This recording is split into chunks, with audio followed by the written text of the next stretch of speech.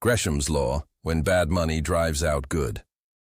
There is a peculiar rhythm to human affairs, a quiet current that shapes the flow of value across centuries.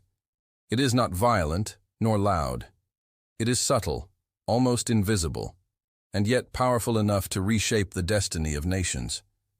This law is known as Gresham's law, a truth first whispered into the world by Sir Thomas Gresham in the 16th century, that bad money drives out good. But what, truly, is Gresham's law? And why does it matter? Not only in the dusty records of history, but in the quiet mechanisms that govern our lives today, where trust in currency and the preservation of value are as delicate as ever. Imagine a marketplace in Tudor England. The year is 1570. The air carries the smell of damp earth and the sharper tang of burning wood. Traders move among the stalls, their pouches heavy with coins. Some coins are newly minted, thick and weighty with pure silver.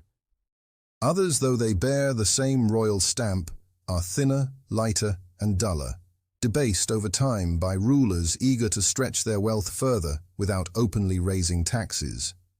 Though both coins are, by decree, worth the same, instinct whispers otherwise. People feel the difference in their hands. They know the weight of real value when they hold it, and so given the choice they spend the debased coins in their daily purchases and tuck the purer ones away. Hidden in safes, buried under floorboards, secreted into the dark corners of homes where true wealth waits for better days. Thus, without law or command, Gresham's law takes hold. The bad money, the diluted, the corrupted, floods the economy. The good money, the true and solid, disappears from sight. This behavior is not an act of greed or foolishness. It is survival. It is wisdom born of experience, passed hand to hand across generations. It is the natural instinct to guard that which holds its worth against the slow erosion of time and deceit.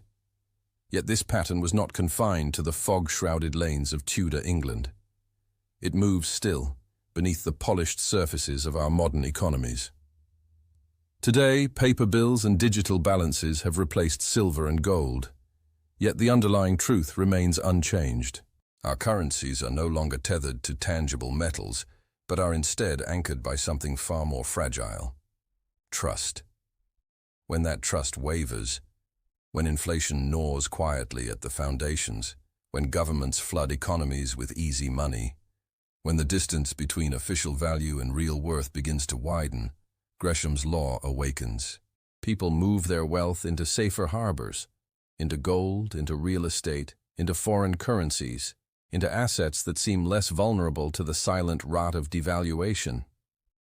It is no longer about the weight of silver in the hand. It is about the weight of belief in the mind. Consider the recent financial crises across the globe. In Venezuela, when hyperinflation devoured the bolivar's value, citizens abandoned their national currency in favor of US dollars, despite the official prohibitions. In Zimbabwe, during the catastrophic inflation of the 2000s, even bread was priced in a shifting maze of alternative currencies, barter, and trust-based exchanges. Everywhere, the pattern is the same. When bad money remains in circulation, good money retreats, hidden, hoarded, protected. The marketplace evolves. The tools change, but the heartbeat of Gresham's law remains constant. Yet to see Gresham's law only through the lens of coins and banknotes is to glimpse only a shadow of its deeper truth. Gresham's law speaks to the universal tendency toward decay, not just in currencies but in all human systems where quality and trust are allowed to erode. It explains why poor craftsmanship overwhelms masterful work in mass markets. Why sensationalism drowns out thoughtful discourse in the media. Why shallow transactional relationships crowd out the deeper, slower bonds that require time, patience, and vulnerability. In every sphere where appearance can be preserved while substance is allowed to rot, Gresham's law whispers its silent warning. When vigilance fades, when expedience triumphs over excellence, decay sets in, slowly, invisibly, and almost inevitably. But what truly is value? Is it the stamped face of a king on a coin?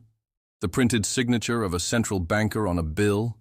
The digital glow of a number on a screen? Or is it something older, deeper, the shared belief, the fragile trust that what we exchange holds meaning because we agree it does? When that trust collapses, no amount of authority can instantly rebuild it.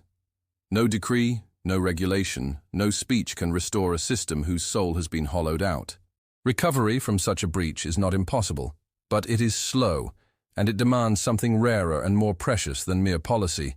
It demands integrity. It demands memory. It demands the quiet, stubborn belief that worth is not manufactured overnight but built patiently over generations. Sir Thomas Gresham understood this. In the England of his day, successive monarchs had cheapened the currency to fund their ambitions, their wars, their luxuries. The silver in the coins thinned year by year, even as their faces remained bright and familiar. By the time Queen Elizabeth the Fine took the throne, the damage was deep. Gresham, observing with the cool clarity of a merchant and a realist, saw that no official decree could undo the instincts that generations of debasement had carved into the people. The only way forward was to withdraw the bad money entirely, to remove the corrupted from circulation, to cleanse the system through painful honesty. Without such a reckoning, the good would never flow freely again.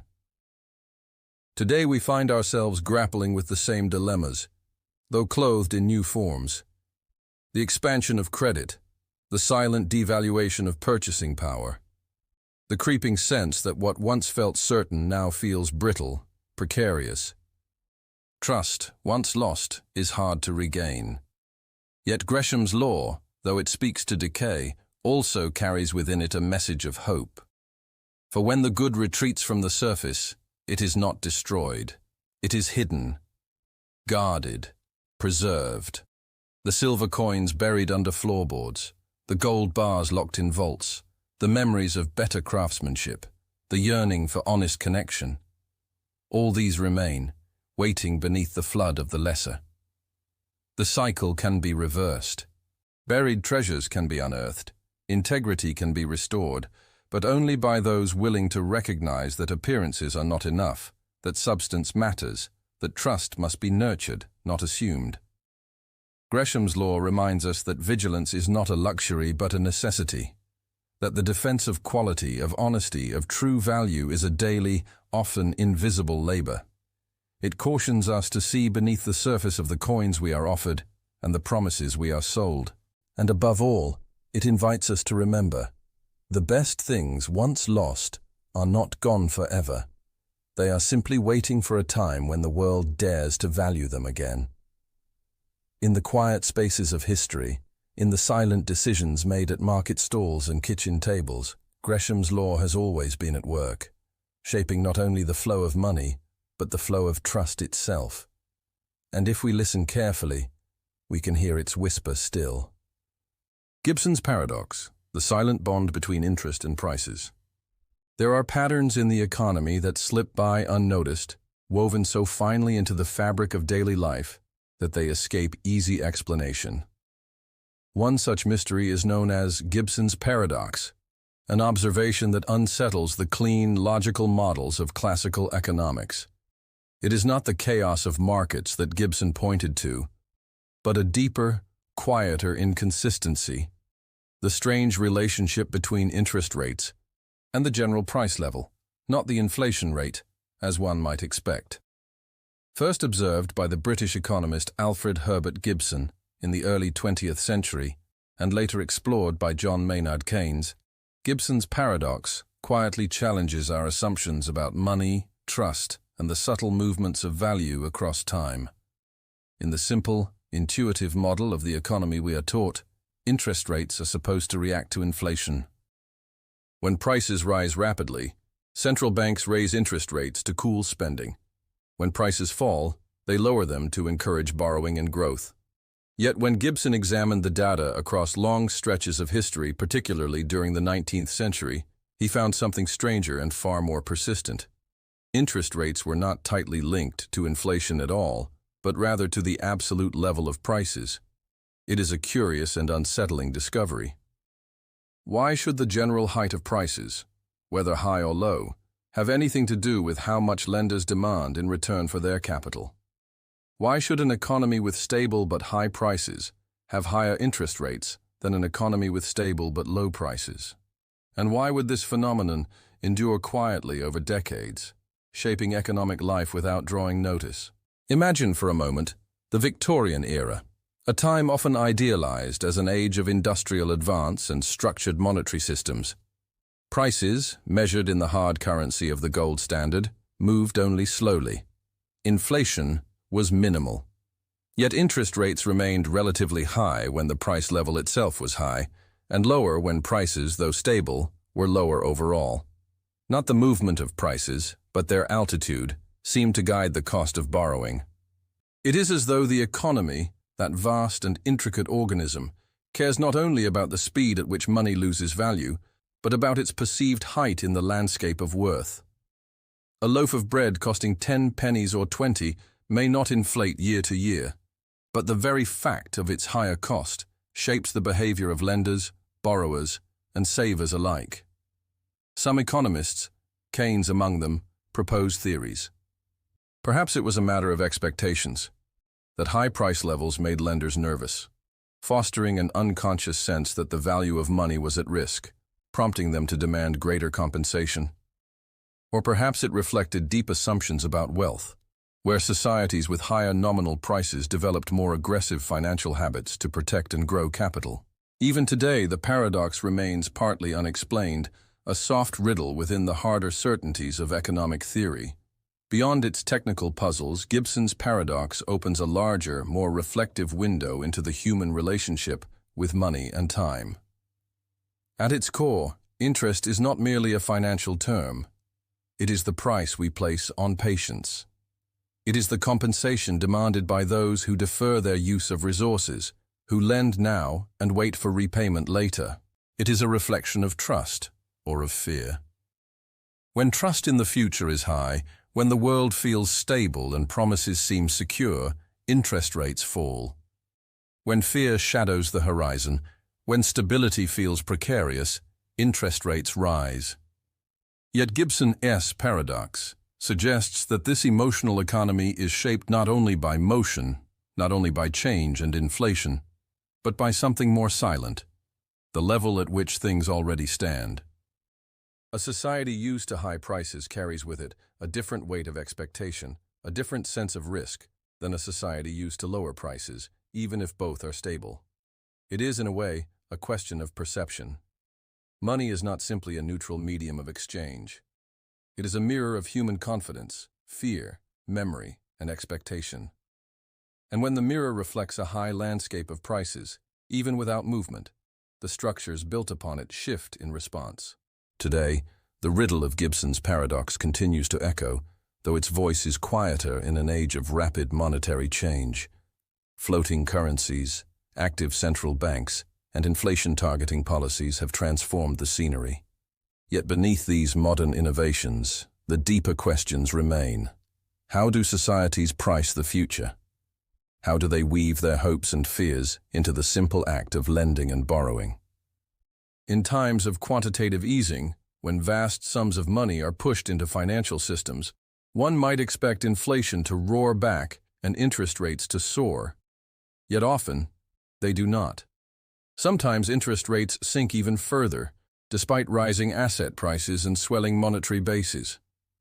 It is almost as if the silent bond between perceived value and the cost of time still exerts its pull, invisible, enduring, and immune to simple predictions. Some modern scholars have proposed that Gibson's paradox might find new life in the age of asset inflation.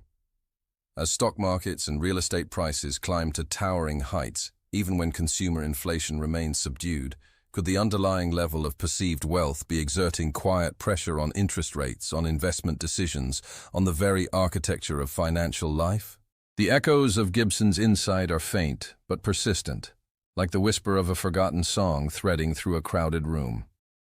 There is a philosophical depth to Gibson's paradox that transcends monetary theory.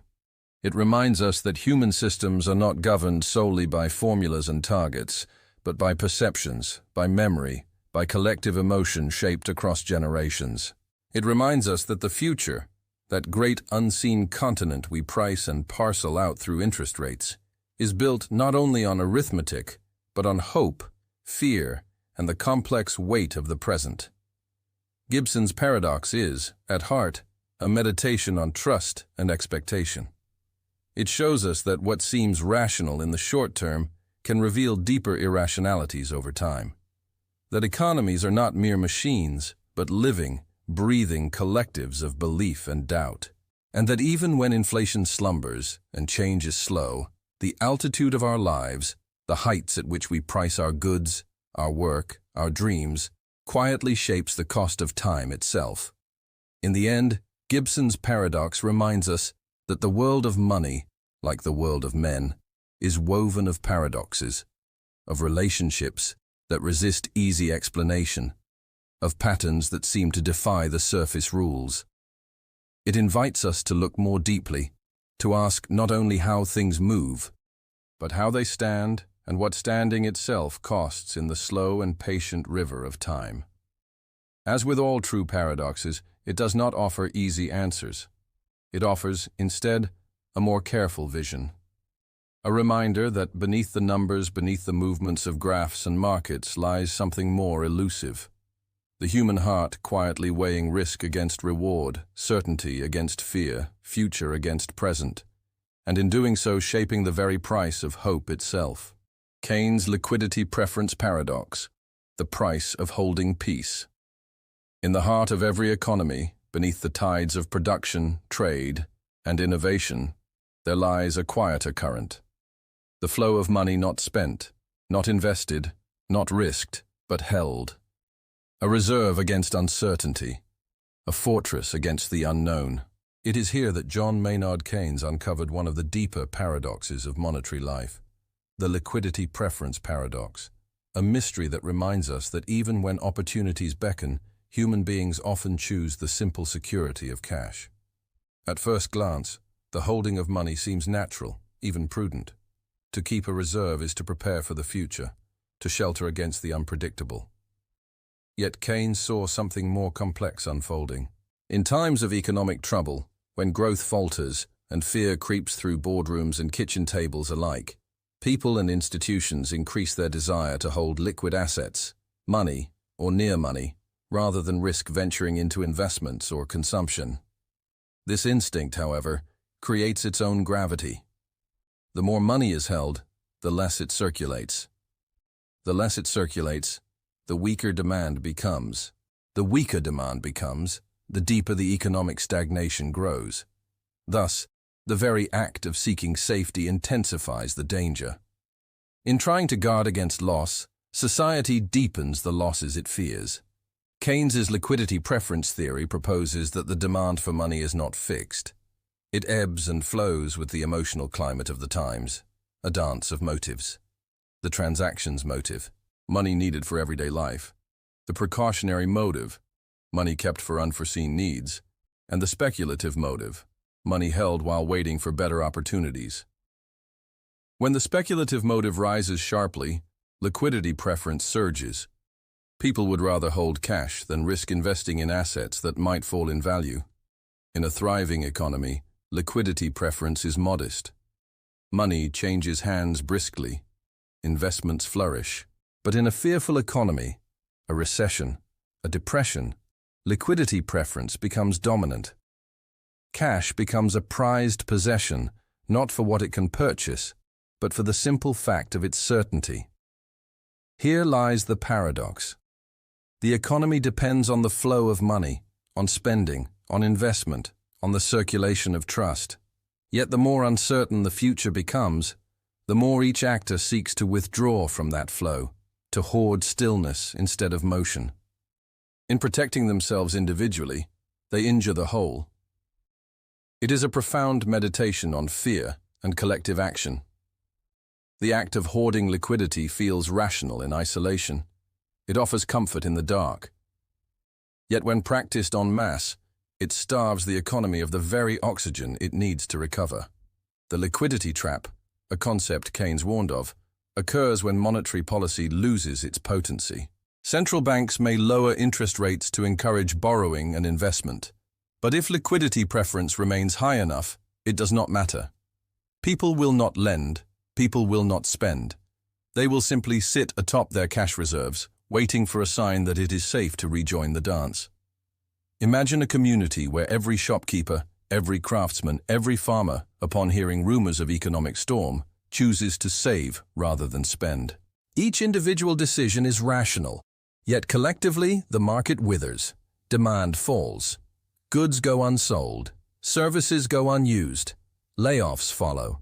The very future they sought to shield themselves against becomes reality, not because of external catastrophe, but because of collective withdrawal.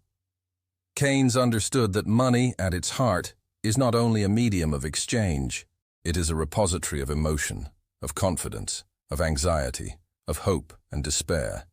And when fear dominates, money ceases to flow. It pools and stagnates, like a river whose source has dried, leaving only puddles in the sun.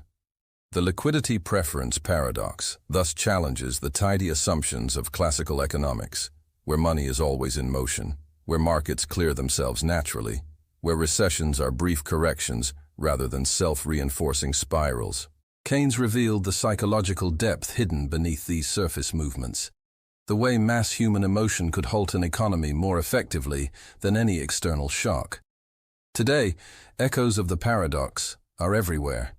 In the aftermath of financial crises, in the hesitant recoveries following deep recessions, in the enormous cash reserves held by corporations reluctant to invest despite low borrowing costs, in households choosing to save excessively even when opportunities abound. Modern central banks, aware of liquidity preference's gravity, have at times resorted to extraordinary measures: negative interest rates, quantitative easing, forward guidance, all attempts to jolt money loose from its stagnant pools and set it moving again. Yet the deeper lesson remains psychological. It is about trust, the rarest currency of all. No policy, no rate cut, no stimulus can force people to believe in the future. Belief must be nurtured. Confidence must be rebuilt, slowly, delicately, like coaxing a frightened animal from its hiding place. The liquidity preference paradox is a mirror held up to the soul of economic life. It shows that prosperity requires more than resources, more than opportunity, more even than need. It requires faith, a collective willingness to step into uncertainty, to lend, to spend, to risk. Without that willingness, no amount of money created or injected into the system will suffice. It will merely sit, inert, gathering symbolic dust, while real goods and services go unproduced, unmet, unrealized. In this sense, Keynes's insight extends beyond economics into the very fabric of civilization. Societies thrive not simply because they possess wealth, but because they believe in the act of using it, in building, in trading, in creating. The paradox reminds us that liquidity, while a comfort, can also become a trap, that hoarded peace can lead to collective ruin, that there is a cost to sitting still, just as there is a cost to moving forward. It challenges us to recognize the role of emotion in what seem to be rational choices. It reminds us that markets are made not only of goods and services, but of human hearts, beating with fear, with hope, with uncertainty. In the end, the liquidity preference paradox is not just an economic principle.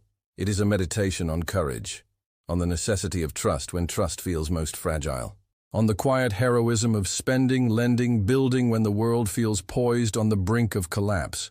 For it is in those uncertain moments, when liquidity seems the safest harbor, that the boldness to move becomes the bridge to recovery. And in understanding this paradox, we glimpse a larger truth, that economies, like lives, are not sustained by the mere possession of resources, but by the decision to use them, to risk them, in the fragile, beautiful act of believing that tomorrow might still be worth building. The paradox of thrift, when saving becomes the enemy of prosperity.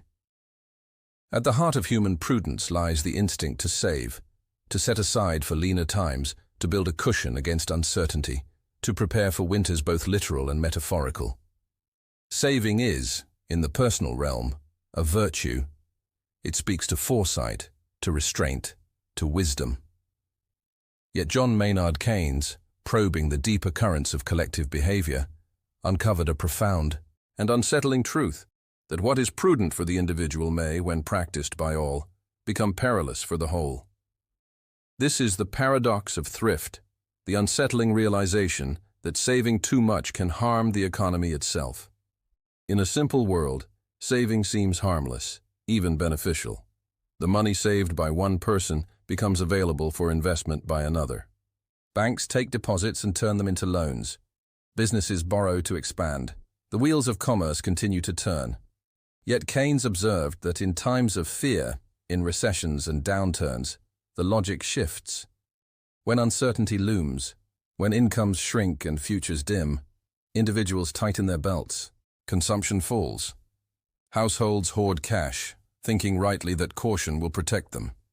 But when everyone saves more simultaneously, a strange and dangerous dynamic unfolds. Less spending by one household means less income for another. The grocer sees fewer customers. The seamstress receives fewer commissions. The blacksmith's forge cools as orders dwindle. In turn, they too cut back their spending, deepening the cycle. What begins as individual prudence becomes collective starvation. The economy contracts not because of an external blow, but because of a cascading withdrawal from exchange. Thus, the act of saving, multiplied across millions of hands, paradoxically leads not to greater wealth, but to shrinking demand, falling production, and rising unemployment. The very effort to save to secure individual futures undermines the collective conditions necessary for prosperity. It is a painful irony. Each person acts reasonably. Each household looks to its own survival. Yet together, their caution lays waste to the shared ground upon which all depend. The paradox of thrift is not an indictment of saving itself. It is a recognition that timing, context, and scale matter profoundly. In times of growth, saving channels surplus into productive investment. In times of collapse, saving hoards resources away from the bloodstream of the economy, starving it of the motion it needs to heal. Imagine a small village, dependent on the exchange of goods and services. When confidence is high, coins flow from hand to hand, supporting the carpenter, the baker, the weaver. But when rumor of bad times spreads, the villagers clutch their purses tighter. Fewer roofs are repaired. Less bread is bought. Cloth sits unsold at market stalls. Fear feeds upon itself. A recession that might have been shallow deepens into a depression, not through any external devastation, but through a collective collapse of spending. Keynes saw in this paradox a challenge to classical economic thought, which assumed that saving was always virtuous and that supply would always create its own demand. He argued that without sufficient demand, supply falters. Factories close. Fields lie fallow. Workers are cast into idleness not because they lack the will to work, but because there is no money in motion to support their labor. The paradox of thrift reveals a profound truth about human systems, that coordination matters, that what is wise for one can be ruinous for all if pursued without regard to the whole. It reminds us that economies are ecosystems, delicate, interdependent, sensitive to flows and balances. And when those flows are dammed by fear, even the strongest structures can crumble. In modern times, the paradox still breathes, often invisibly, beneath economic crises. During the Great Depression, savings rates rose even as incomes collapsed, deepening the spiral. During the 2008 financial crisis, households slashed spending in the face of falling asset values and rising uncertainty. Even governments, bound by austerity politics, sometimes amplified downturns by cutting spending when stimulus was most needed. It is easy, in times of fear, to retreat into thrift, to imagine that the safe path is withdrawal. But Keynes argued that recovery requires the opposite, that during recessions, someone must spend when others cannot or will not. If households and firms retreat, the government must step forward, injecting money into the bloodstream of the economy, sustaining demand until private confidence returns. This is not recklessness, it is the necessary counterweight to collective fear. The paradox of thrift also invites a broader reflection on the nature of trust and motion in human life. Money is not wealth itself. It is a claim on future goods and services. It is a bridge between present and future, between needs and supplies, between one person's surplus and another's lack. Saving, when it becomes universal and absolute, collapses that bridge. It severs the connections that make economic life possible. Thus, the true virtue lies not simply in thrift nor in reckless spending, but in balance, in understanding when to conserve and when to invest, when to hold back and when to move forward. There is wisdom in saving, but there is also wisdom in recognizing that money, like blood, must flow to sustain life. Today, central banks and policymakers grapple with the same delicate dance. In times of crisis, they lower interest rates to discourage excessive saving. They deploy stimulus packages to bolster demand. They remind the public that one person's spending is another person's income, that motion begets motion, that confidence must be nurtured if recovery is to take root. Yet the paradox of thrift remains stubborn. It is embedded in human nature. Fear contracts us, hope expands us. Economies rise and fall not only on material resources, but on collective emotion, on the willingness to risk, to trust, to act. And so the paradox serves as a quiet warning. It reminds us that prudence must be tempered by awareness of the whole, that saving, like all virtues, can become destructive when severed from context. That survival, in a society, is not merely an individual endeavor, but a collective act of faith. In the end, the paradox of thrift speaks to the fragility of prosperity. It shows that wealth is not simply accumulated, but circulated, that the health of the whole depends on the willingness of its parts to engage, to exchange, to move. It cautions against the comforting illusion that one can stand still while the world turns, and reveals that sometimes it is in moving together, even into uncertainty, that we find our way forward. Keynesian insight pierces the comforting simplicity of thrift and reveals a deeper complexity, that in an interconnected world, wisdom lies not only in self-protection, but in shared motion. That to build a future worth saving for, we must sometimes first dare to spend. Jevons' paradox, when efficiency feeds consumption. In the pursuit of progress, humanity has long placed its faith in efficiency. We invent, we refine, we streamline, believing that by doing more with less, we will lighten our burdens, conserve our resources, and move toward a more sustainable future. It is a noble belief, tied closely to our sense of ingenuity and stewardship.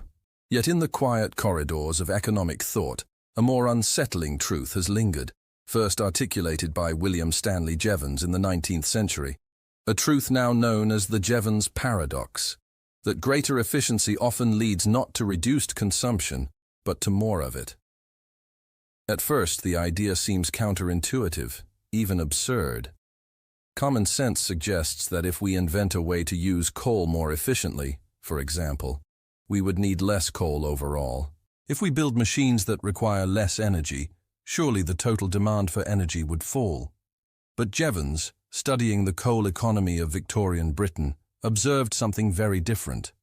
As steam engines became more efficient, as coal-powered machines consumed less coal per unit of output, the overall consumption of coal soared. Efficiency did not diminish demand, it magnified it. The explanation lies in human behavior, in the way savings and improvements lower costs, spur new applications, expand markets, and ultimately drive greater overall use. When a resource becomes cheaper to use, it becomes attractive for more uses. Demand spreads outward like ripples in a pond, often overwhelming the initial gains made by efficiency itself. It is a paradox born not of technical failure, but of success. The better we become at using a resource, the more we find ways to use it, and the more we depend upon it. Imagine a lamp in a darkened village. If oil is scarce and expensive, each drop is precious. Lamps are used sparingly, only when truly needed. Now imagine a technological breakthrough, a new lamp that burns twice as efficiently. At first, Oil consumption per lamp falls. But soon, villagers use lamps more freely, lighting more rooms, extending their activities into the night, sharing the new comfort with others. Before long, total oil consumption rises, surpassing the previous levels despite the efficiency gain. Jevons' insight extends far beyond coal or oil. It touches every corner of modern life, from transportation to agriculture, from digital technology to manufacturing. More efficient cars can lead to more driving. More efficient appliances can encourage more frequent use. Cheaper and faster internet connections lead to an explosion of data consumption, new services, new demands. The Jevons paradox reveals that efficiency, while valuable, is not a simple antidote to consumption. It shows that human desire, creativity, and expansion are not easily tamed by technical gains.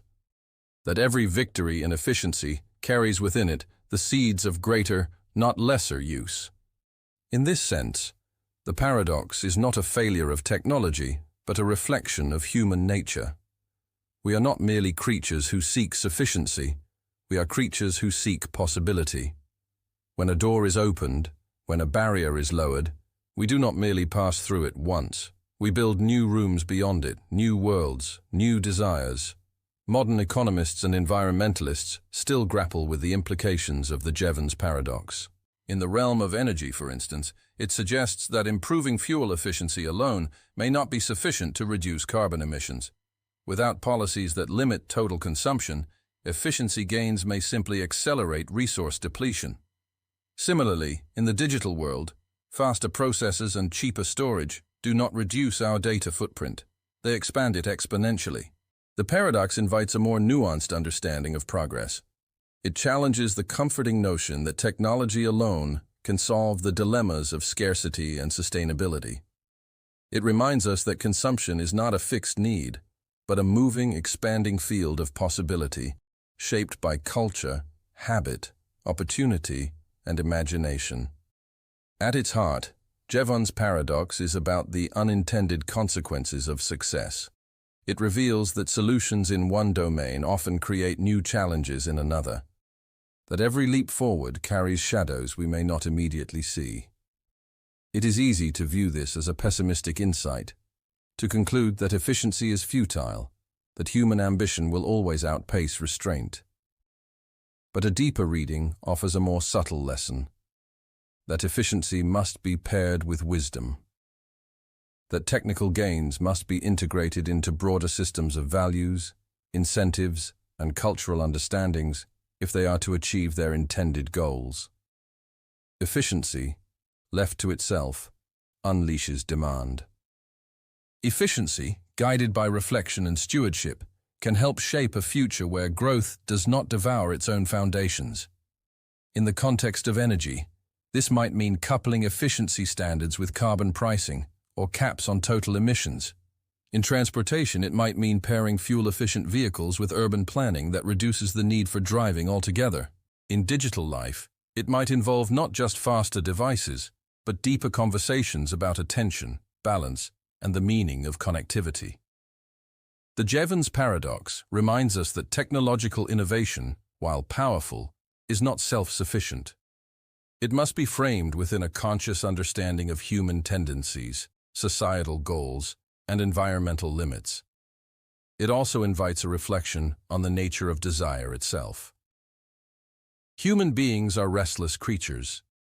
We do not merely satisfy needs, we invent them. We do not merely solve problems, we create new frontiers.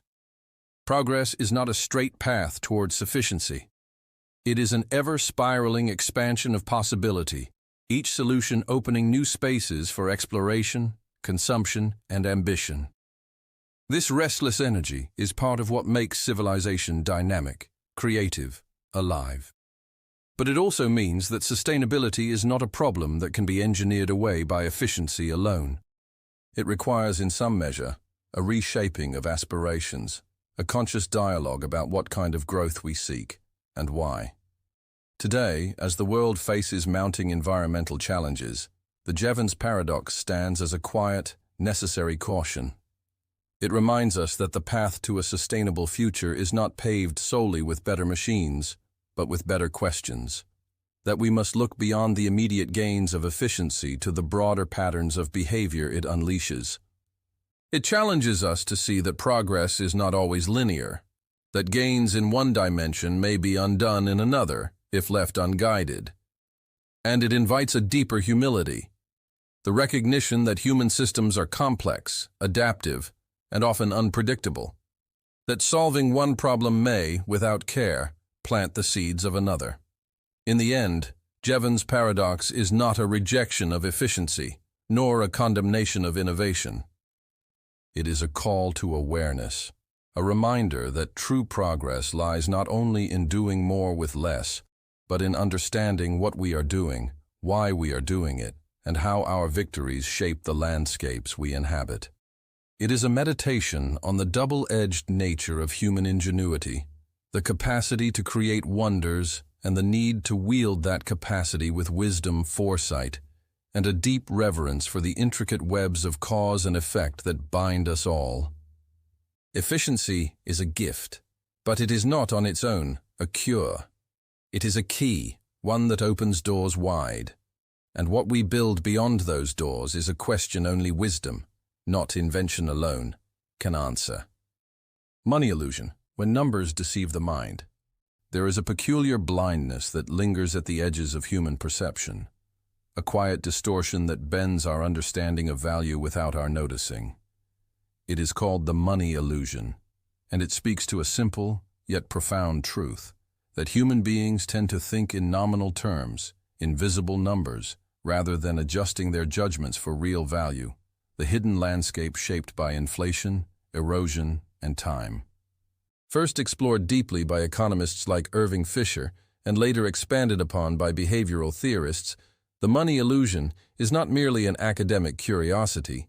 It is a living, breathing influence on economies, societies, and lives.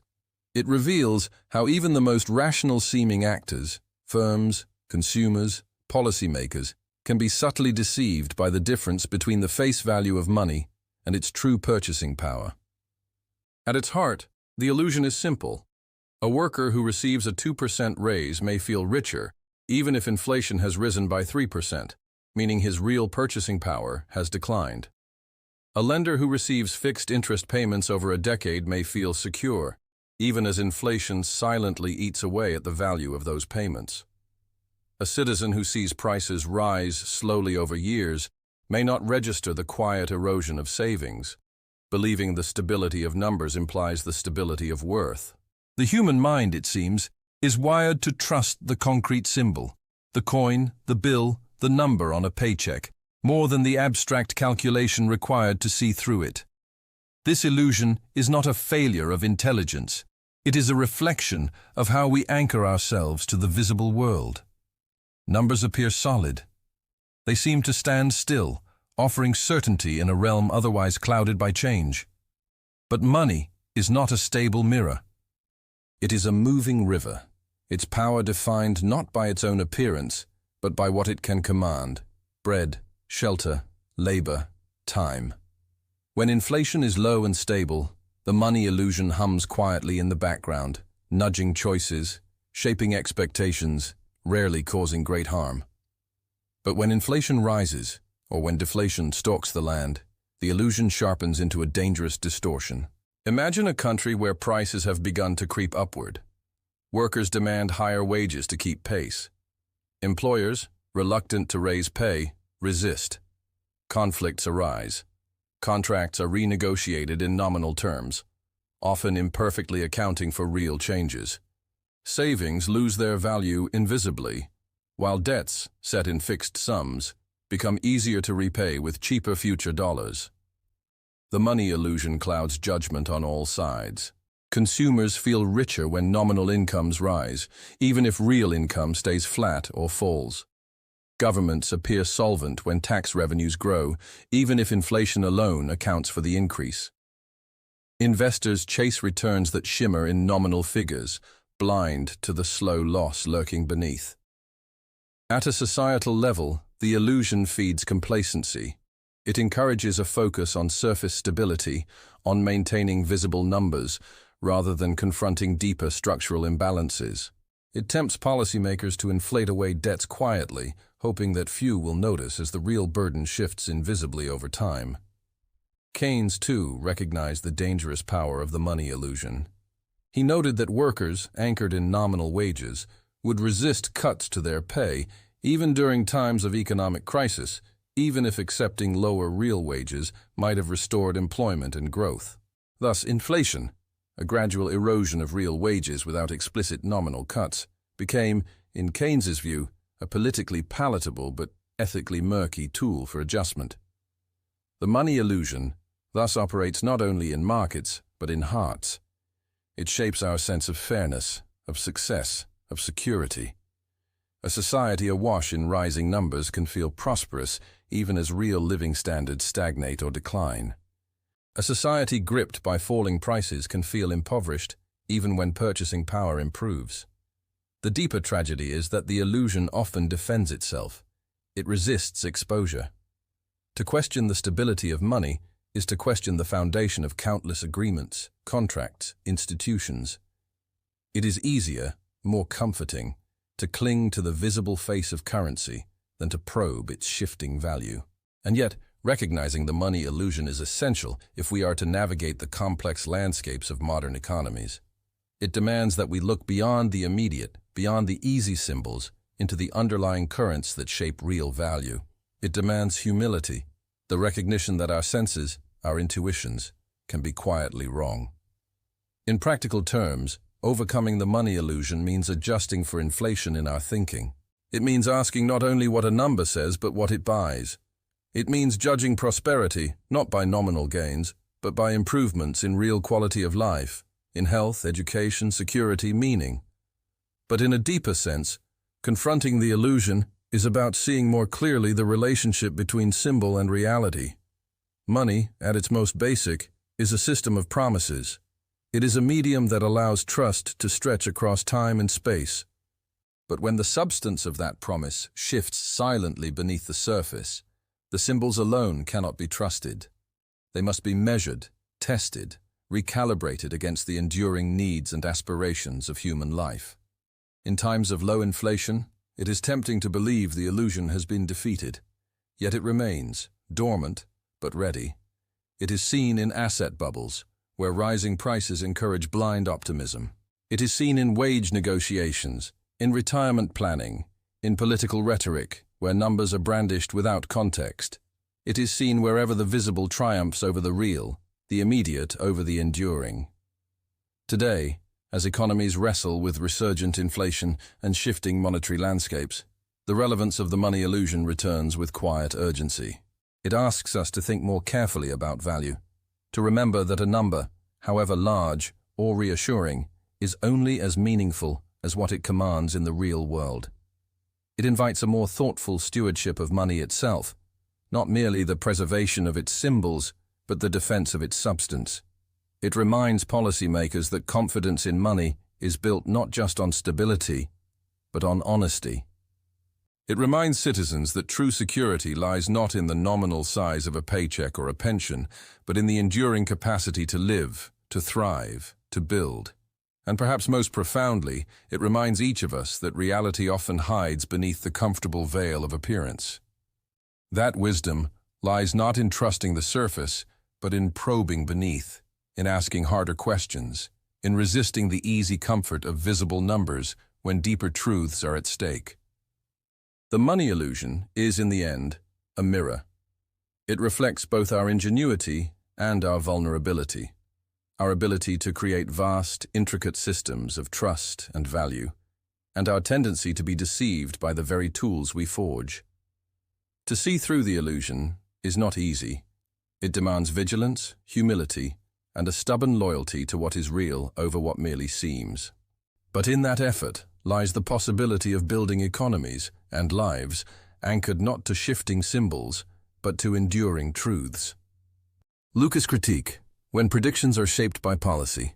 In the realm of economics, there are few truths as deeply ingrained as the belief that we can understand the future through the patterns of the past. Predictive models, armed with historical data and statistical tools, have become the backbone of modern economic theory. Policymakers, central banks, and financial institutions rely on these models to forecast the consequences of their decisions.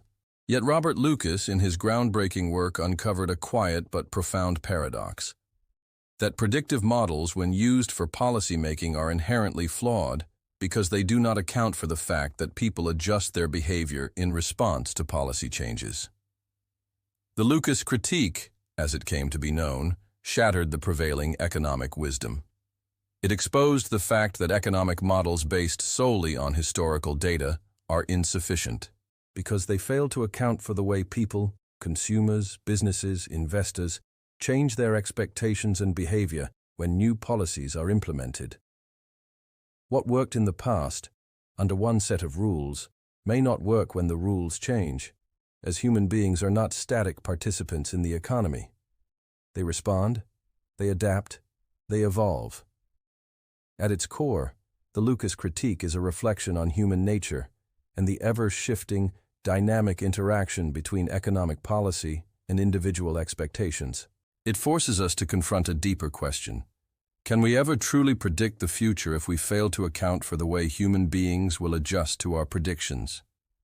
To illustrate this paradox, imagine a government that raises taxes to reduce inflation. Historical data might suggest that this policy could work based on past examples of tax hikes leading to lower inflation.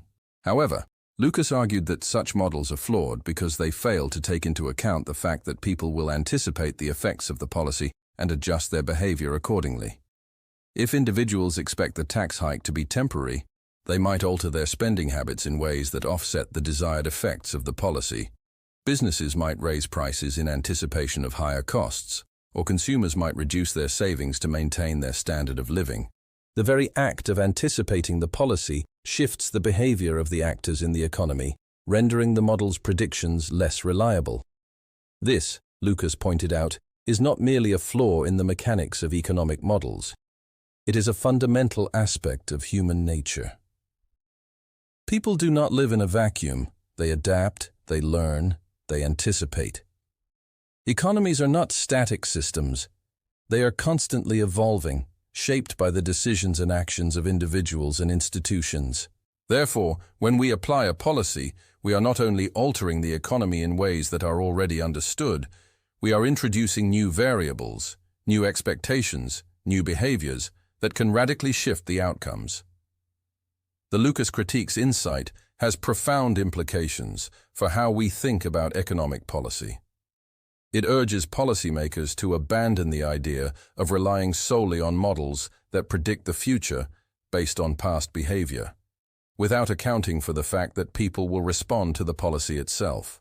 It calls for the development of models that are adaptive and that incorporate human expectations as central components. Rather than seeing individuals as passive recipients of economic policies, the Lucas critique reminds us that they are active participants whose actions can reshape the very environment in which those policies are implemented. It also challenges a fundamental assumption in economic theory, the belief in the stability of relationships between economic variables. Classical economic models often assume that, if we understand how variables like inflation, interest rates, and unemployment have behaved in the past, we can predict their future behavior with a reasonable degree of certainty. The Lucas critique questions this assumption, pointing out that relationships between economic variables are not fixed. They are fluid, shifting as human behavior adapts to changing circumstances. Perhaps one of the most important implications of the Lucas critique is its call for a new kind of economics, one that is more in tune with human psychology and expectations. In essence, it asks economists to stop seeing people as mere agents reacting to predetermined conditions and start viewing them as active, intelligent participants whose actions shape the very landscape of the economy. In modern times, this insight has become even more relevant as central banks, particularly in the aftermath of the 2008 financial crisis, have increasingly relied on quantitative easing and forward guidance, policies that are explicitly aimed at influencing expectations. The Lucas critique teaches us that these policies will only work as intended if they account for the fact that people will adjust their behavior based on their expectations of future policy actions. If individuals and institutions do not believe that a policy will be effective, they will act in ways that undermine the policy's success. Moreover, the Lucas critique also casts a shadow over the current reliance on economic forecasting. In a world where the future is never entirely predictable, the belief that we can use data from the past to confidently map out the future is, at best, naive.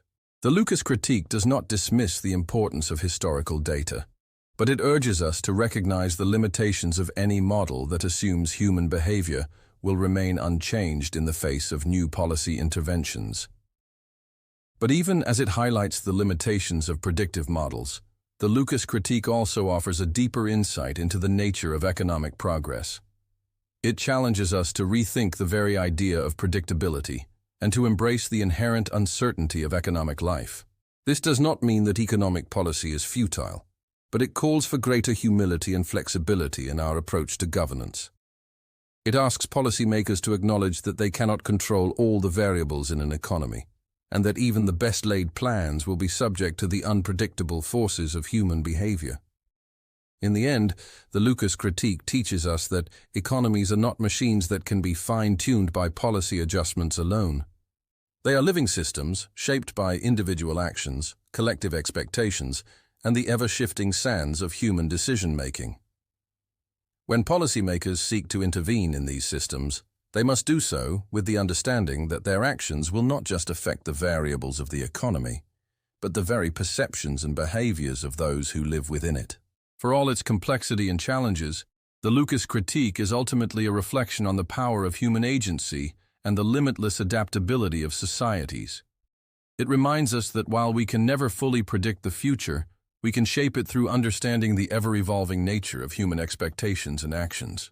Economic models will always fall short of perfect prediction, but they can guide us toward better decision-making by recognizing the fluidity of human behavior and the collective nature of economic life.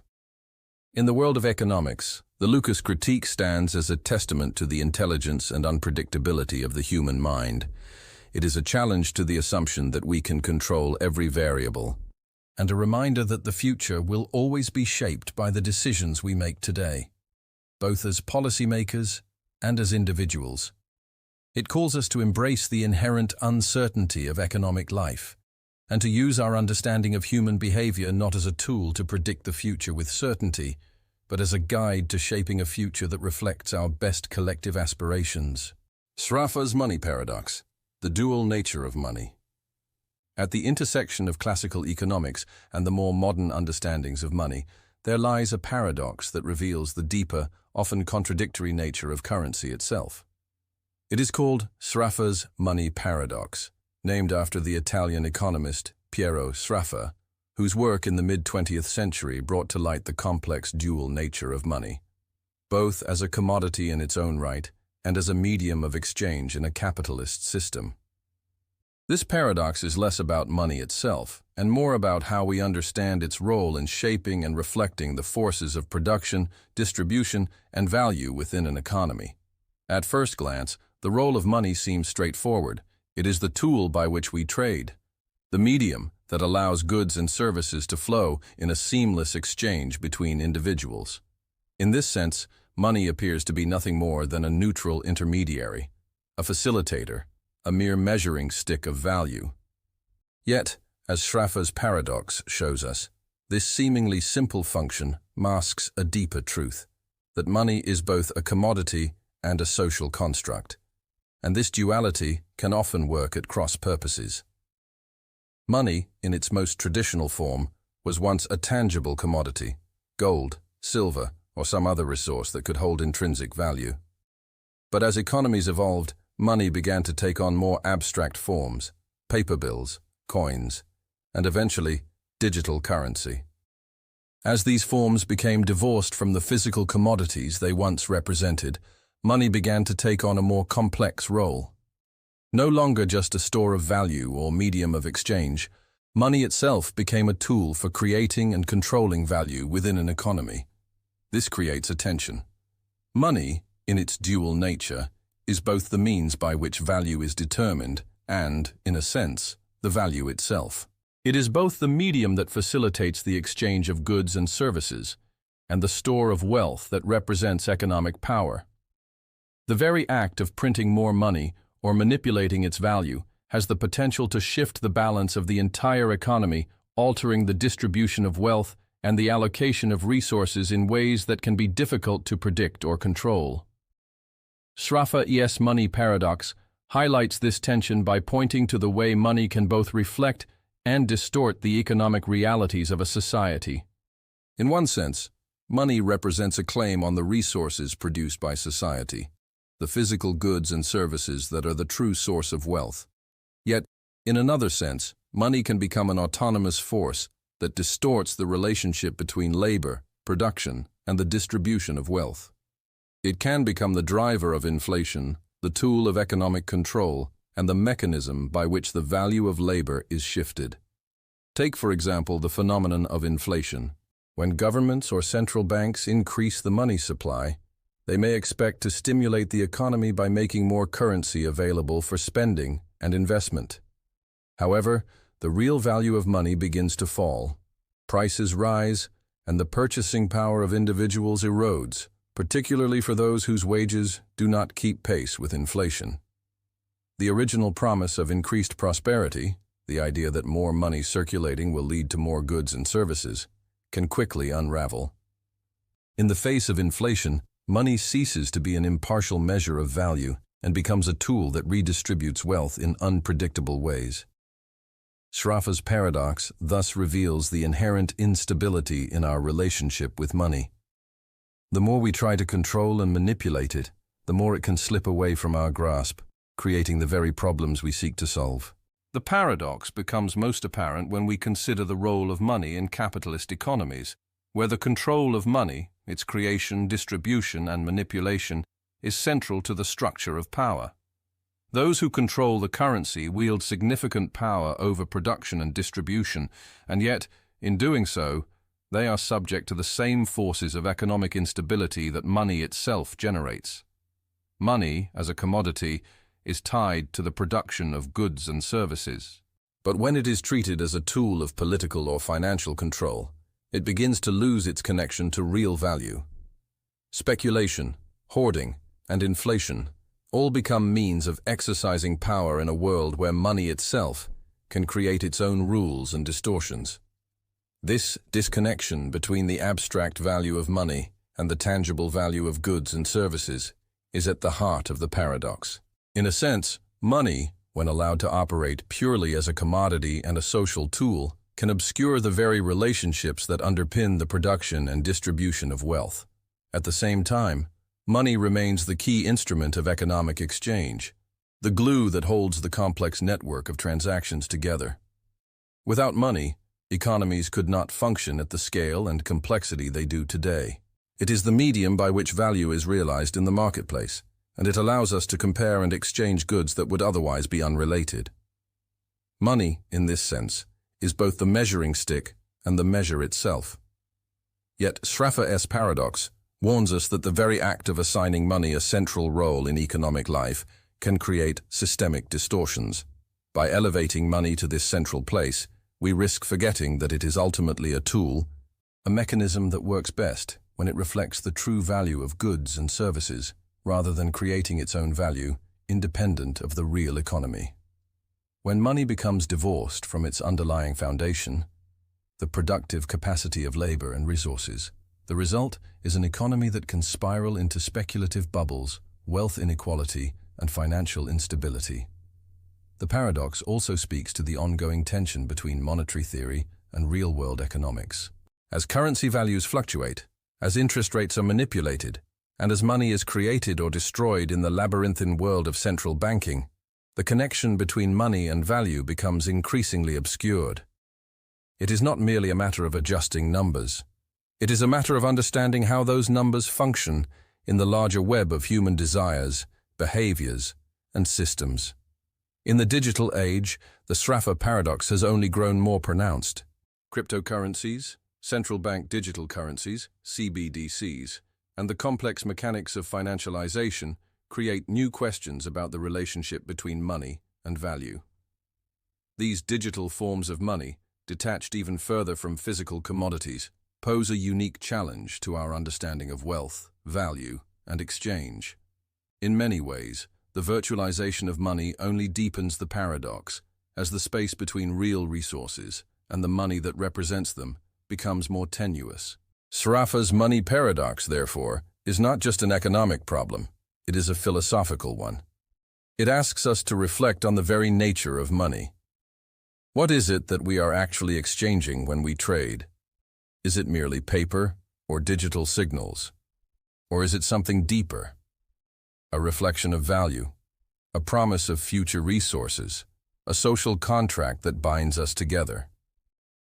It challenges us to reconsider our assumptions about wealth and exchange, and to understand that money is, at its best, a tool, but at its worst, a mirror that distorts the very reality it seeks to represent. Ultimately, Sraffa's paradox calls us to think critically about the role of money in our lives. It urges us to ask not just what money can buy, but what it should buy. And it asks us to consider always the true value of the systems we create. Systems that depend not just on the stability of money, but on our collective understanding of what that money represents in the larger picture of human well-being and prosperity. Friedman's consumption smoothing paradox. The illusion of stability. In the labyrinth of economic theories, few concepts have as profound an effect on how we understand individual behavior as consumption smoothing. It is the notion that individuals seek to maintain a stable path of consumption over time, despite fluctuations in income or wealth. This theory, first articulated by Milton Friedman, posits that people do not react to short-term changes in income with equal intensity. Instead, they spread their consumption evenly over their lifetime, adjusting their saving and spending habits to smooth out any bumps in the road. At first glance, this idea seems both intuitive and rational. People, after all, live with the knowledge that their circumstances will change over time. A young worker may earn less early in life but expect to earn more as they age. In the same way, individuals may experience periods of unemployment, illness, or personal crisis. And so, they save during times of prosperity, ensuring that when times become lean, they can continue to spend at a steady pace. In this framework, the function of saving is simple. It is a mechanism by which individuals smooth the bumps of life, as unpredictable income. A small increase in wealth today can be set aside for the future, and a sudden drop in income tomorrow can be buffered by savings accumulated in the past. The principle seems not only rational, but also just. It speaks to the human desire for security, the need to plan for an uncertain future, and the aspiration for financial peace of mind. Yet beneath this seemingly straightforward model lies a profound paradox. The act of smoothing consumption, of planning for the future, with saving and investing, can itself create imbalances, tensions, and even risks. It is a paradox that reveals the tension between individual stability and the broader economic systems in which individuals operate. At its core, Friedman's consumption smoothing paradox points to an inherent contradiction. The very effort to smooth consumption and maintain stability can, in the aggregate, contribute to systemic economic instability. By relying on past savings or borrowing in anticipation of future wealth, individuals may inadvertently accumulate debt or depend too heavily on systems that cannot always be relied upon. Moreover, the collective effect of individual savings and spending decisions, while seeking stability, can distort the broader economic forces of growth and recession. Imagine a scenario in which individuals, faced with a sudden drop in income due to an economic downturn, begin to dip into their savings or increase borrowing to maintain their standard of living. On an individual level, this behavior may seem prudent.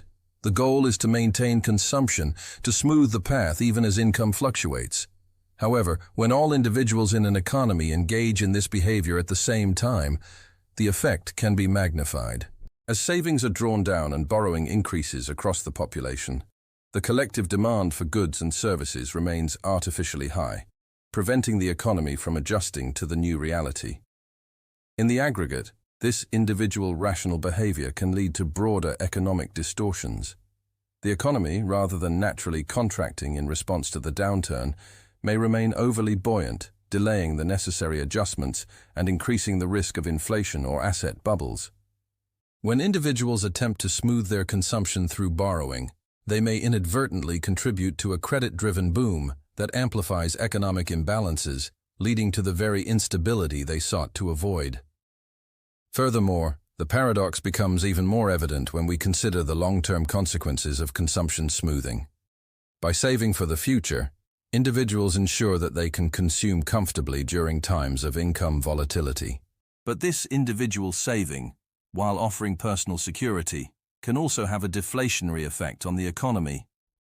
As people save more and spend less in preparation for uncertain times, overall demand in the economy contracts, creating a self-reinforcing cycle of reduced consumption, lower production, and stagnant growth. This paradox becomes particularly pronounced in times of widespread economic uncertainty. During periods of financial crisis, like the global recession of 2008, individuals, fearing future income disruptions, tend to increase their savings rates significantly. This surge in savings, however, can lead to a decrease in aggregate demand, exacerbating the downturn and making the very recession people sought to protect themselves from more prolonged and severe. At the heart of this paradox is the fundamental tension between individual rationality and collective economic dynamics. While it is rational for individuals to smooth their consumption and save for future contingencies, the aggregate effect of this behavior can be destabilizing on a macroeconomic level. What is good for the individual can, in large numbers, lead to the very conditions that undermine the collective economy's stability and growth. Moreover, the paradox is not limited to consumption patterns alone. It also calls attention to the role of monetary and fiscal policy in managing the economy. Governments, in their attempts to smooth consumption at the national level, often engage in policies of deficit spending or quantitative easing, believing that by injecting money into the economy, they can stimulate demand and encourage investment. However, these interventions, while aiming to stabilize the economy, can have unintended consequences, leading to higher levels of debt and creating further inflationary pressure. In the world of global finance, this paradox also plays out in complex ways. As countries and institutions seek to stabilize their economies through policies that promote lending, borrowing, and spending, they can create bubbles that lead to financial instability. The paradox of consumption smoothing, the tendency for individuals to save in anticipation of future need, finds its counterpart in the behavior of nations and corporations, which attempt to smooth national income through borrowing and investment. This creates a world of interconnected debts, where the smoothing of one country's consumption may, in turn, lead to instability in another. Friedman's insight into consumption smoothing teaches us a deeper truth about the human condition. We live always between the tensions of the present and the future. We seek stability, security, and peace, and yet the very act of seeking these things can disturb the balance of the systems we inhabit. The desire for certainty, the drive to make the future more predictable, can paradoxically make the future harder to predict. It is a reminder that even our best efforts to secure the future can create new risks, that even rational individual actions can lead to collective consequences we cannot foresee. In the end, the consumption smoothing paradox calls us to reconsider the balance between the individual and the collective in economic life. It asks us to reflect on the fragility of stability and to recognize that the very tools we use to achieve certainty, savings, borrowing, spending, are shaped by a web of forces beyond our individual control. It challenges us to think not only about how we live today, but about the broader patterns of behavior that shape our shared economic future. And perhaps in that reflection, we are reminded of a more profound truth, that security is not a static state, but a dynamic balance, constantly shifting between present needs and future uncertainties, between the wisdom of caution and the necessity of risk. The paradox lies in the fact that we cannot escape the future by smoothing the present. Instead, we must learn to live with its inherent unpredictability, finding peace, not in avoiding it, but in embracing its uncertainties with wisdom and foresight. Baumol's cost disease, the rising cost of services. In the ever-changing landscape of economic thought, some paradoxes reflect the tension between different sectors of the economy, highlighting the dissonance between technological progress in some areas and stagnation in others. One such paradox is known as Baumol's cost disease, a concept that sheds light on the increasing costs of certain services over time, a phenomenon that persists despite technological advancements and increasing productivity in other sectors. First articulated by the economist William Baumol in the 1960s, this paradox focuses on the relationship between labor-intensive industries and productivity growth. Baumol observed that while technological advances could drive down costs and increase efficiency in sectors like manufacturing, industries that relied heavily on human labor, like education, healthcare, and the arts, did not see the same productivity gains. These sectors, which involve face-to-face service and labor-intensive work, inevitably faced rising costs, even as technology advanced in other parts of the economy. To understand the paradox, imagine a world where technological improvements allow a car manufacturer to produce more vehicles with fewer workers, increasing efficiency and lowering costs.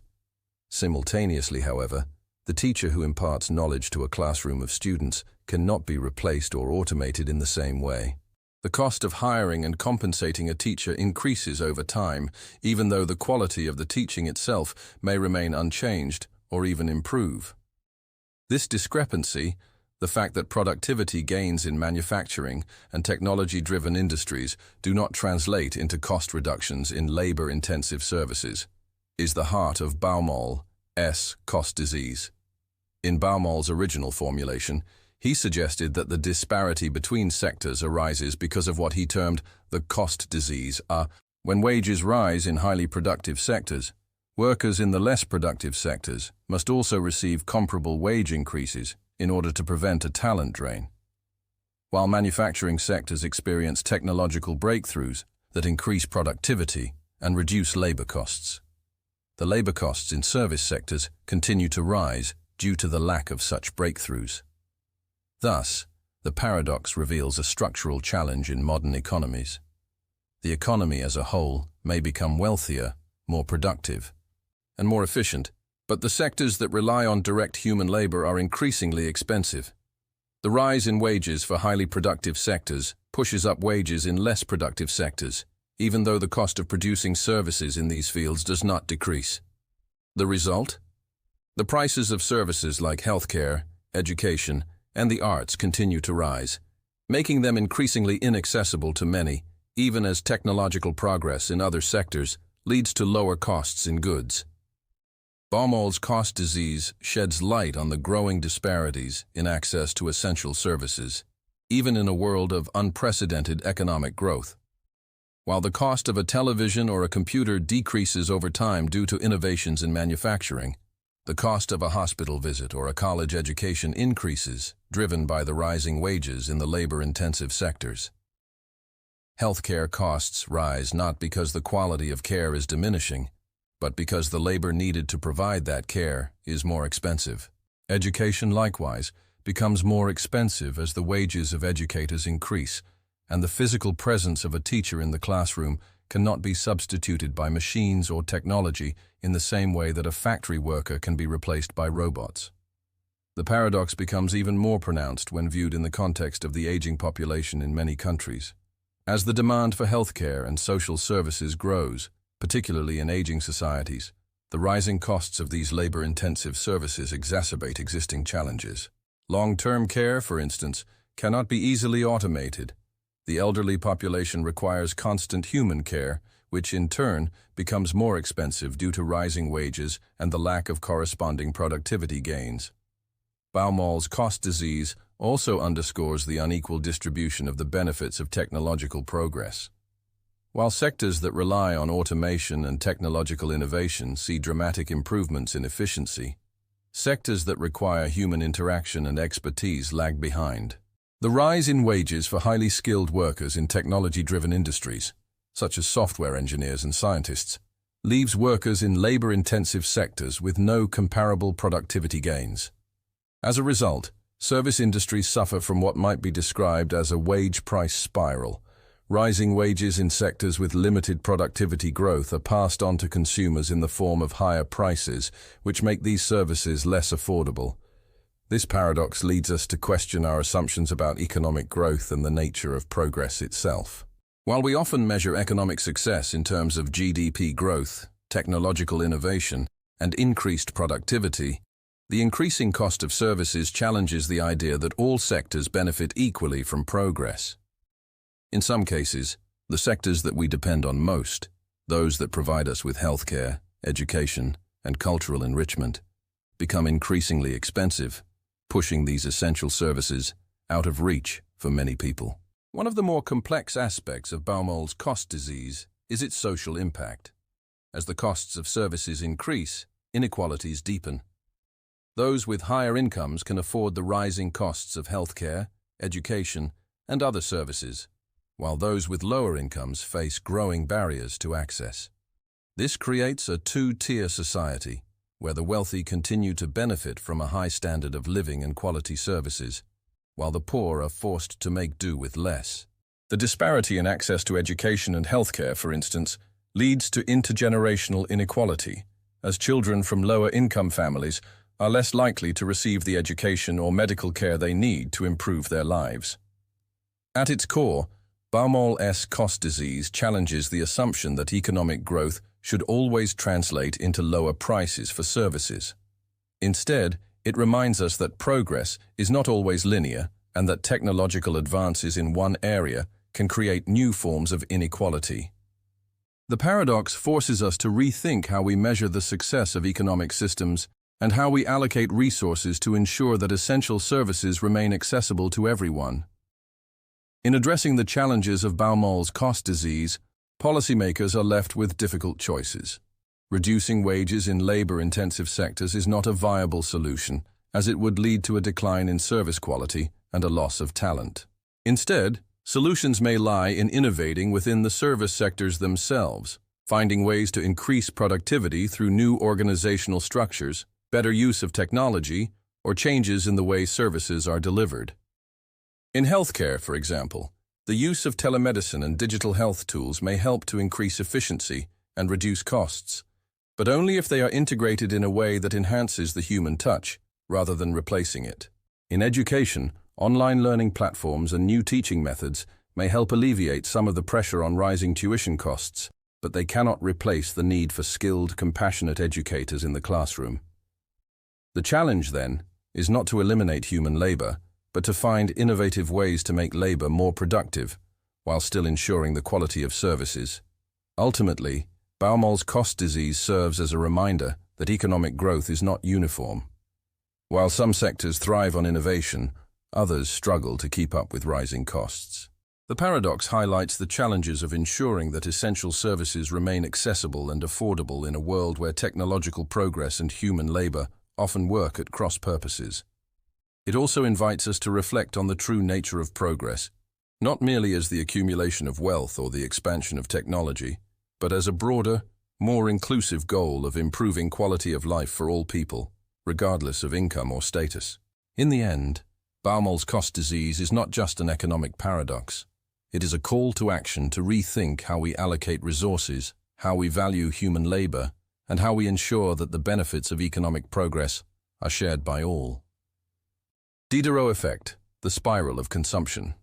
In the quiet recesses of human psychology, there lies a fascinating paradox, the way in which our possessions seem to compel us to acquire more.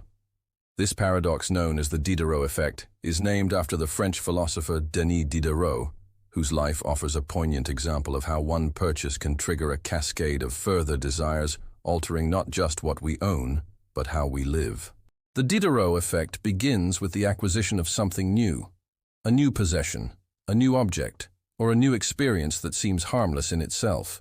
It could be anything: a beautiful robe, a high-end gadget, a sleek new car. But this seemingly innocent acquisition is rarely as benign as it appears. For once, we bring something new into our lives, It begins to influence the way we see ourselves and the way we see the world around us. We start to feel that other possessions must align with this new addition, or we begin to desire more things that seem to match the quality or style of the first. Diderot himself experienced this in an anecdotal yet deeply insightful way. After receiving a luxurious new robe as a gift, he found himself discontented with the rest of his belongings. The robe, a symbol of wealth and sophistication, seemed out of place among his modest possessions. His old furnishings, his humble surroundings, no longer felt right against the backdrop of such a grand garment. And so, in a chain of events that would become emblematic of this paradox, Diderot began to replace and upgrade his other possessions to align with his new sense of self, eventually leading him to spend more than he could afford and change his lifestyle entirely. The Diderot effect reveals a psychological truth about consumption, that once we buy something new, we do not merely gain a possession. We alter our entire relationship with the world. The new object becomes a catalyst, triggering a spiral of additional purchases and desires. We do not simply seek new things, we seek new lifestyles, new identities, new ways of presenting ourselves to the world. In this sense, the Diderot effect is more than just a phenomenon of consumerism. It is a deeply existential shift. We are not just accumulating things. We are transforming our identity, our sense of place, and our way of interacting with the world. Each new object is not just a purchase, but a reflection of how we wish to be seen, how we wish to feel, and how we wish to live. In the modern world, the Diderot effect is everywhere. Advertising and marketing exploit this tendency, creating a narrative around each product that invites us to buy not just an object, but a way of life. Whether it is a luxury car that promises sophistication and status, or a high-tech gadget that promises efficiency and cutting-edge living, each new purchase becomes an anchor in the ongoing construction of our identity. We see this effect play out constantly in our everyday lives. The fashion industry thrives on it, constantly creating trends that demand we refresh our wardrobes. Home decor and interior design exploit it, creating an illusion that our homes, too, must always reflect our evolving tastes. Even technology companies now recognize that their products are more than just tools. They are symbols, aspirations, and lifestyle choices. A phone, a laptop, a smartwatch. All of these are sold not just for their utility, but for the story they tell about who we are and who we want to be. The Diderot effect also exposes a tension between materialism and identity. It suggests that our desire to own more is not just about acquiring things for their utility, but about creating a narrative, a story that connects us to a larger cultural or societal context. Our possessions become symbols of our values, our successes, and our place in the world. The paradox is that this desire to express ourselves through consumption often leads to dissatisfaction. For each new acquisition, rather than satisfying the underlying need for meaning or identity, creates a new desire for the next thing, a new vision of what we could be or what we could have. At its core, the Diderot effect highlights how easily we can fall into a trap of endless desire. We accumulate more things not because we need them, but because each new object seems to promise a greater version of ourselves. However, as Diderot himself learned, this cycle can become self-perpetuating, with no true fulfillment at the end. The sense of satisfaction we derive from acquiring something new is fleeting, and the moment it fades, we begin the cycle anew, seeking out the next object that promises to align our outer world with our inner desires. In our modern economy, the Diderot effect plays a central role in shaping consumer behavior. The consumer culture encourages the endless pursuit of more clothes, more gadgets, more experiences, all of which, it promises, will lead us to a more complete and fulfilled version of ourselves. However, this pursuit can become exhausting, both financially and emotionally. For while each new possession temporarily fulfills a need for novelty or status, it rarely provides long-term satisfaction. At a societal level, the Diderot effect also leads to inequality.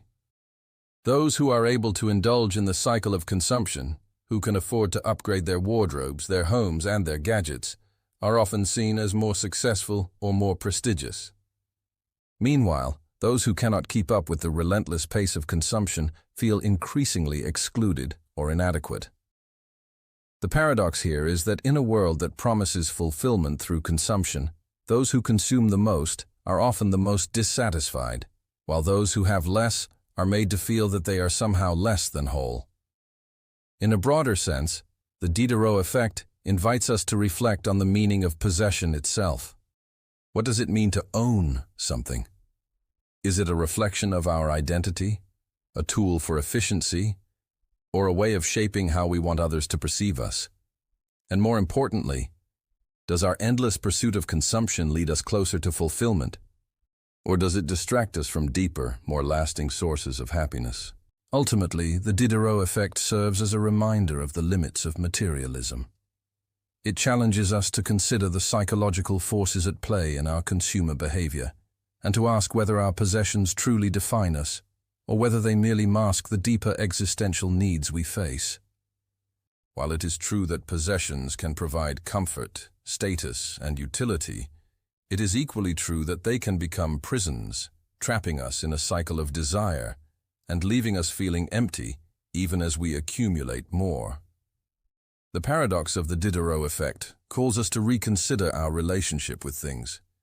It invites us to find fulfillment not in the next purchase, but in the inner satisfaction that comes from knowing who we truly are and what truly matters.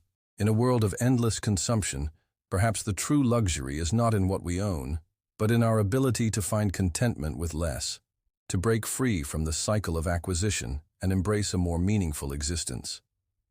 Pareto principle, the unequal distribution of wealth and resources.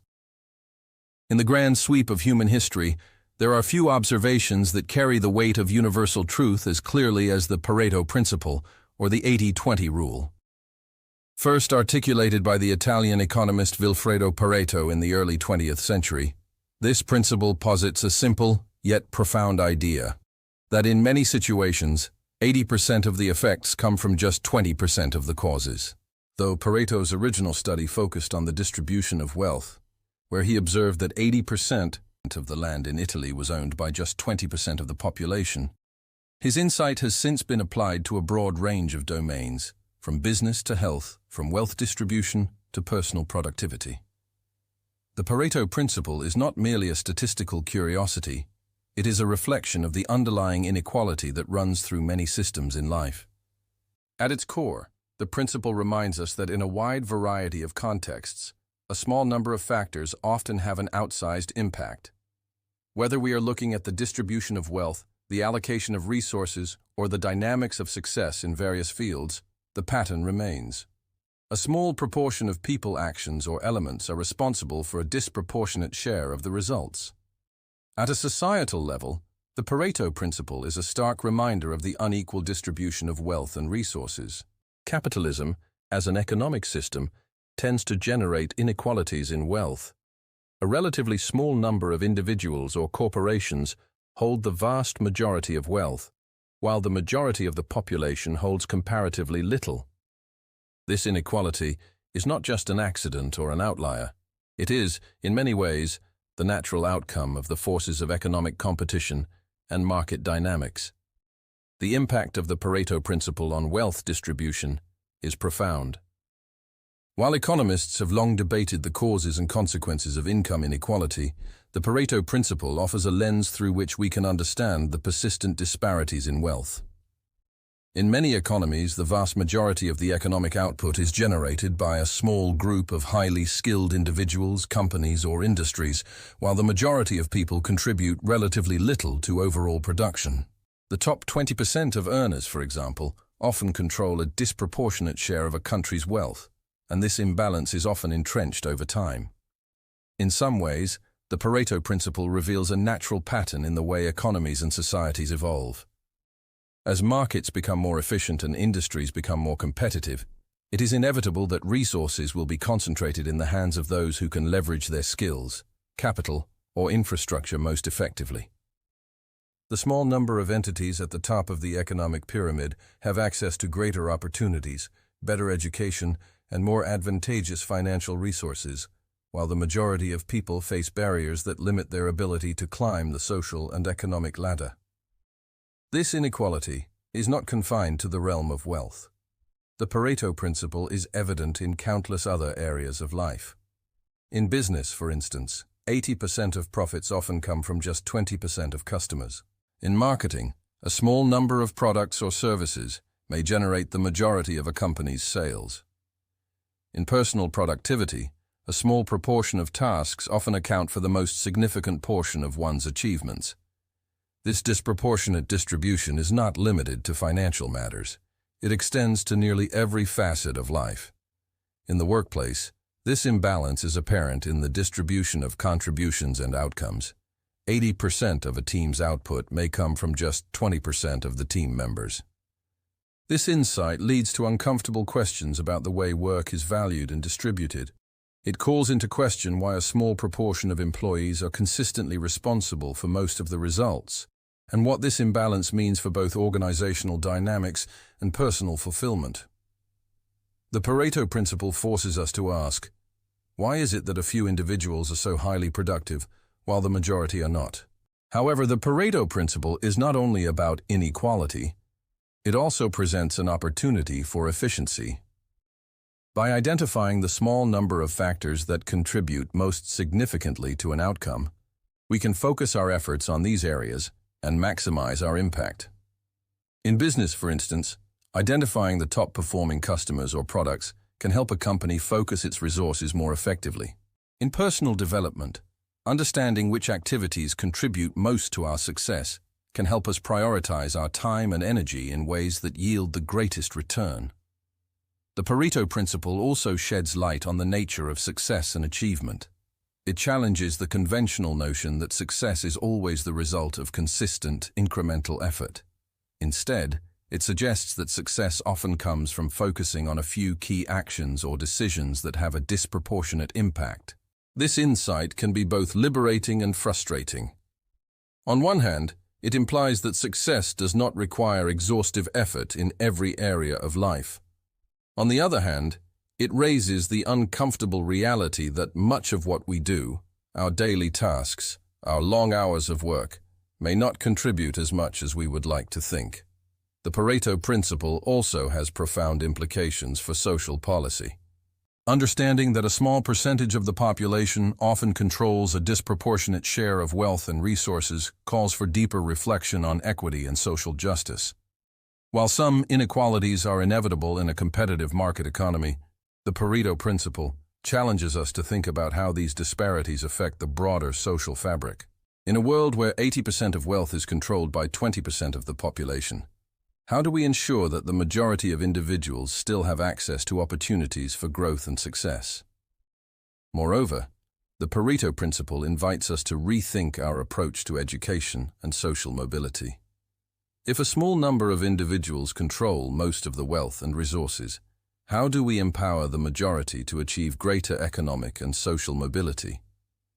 The principle suggests that in order to shift the imbalance, we need to focus on enabling the top 20% of workers, entrepreneurs, and innovators to grow their potential, while also ensuring that a broad range of individuals can access the tools and opportunities necessary for success. This brings us to an uncomfortable truth. The Pareto principle exposes a limit to fairness in capitalist economies. No matter how much we strive to achieve equality of opportunity, the economic system itself may perpetuate inequality in its distribution of rewards. This paradox forces us to reconsider how we think about wealth, success, and fairness in society. Is inequality an inevitable outcome of competition, or can we envision a more balanced system of distribution? At its heart, the Pareto principle offers both a diagnosis and a solution. It teaches us that, while inequality is natural in many systems, we can counteract its most negative effects by focusing on the key drivers of success, whether in our personal lives or in our societies. By prioritizing the most impactful contributions, we can create more efficient, more just systems that provide greater opportunities for all. The Pareto principle calls us to balance efficiency with fairness, to embrace inequality as a natural outcome while also recognizing the need for equity in the distribution of resources and opportunities. It reminds us that, in the end, both success and failure are often shaped by forces much larger than ourselves. The key is to understand these forces, to recognize the pattern, and in doing so, reshape the systems that govern our lives. Cantillon effect, the unequal distribution of money. Throughout the history of economic thought, there have been many attempts to explain the mechanisms through which wealth and resources flow through a society. One of the more profound insights comes from the work of Richard Cantillon, an 18th-century economist who introduced a crucial understanding of how the introduction of new money into an economy does not affect everyone equally. This phenomenon, now known as the Cantillon effect, reveals a fundamental paradox, that changes in the money supply have a disproportionate impact on individuals and groups, depending on when and how they receive the new money. Cantillon's insight is simple yet profound. When money enters an economy, it does not circulate evenly. The initial recipients of the new money, typically bankers, governments, or large corporations, are able to spend this money before prices have risen to reflect its increased supply. In contrast, those who receive the money later, typically workers or consumers, encounter higher prices without the benefit of having the new money to spend. As a result, the rich and powerful benefit more from an increase in the money supply than the poor and marginalized, who experience inflation and rising costs without any corresponding increase in income. This imbalance creates a systemic inequality that underlies many of the economic and social disparities we see today.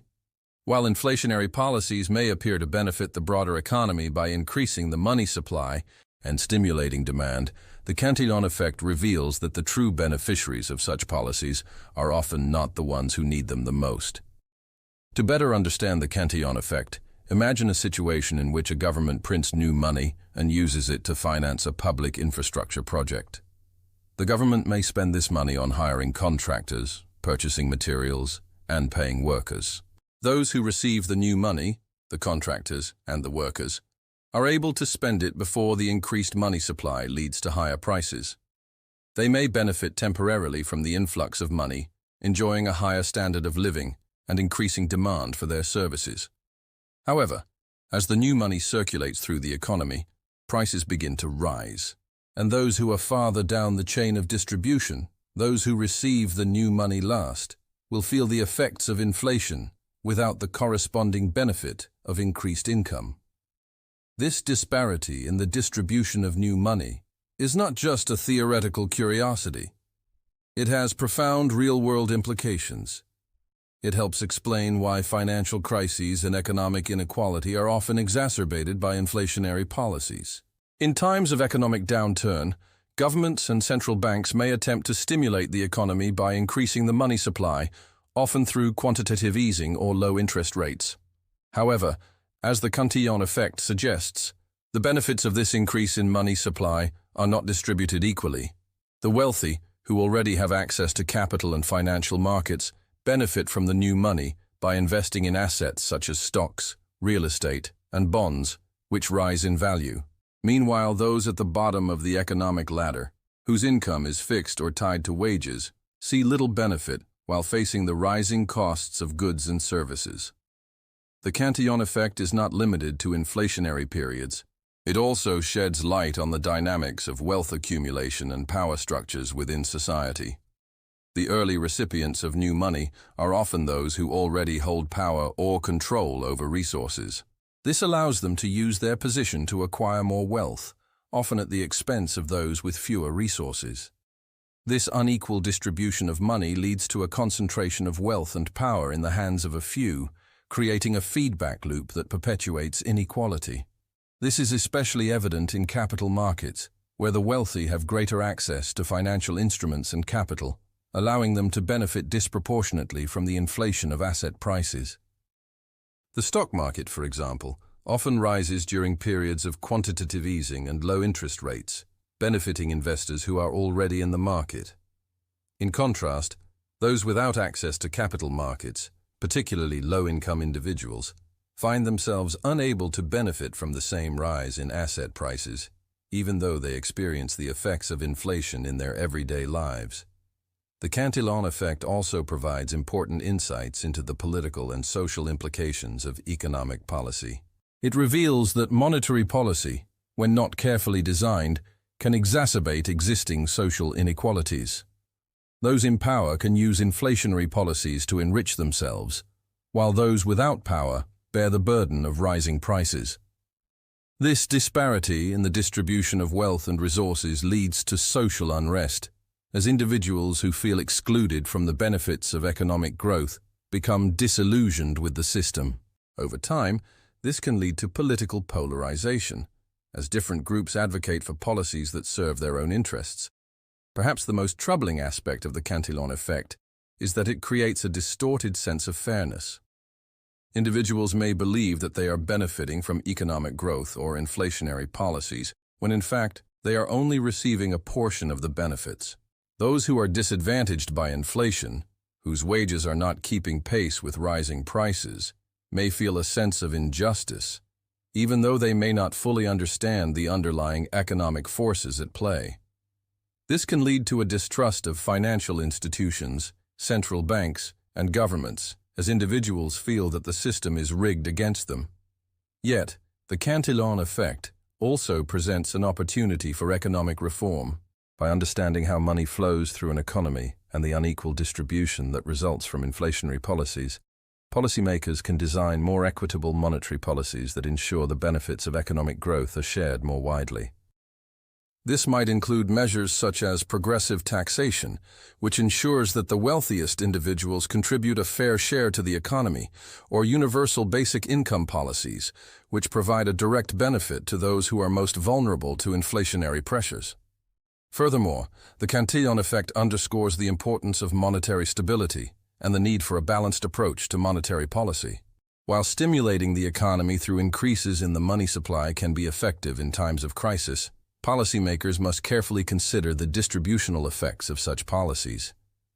They must ensure that the benefits of economic growth are not concentrated in the hands of a few, but are shared across society. In doing so, they can reduce inequality and ensure that the economy functions in a way that benefits everyone. Ultimately, the Cantillon effect is a reminder that money is not a neutral tool. It is a force that shapes power, influences behavior, and creates inequality. By recognizing the unequal distribution of money and understanding the dynamics of wealth and inflation, we can begin to address the structural imbalances that underlie many of the social and economic challenges we face today. As with all economic paradoxes, the Cantillon effect invites us to reconsider the assumptions we make about money, wealth, and fairness. It challenges us to think more critically about the role of monetary policy in shaping our lives, and it calls us to create a more just and equitable system, one where the benefits of economic growth are shared by all, not just a privileged few. Triffin dilemma. The tension between domestic and global monetary stability. In the world of international finance, there is a paradox that lies at the very heart of the global monetary system.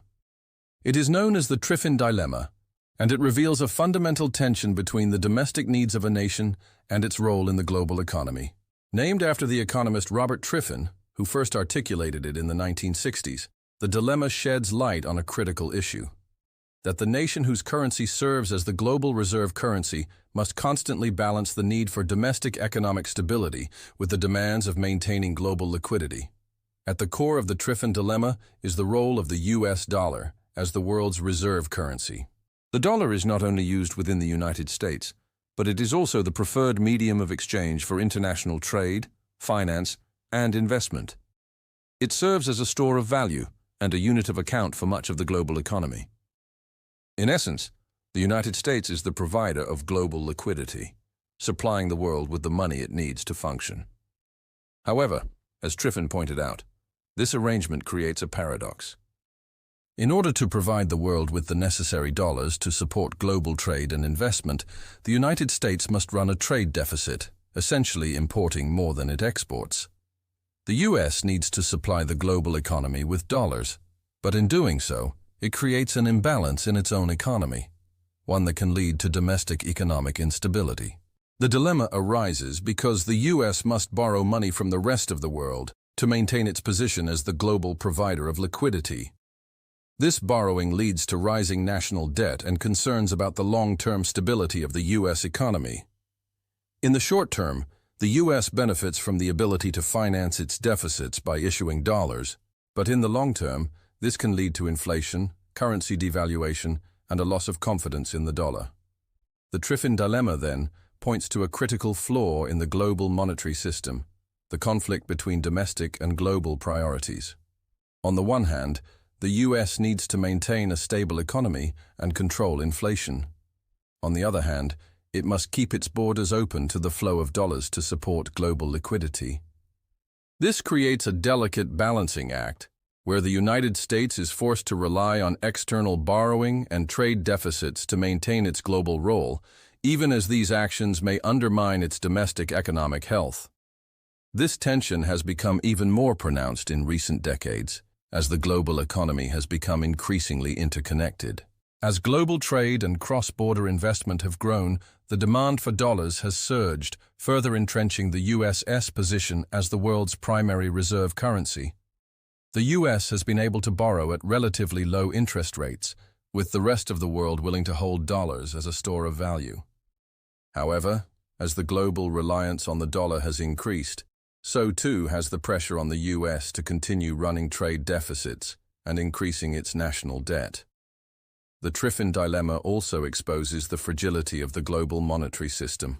Because the US dollar is the world's reserve currency, any loss of confidence in the dollar, whether due to inflation, political instability, or a shift in global economic power, can trigger a global financial crisis. In the 1970s, the Triffin dilemma played a central role in the collapse of the Bretton Woods system, when the US was forced to abandon the gold standard and allow the dollar to float freely against other currencies. The inability of the US to maintain a stable dollar while meeting global demand for liquidity led to a breakdown in the global monetary system and the shift to a system of floating exchange rates. Today, the Triffin dilemma continues to shape the global economy. The US dollar remains the dominant currency in international trade, and the US government continues to run trade deficits and accumulate national debt to meet the demands of the global economy. But the cost of this system is growing. The US must balance the need to maintain its role as the world's primary lender and reserve currency provider, with the need to ensure that its own economy remains stable and competitive. As the dollar's role in the global economy grows, the risks of inflation, currency devaluation, and financial instability become ever more pressing. In some ways, the Triffin dilemma offers a window into the future of global finance. With the increasing reliance on the US dollar and the growing interconnectedness of the global economy, the dilemma raises the question of how long the current system can endure. The potential for a shift toward a multi-currency reserve system, or a new global currency altogether, has been discussed for years, but no viable alternative has emerged. Until then, the US must continue to navigate the delicate balance between supporting global liquidity and ensuring the stability of its own economy. Moreover, the Triffin dilemma highlights a deeper philosophical question about the nature of global economic systems. What does it mean for one nation to hold such a dominant role in the world's monetary system? While the US benefits from the ability to issue its own currency and run trade deficits without facing the same financial constraints as other nations, this comes with significant responsibilities and risks. The dilemma forces us to question whether such a system is truly sustainable in the long term, or whether it is inherently unstable, creating conditions for future financial crises. The Triffin dilemma also points to the interdependence of nations in the global economic system. While the US has enjoyed the benefits of being the world's reserve currency provider, the rest of the world is also dependent on the US to maintain this role. Global trade, investment, and economic growth are all contingent on the stability of the US dollar, and any disruption to that stability could have far-reaching consequences for the entire global economy. This interdependence creates a delicate balance, where the US must maintain its position while managing the risks of domestic instability and inflation. In the end, The Triffin dilemma is a reminder that the global monetary system is not a neutral force. It is shaped by political, economic, and historical realities, and the consequences of these decisions are felt by individuals, businesses, and governments alike. While the US continues to benefit from its role as the world's reserve currency provider, the risks of this position are growing. The Triffin dilemma forces us to confront the inherent contradictions of global finance and to rethink how we approach the distribution of power, wealth, and responsibility in the world economy. Velocity of money paradox. More money doesn't always speed spending. In the heart of economic theory lies a paradox that has puzzled economists for centuries: the velocity of money paradox. It is a simple idea at first glance, yet one that unravels many of our assumptions about the relationship between money, spending, and economic activity.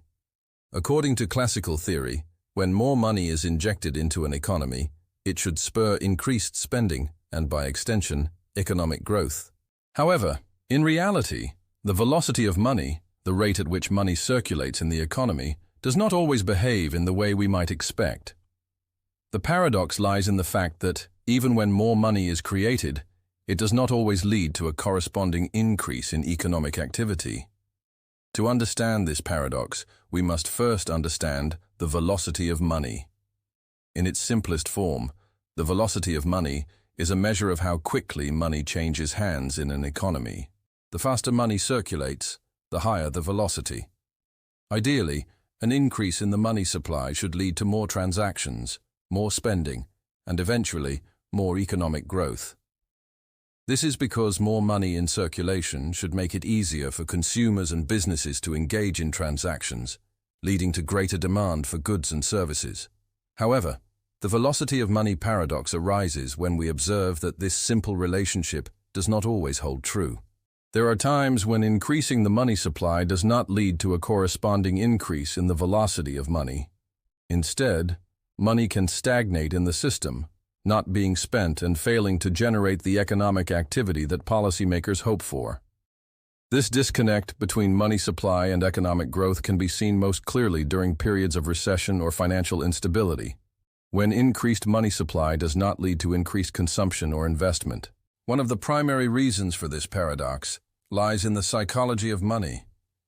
Consumers and businesses may hold on to their money in times of uncertainty rather than spending or investing it. When people are unsure about their financial future, due to factors such as rising unemployment, falling income, or economic instability, they may choose to save, even when they have more money at their disposal. This precautionary saving means that, despite the increased supply of money, it does not circulate more quickly, and the economy fails to experience the desired boost in activity.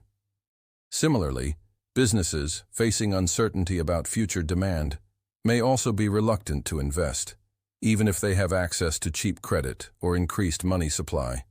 Instead of expanding production or hiring new workers, businesses may choose to hoard cash, waiting for clearer signs of recovery or stability. This reluctance to spend, combined with the tendency of consumers to save rather than spend, can lead to a situation in which the velocity of money falls, even as the money supply grows. In this way, the velocity of money paradox reveals a deeper truth about the workings of modern economies, that economic behavior is not solely determined by the availability of money. The velocity of money depends not just on how much money is in circulation, but also on how individuals and businesses perceive the economic environment. Money, in a sense, is not a neutral force. It is a tool shaped by human behavior, by confidence, by trust, and by expectations. When confidence is low, when uncertainty is high, money can become inert, unable to perform the task it was meant to do. This paradox has profound implications for monetary policy.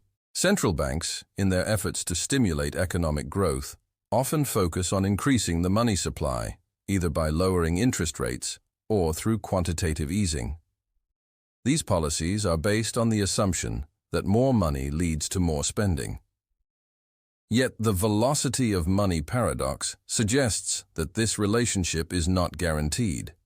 If the increased money supply does not lead to greater confidence, or if consumers, and businesses choose to hold onto their money instead of spending it, then the anticipated increase in economic activity may not materialize.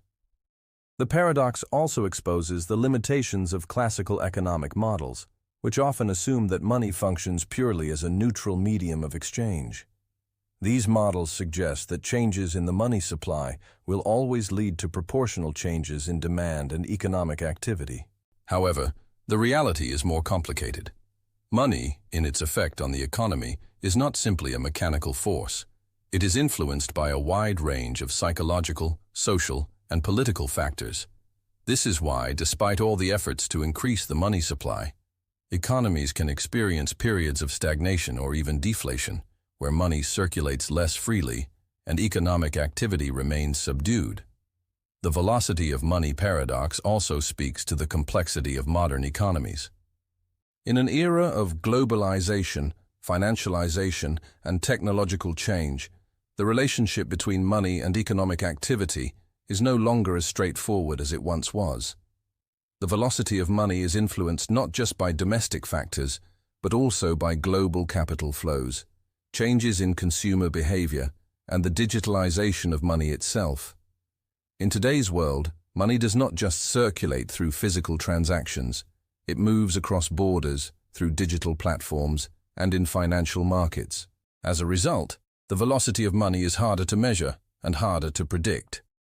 Moreover, the paradox underscores the disconnect between financial markets and the real economy. In recent decades, we have witnessed a growing gap between stock market performance and real economic activity. While central banks may inject large amounts of money into the financial system, this money may not necessarily make its way into the hands of consumers or businesses. Instead, it may become concentrated in the hands of a few, driving up asset prices and increasing inequality, while failing to stimulate broader economic growth. The paradox also draws attention to the role of trust in the functioning of the economy. The velocity of money is ultimately determined by how much confidence individuals and businesses have in the future. When trust is low, money does not flow as freely, and the economy slows down.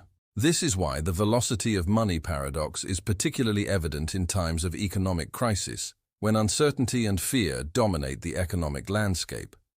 In such periods, even an increase in the money supply can have little effect on economic activity if individuals are unwilling to spend or invest. Ultimately, the velocity of money paradox reminds us that economic systems are complex, and that simple assumptions about the relationship between money and activity can be misleading. More money does not always translate into more spending, and more spending does not always lead to more growth. The paradox calls us to rethink the way we approach monetary policy, urging us to consider the broader psychological, social, and political factors that shape how money moves through the economy. In the end, the velocity of money paradox teaches us that economic growth is not a mechanical process driven solely by the availability of money. It is a complex interplay of factors, including confidence, trust, and behavioral expectations. Understanding this paradox challenges us to think more deeply about the ways in which money functions in our world, and how we can create systems that encourage not just the flow of money, but the flow of trust, cooperation, and opportunity. Phillips curve paradox, the inflation-unemployment trade-off. In the study of macroeconomics, few relationships have been as central or as controversial as the one described by the Phillips curve. First identified by economist A.W. Phillips in 1958, the Phillips curve suggests an inverse relationship between unemployment and inflation. As unemployment falls, inflation tends to rise and vice versa. This simple idea, that there is a trade-off between the two variables, shaped economic policy for much of the 20th century. Yet as time passed and economic conditions evolved, the Phillips curve began to reveal a paradox. In certain circumstances, the predicted trade-off between inflation and unemployment does not hold, and the relationship between the two variables becomes far more complex. The Phillips curve initially appeared to offer a straightforward framework for policymakers. During periods of low unemployment, inflation would naturally rise as wages and demand for goods and services increased. Conversely, when unemployment was high, inflation would tend to fall as demand weakened and wages stagnated. This apparent trade-off between inflation and unemployment gave governments a seemingly powerful tool. They could choose a combination of inflation and unemployment that suited their economic objectives. Lowering unemployment might lead to higher inflation, but it would also boost employment and economic activity. By managing inflation, policymakers could keep unemployment in check. However, over time, this neat inverse relationship began to unravel. In the 1970s, the world experienced a period of stagflation, a situation in which high inflation and high unemployment occurred simultaneously, defying the predictions of the Phillips curve. Rather than the usual trade-off between inflation and unemployment, countries like the United States found themselves facing both problems at once. The oil shocks of the decade pushed inflation to new heights, while unemployment also soared, causing widespread economic hardship. This stagflationary experience exposed a fundamental flaw in the Phillips curve framework. The trade-off between inflation and unemployment was not always stable, and external shocks could disrupt the predicted relationship. The paradox of the Phillips curve is that it relies on the assumption that inflation and unemployment are directly related, but real-world economic dynamics are far more nuanced. The events of the 1970s forced economists to confront the fact that inflation could persist even when unemployment was high, and that reducing inflation could come with long-term costs in terms of rising unemployment. The breakdown of the Phillips curve trade-off prompted new theories and rethinking in the field of macroeconomics. Milton Friedman, a leading figure in the monetarist school, argued that the Phillips curve only held in the short run. In the long run, Friedman contended, there was no permanent trade-off between inflation and unemployment. According to Friedman's natural rate hypothesis, the economy would always return to a natural rate of unemployment, the rate of unemployment that could not be reduced by monetary or fiscal policy without triggering inflationary pressures. Any attempt to lower unemployment below this natural rate would simply lead to rising inflation without any lasting gains in employment. This insight fundamentally altered the way economists and policymakers thought about the relationship between inflation and unemployment. It emphasized that in the long term, the focus should be on controlling inflation rather than trying to push unemployment lower. Inflation expectations would play a crucial role in shaping the economy, and any attempt to push unemployment too low would lead to higher inflation without real benefits for workers or businesses. Despite this, the Phillips curve paradox remains relevant today, particularly in times of economic uncertainty. The global financial crisis of 2008, for example, presented a new challenge for policymakers. In the aftermath of the crisis, many countries experienced unprecedented levels of unemployment, alongside historically low levels of inflation, once again defying the expected trade-off. Central banks responded by implementing aggressive monetary policies, including quantitative easing and low interest rates, aimed at stimulating demand and boosting employment. These policies, however, did not lead to the rise in inflation that traditional economic models might have predicted. The long-lasting effects of the 2008 crisis highlighted the need to reassess the Phillips curve's relevance in the context of modern economies. While the relationship between inflation and unemployment remains an important factor in economic decision-making, the globalization of trade, the rise of technology-driven economies, and the shifting dynamics of the labor market have all contributed to a complex and evolving economic landscape. In some cases, low unemployment can coexist with low inflation, as technological advances and global supply chains help keep prices in check. In other cases, inflation can remain stubbornly high even when unemployment is relatively low, particularly when labor market imbalances, such as skills mismatches, contribute to inefficiencies. The Phillips curve paradox underscores the challenges of managing the economy in a globalized, interconnected world. It suggests that monetary policy and fiscal policy must be carefully calibrated to account for the various forces at play in the modern economy. In particular, policymakers must be mindful of the expectations of businesses, consumers, and investors, who can influence the trajectory of inflation and employment in ways that go beyond simple supply and demand dynamics. The paradox also invites reflection on the limits of economic models. The Phillips curve in its original form, relied on the assumption that inflation and unemployment were primarily linked by aggregate demand, the total demand for goods and services in an economy. Yet the complexity of modern economies has shown that other factors, including monetary policy, technological change, and global supply chains, also play a critical role in shaping inflation and unemployment. This highlights the need for a more multifaceted approach to understanding the economy, one that considers not just the relationship between inflation and unemployment, but also the broader structural forces that influence economic performance. Ultimately, the Phillips curve paradox challenges us to rethink our assumptions about economic management and the limits of economic theory. It teaches us that simple relationships between inflation and unemployment can break down under real-world conditions, and that policymakers must be flexible and responsive to changing economic circumstances. The paradox also emphasizes the need for a deeper understanding of expectations and behavior in shaping economic outcomes, and the importance of considering the long-term consequences of policy decisions. In this sense, the Phillips curve paradox is not just an academic debate. It is a practical challenge for policymakers, businesses, and individuals alike. It asks us to reconsider the relationship between inflation and unemployment, to understand that this relationship is shaped by a host of factors, and to acknowledge the complexity of modern economies.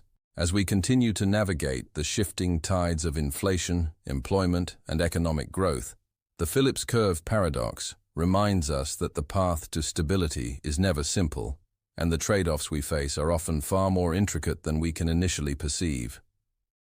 Easterlin paradox, the pursuit of happiness and income.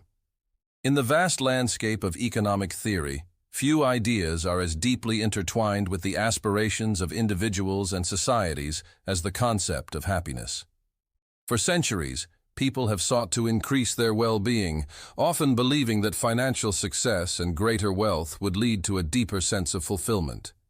This desire is built on the assumption that money buys happiness, a notion that has driven economic growth, social mobility, and policy decisions worldwide.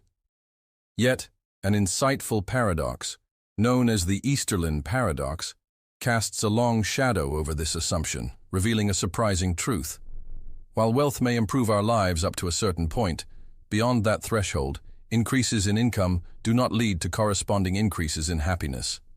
The Easterlin paradox, named after Richard Easterlin, an economist who first introduced the idea in the 1970s, challenges the widely held belief that rising income levels are directly tied to greater well-being. Through extensive research, Easterlin observed that while individuals in wealthier countries tend to report higher levels of happiness, this relationship does not hold true when viewed from the perspective of societies as a whole. Over time, as national incomes rise, average levels of happiness remain surprisingly stable, and in some cases, even decline. This paradox suggests that while wealth can improve our lives in certain ways, it does not have the power to bring lasting happiness or well-being beyond a certain threshold. At the heart of the Easterlin paradox is the psychological and social dimensions of happiness. Easterlin's research showed that within a society, people's happiness tends to be influenced more by their relative income than their absolute income. In other words, people measure their own well-being not by how much they earn in absolute terms, but by how their income compares to others in their society. As income levels increase across a society, people still compare themselves to their peers, and the relative gap between individuals remains just as significant in determining happiness. This relative income effect suggests that it is not the total amount of money one possesses, but the perceived differences in wealth between oneself and others that shapes happiness. The paradox is especially striking when viewed through the lens of long-term trends. Over the past century, many countries have seen dramatic increases in national income, accompanied by unprecedented technological advancements, improved living standards, and expanded access to health care. Yet, despite these material improvements, happiness levels have not followed a linear trajectory of growth. In fact, in many advanced economies, happiness has plateaued, with only modest increases over time, even as material wealth continues to grow. The United States, for example, has seen its GDP per capita grow exponentially over the last century, But national surveys on happiness show that, for much of the population, happiness levels have remained relatively unchanged. This observation raises profound questions about the nature of human fulfillment. If income and material wealth do not lead to increasing happiness, then what does? Easterlin's findings suggest that the pursuit of happiness is not simply a matter of accumulating wealth, but involves a complex interplay of psychological, social, and cultural factors. Happiness, it seems, is deeply tied to social relationships, personal accomplishments, and a sense of meaning or purpose in life, rather than the accumulation of material possessions. In some respects, the Easterlin paradox highlights the limitations of materialism in the quest for well-being. While wealth can undoubtedly improve quality of life by providing access to healthcare, education, and opportunities for leisure, it is not a cure-all for the deeper emotional and existential needs that drive human happiness.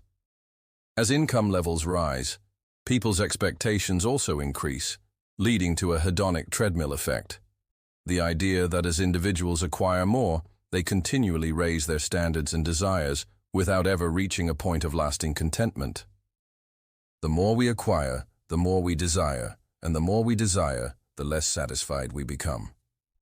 This paradox also speaks to the broader societal implications of economic growth.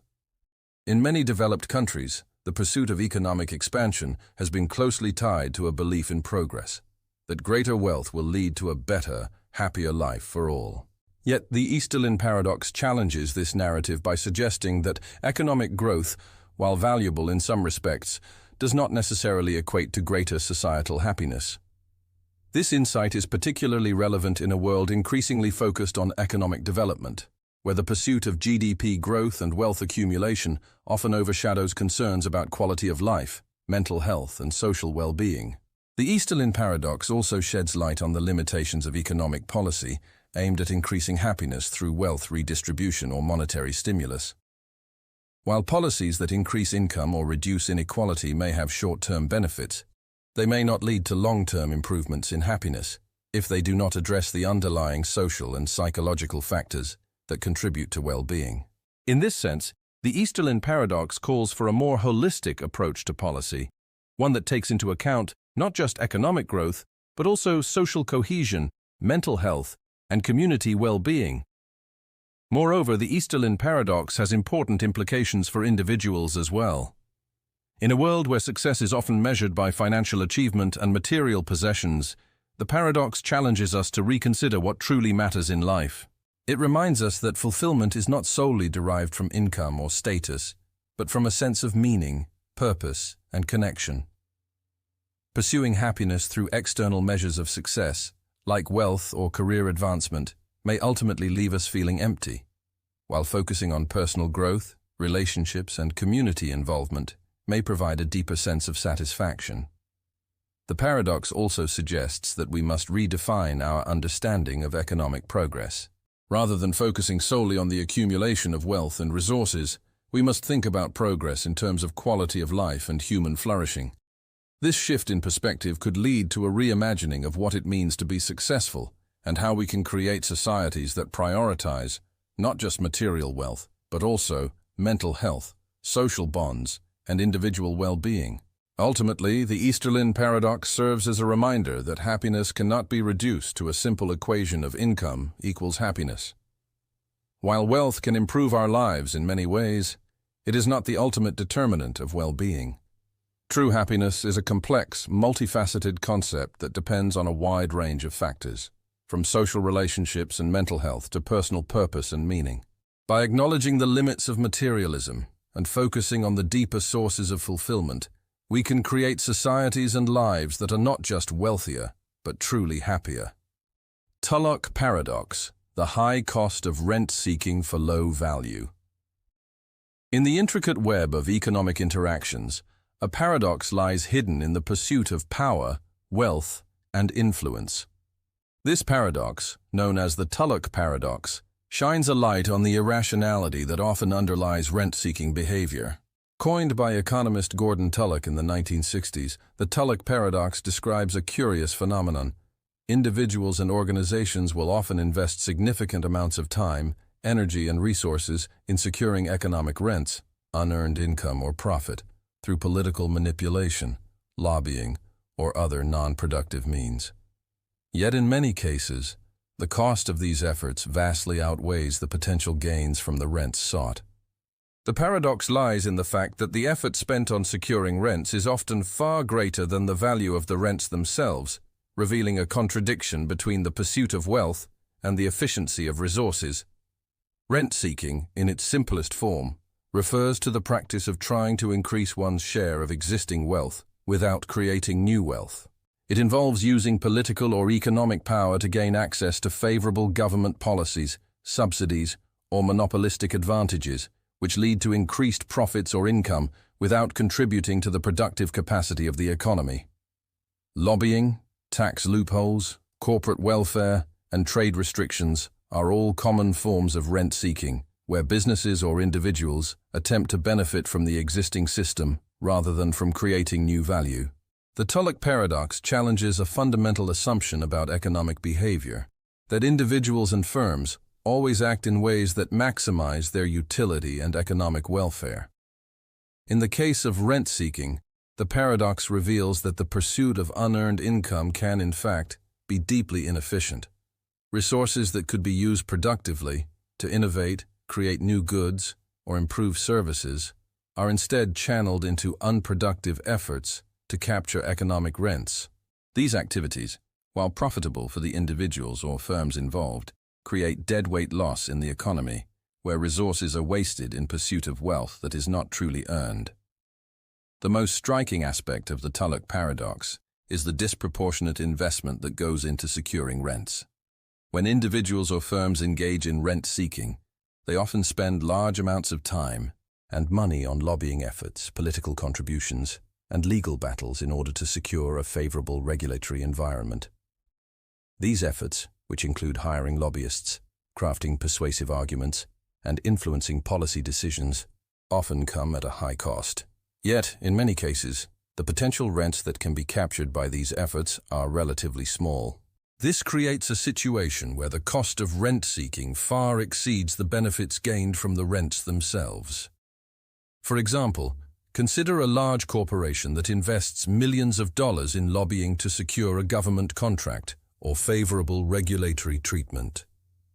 While the corporation may stand to gain a lucrative contract or monopoly advantage, the amount of money spent on securing these benefits may be far greater than the value of the contract itself.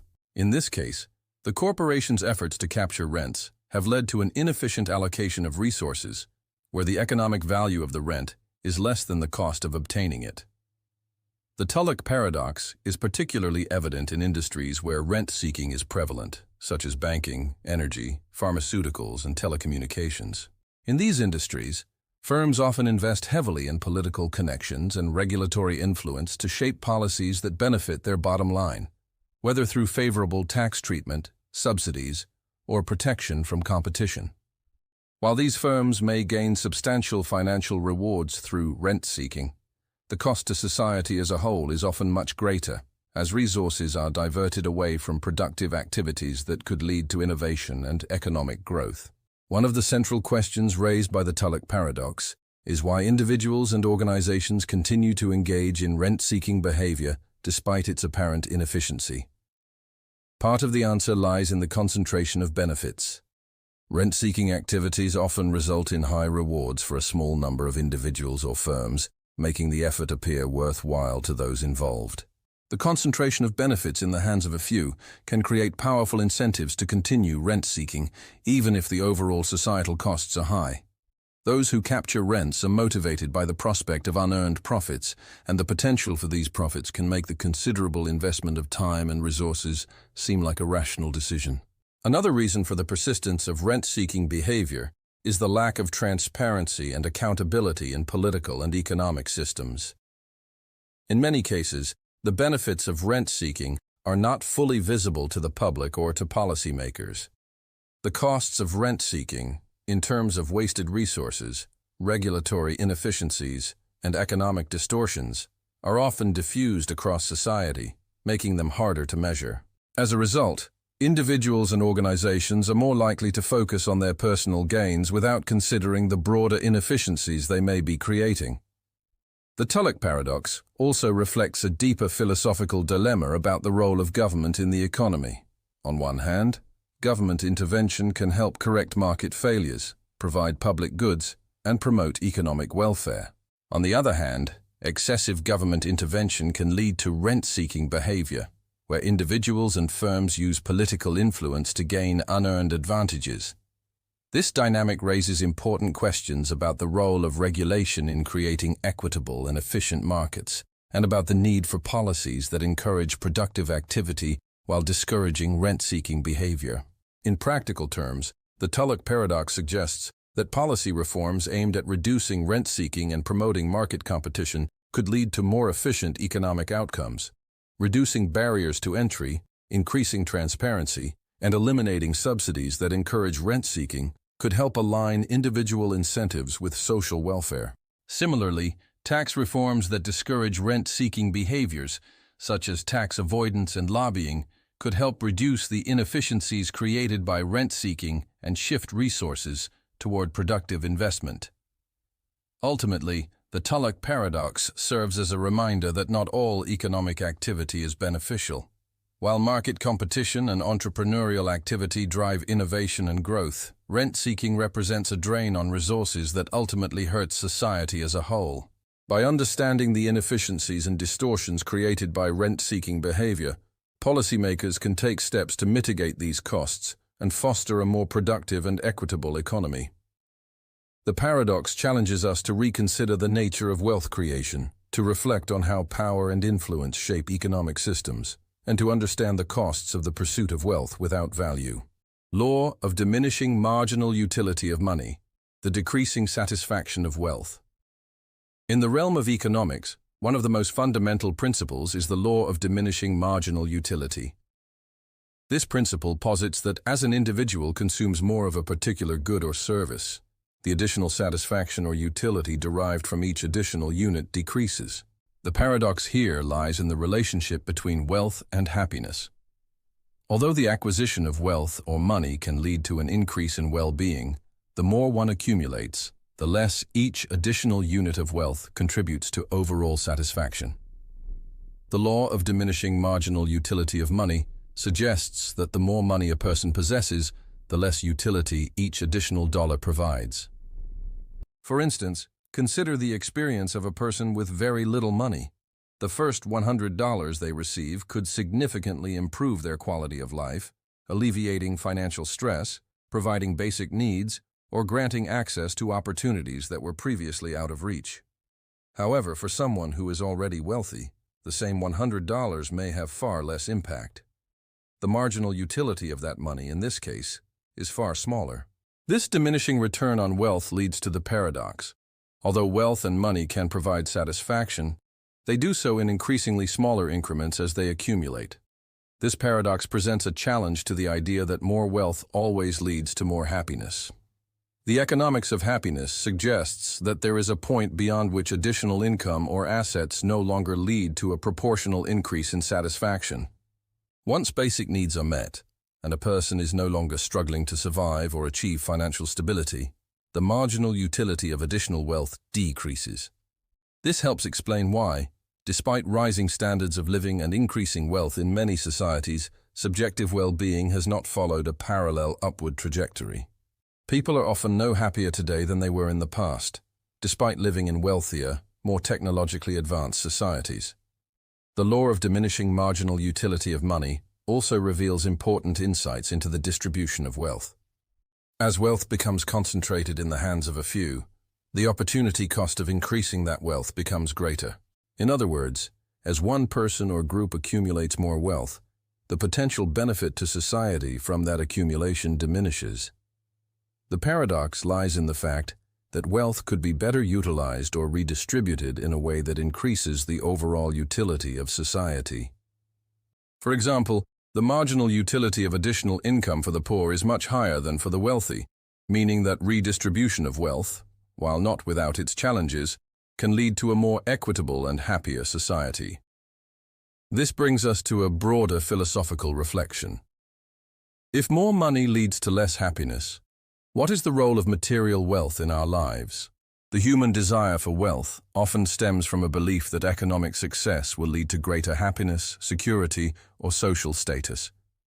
Yet, the law of diminishing marginal utility suggests that, after a certain point, the pursuit of wealth may not yield the promised rewards. This raises important questions about the role of wealth in human life and whether it can truly deliver lasting satisfaction. Consider the experience of a wealthy individual. Their life may be marked by an abundance of material possessions, luxury experiences, and financial freedom. Yet, while these elements may provide comfort, the additional happiness derived from new acquisitions may be fleeting. As their wealth increases, the joy of each new purchase or achievement diminishes. The pursuit of more wealth, in this sense, may become a never-ending cycle of dissatisfaction, as the person finds that their previous desires no longer hold the same allure. The paradox also shines a light on the limitations of materialism. In many societies, wealth is seen as a symbol of success and a measure of personal worth. But the law of diminishing marginal utility suggests that the constant pursuit of wealth, in the hopes that it will bring happiness, can ultimately lead to a deeper sense of emptiness. Psychological studies have found that people who prioritize material wealth over other aspects of life, such as relationships, personal growth, or community engagement, often experience lower levels of happiness. This paradox calls us to question whether material success is truly the key to a fulfilling life. On a societal level, the law of diminishing marginal utility of money also challenges the notion that economic growth and accumulation are always beneficial. While economic growth can increase overall wealth, it does not necessarily lead to greater happiness or well-being. This paradox highlights the importance of quality of life over sheer wealth. For example, some of the happiest societies in the world are not those with the highest levels of income, but those with strong social networks, work-life balance, and high levels of trust and community engagement. The paradox also underscores the importance of purpose and meaning in life. While money can buy comfort and security, it is not sufficient to sustain long-term happiness. Studies have shown that individuals who find meaning in their work, relationships, and contributions to society tend to be happier than those who are focused solely on the accumulation of wealth. The law of diminishing marginal utility encourages us to focus on the intrinsic rewards of life, the satisfaction of personal fulfillment, creativity, and human connection, rather than the extrinsic rewards of material wealth. In practical terms, the law of diminishing marginal utility of money invites policymakers and individuals to rethink how we measure economic progress. Rather than focusing solely on income growth or GDP, it may be more meaningful to focus on measures that capture the quality of life and well-being of individuals and societies. This might include indicators such as mental health, social equity, environmental sustainability, and community engagement, which provide a more comprehensive picture of human flourishing. Ultimately, the law of diminishing marginal utility of money offers an important reminder that happiness cannot be bought with wealth alone.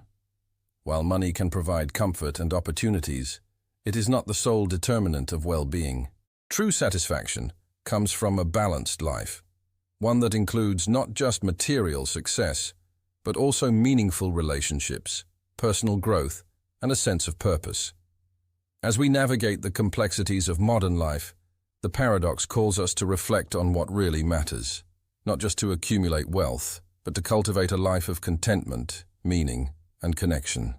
Penrose effect, the diminishing returns of organizational growth. In the world of business and economics, growth is often seen as an unqualified good. Companies and organizations seek to expand their market share, increase their revenues, and extend their reach with the hope that growth will bring greater profits, influence, and economic success. However, as organizations scale up, they often encounter a surprising phenomenon. The Penrose effect, named after the British economist Edith Penrose, reveals that organizational growth does not always lead to greater efficiency or higher returns. Instead, as organizations expand, they may experience diminishing returns, where each additional unit of growth produces less value than the last. At the heart of the Penrose effect is the idea that as a company grows, its resources and capabilities become increasingly stretched. The challenge lies in maintaining the efficiency and effectiveness of an organization as it scales. When an organization is small, it can operate with relative agility, allowing for innovation, direct communication, and focused decision-making. However, as the organization grows, it becomes more complex. Bureaucratic layers, hierarchies, and specialized departments emerge, leading to increased coordination costs, slower decision-making, and a more fragmented approach to managing resources. As a result, the marginal returns on each additional unit of growth begin to decrease. Penrose's insight, which she first articulated in 1959, challenged the prevailing assumption that organizational growth was always beneficial. Her work showed that there is a natural limit to how much an organization can grow before it reaches a point of diminishing returns. While growth can lead to greater economies of scale and increased market power, it can also lead to overextension of resources and capabilities. This can manifest in various ways, including increased operational inefficiencies, loss of focus, and a decline in innovation. The Penrose effect is particularly relevant in the context of large corporations. As companies expand, they often struggle to maintain the flexibility and entrepreneurial spirit that allowed them to succeed in the first place. As organizations become more hierarchical, their decision-making processes become slower and more cumbersome. Bureaucratic structures can stifle creativity and innovation, as employees are forced to navigate complex chains of command and adhere to rigid procedures. The centralization of power, while allowing for greater control, can also hinder the organization's ability to adapt to new challenges and opportunities. This paradox is evident in the technology sector, where companies like Microsoft, Google, and Amazon have grown to become global giants. While their initial success was driven by agility, innovation, and a focus on customer needs, their sheer size and complexity have introduced new challenges. As these companies expand, they must confront the Penrose effect, as their growth leads to increasing bureaucracy, regulation, and complexity in their operations. In some cases, these challenges have led to organizational inefficiencies and a reduced ability to innovate, as the companies struggle to maintain their earlier levels of creativity and flexibility. The Penrose effect is not limited to large corporations. It is also applicable to government organizations, non-profits, and academic institutions, all of which face similar challenges as they grow. The larger these organizations become, the more resources they require to maintain their operations. This often leads to wasted resources, as increased size requires increased overhead and administrative costs. In many cases, this overhead can detract from the organization's core mission, as more resources are spent on maintaining the organization's size and structure rather than on achieving its objectives. One of the key insights of the Penrose effect is that growth, in and of itself, is not enough to ensure continued success. To avoid the diminishing returns associated with expansion, organizations must ensure that they have the right systems and structures in place to handle growth effectively. This includes having clear communication channels, a flexible organizational structure, and a strong leadership team that can adapt to changing circumstances. Companies must also be careful not to grow too quickly, as rapid expansion can exacerbate the inefficiencies and challenges associated with organizational growth. The Penrose effect also underscores the importance of strategic focus. As organizations grow, they may be tempted to diversify their operations and enter new markets. However, expanding into too many areas can spread the organization's resources too thin, leading to a loss of focus and a decline in overall performance. The challenge for growing organizations is to balance diversification with focus, ensuring that they are not overextending themselves and that they can maintain their core competencies. Moreover, the Penrose effect has implications for entrepreneurial decision-making. Entrepreneurs often face the temptation to scale their businesses quickly, driven by the desire for higher profits and market dominance. However, the diminishing returns that accompany growth may not always be apparent in the early stages. Entrepreneurs must be aware of the trade-offs involved in expanding their businesses and understand that the path to long-term success may not always involve rapid growth. Instead, it may be more beneficial to focus on sustainable growth, taking care to build the right foundation for scaling and ensuring that the organization can maintain its efficiency and agility as it grows. The Penrose effect also suggests that organizations should cultivate a culture of continuous learning and innovation. As companies grow, they must make a concerted effort to foster an environment in which creativity and problem-solving remain central to their operations. Innovation should be encouraged at all levels of the organization, ensuring that employees have the freedom to contribute new ideas and challenge existing ways of thinking. By maintaining a culture of innovation, organizations can mitigate the negative effects of growth and ensure that they remain competitive and adaptable. The paradox of the Penrose effect ultimately calls into question the very notion of growth as a universal good. While growth can lead to increased wealth, market share, and influence, it also brings with it the risk of inefficiency and organizational decay. The challenge for organizations is to manage growth in a way that maximizes its benefits while minimizing the downsides.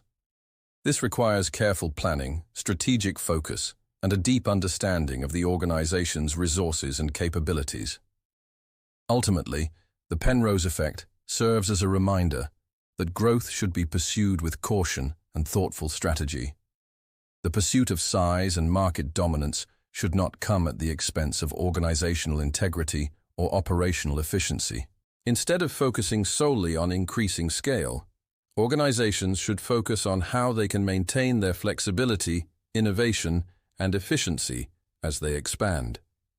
In doing so, they can avoid the paradox of diminishing returns and create an organization that is not just larger, but also stronger, more resilient, and more capable of achieving lasting success. Risk compensation paradox: how safety measures can increase risk-taking. In the complex world of human behavior, there are often paradoxical relationships between our efforts to control risk and the unintended consequences that arise. The risk compensation paradox, also known as the Peltzman effect, is a phenomenon that challenges our assumptions about the effectiveness of safety measures. The paradox suggests that when people feel safer, they may actually take more risks, undermining the very goal of safety initiatives.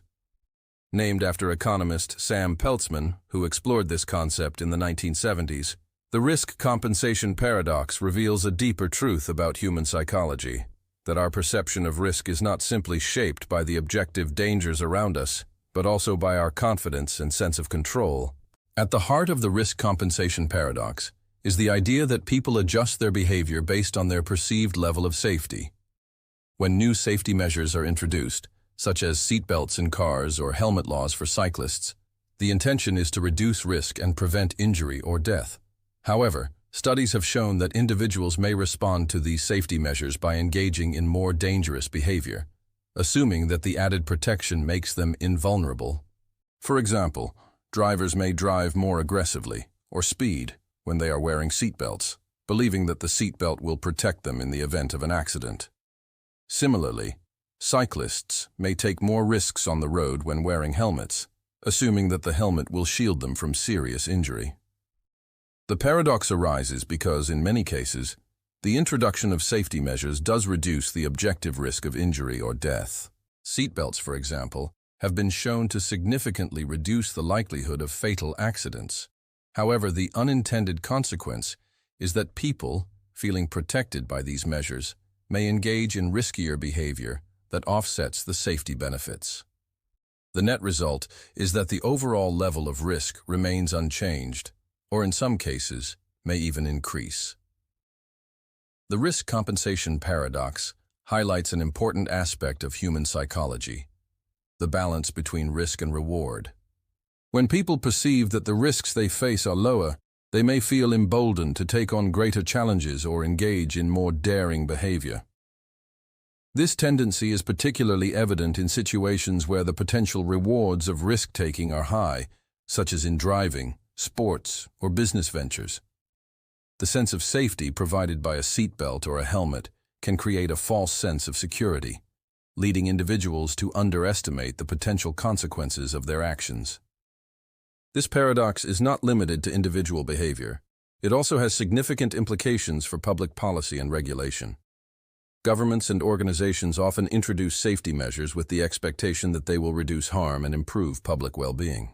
However, the risk compensation paradox suggests that these measures may have unintended consequences, especially if individuals alter their behavior in response to the perceived reduction in risk.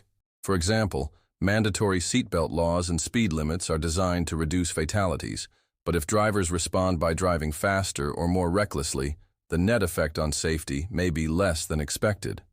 One of the key insights of the risk compensation paradox is the feedback loop between safety measures and behavior. Safety measures do not simply act as passive protections against danger. They also change the way people think about risk and influence their decision-making. When people feel that they are safer, they may take on more risks, believing that the safety measures will protect them from harm.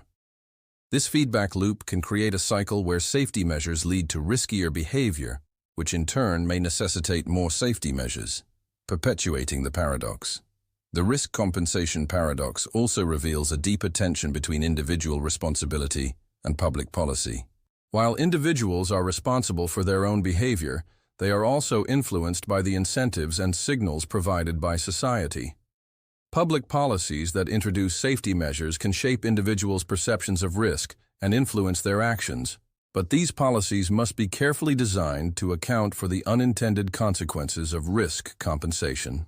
In some cases, educational campaigns, behavioral nudges, and social norms can help mitigate the paradox by encouraging individuals to adopt safer behaviors, even when safety measures are in place.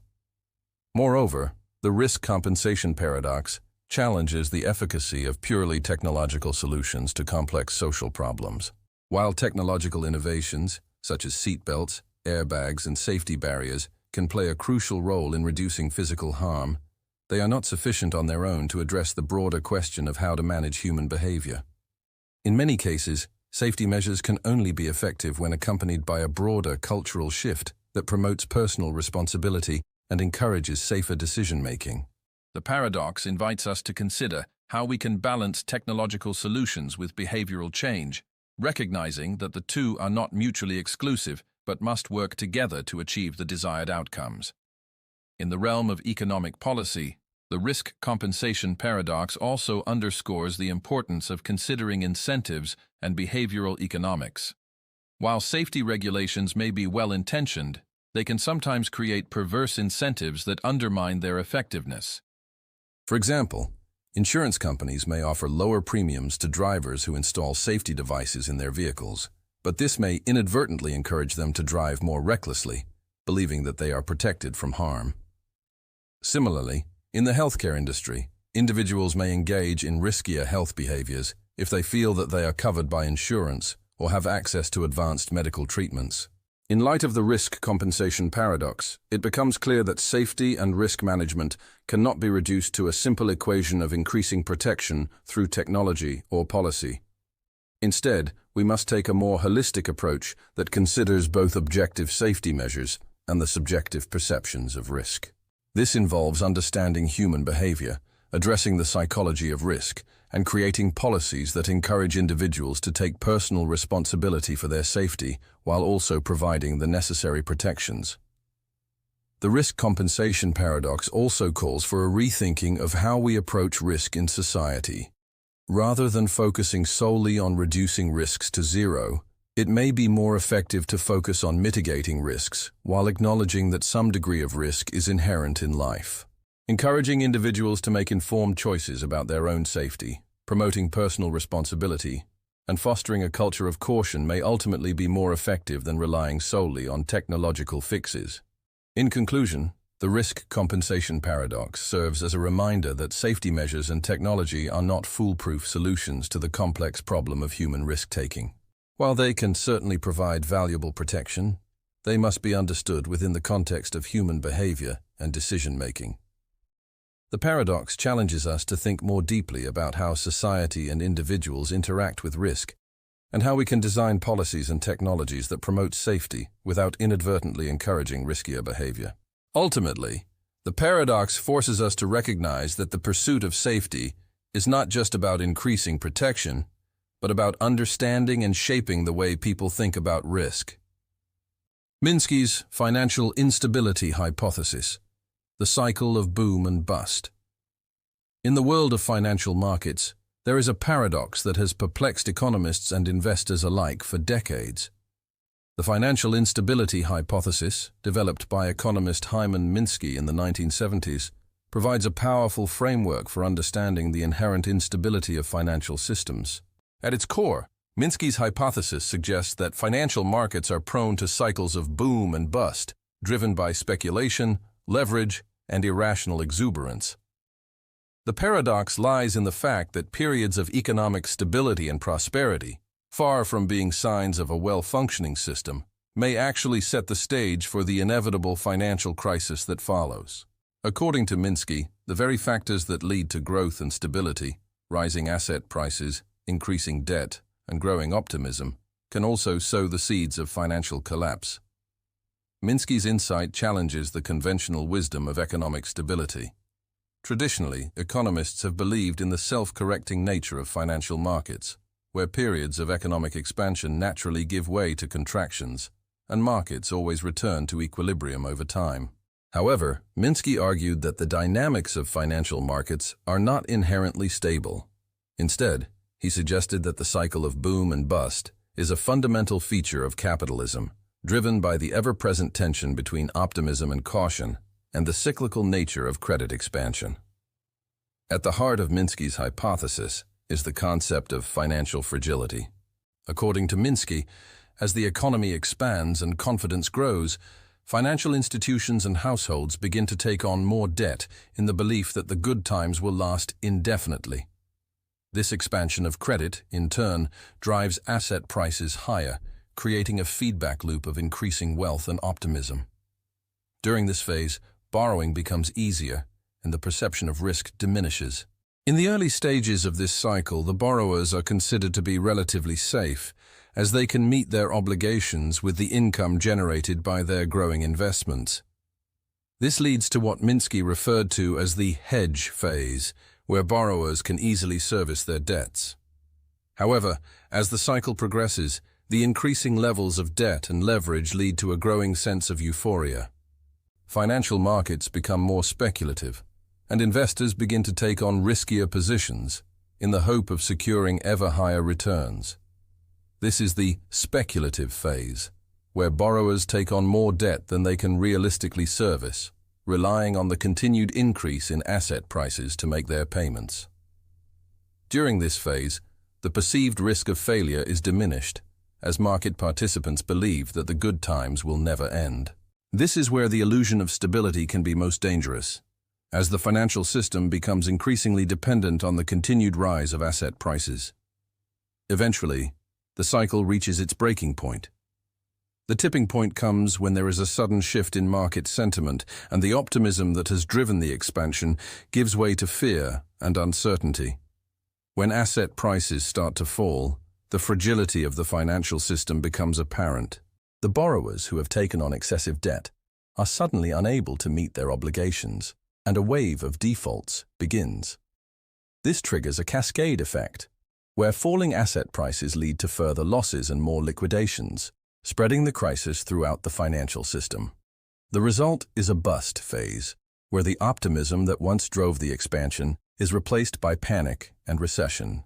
This cycle of boom and bust, according to Minsky, is inevitable in a financial system that relies on credit expansion and speculative behavior. Minsky's hypothesis suggests that financial crises are not anomalies or rare events, but rather an inherent part of the capitalist system. The paradox is that the very factors that drive economic expansion, rising asset prices, increasing debt, and growing optimism, also lead to the instability that culminates in a crisis.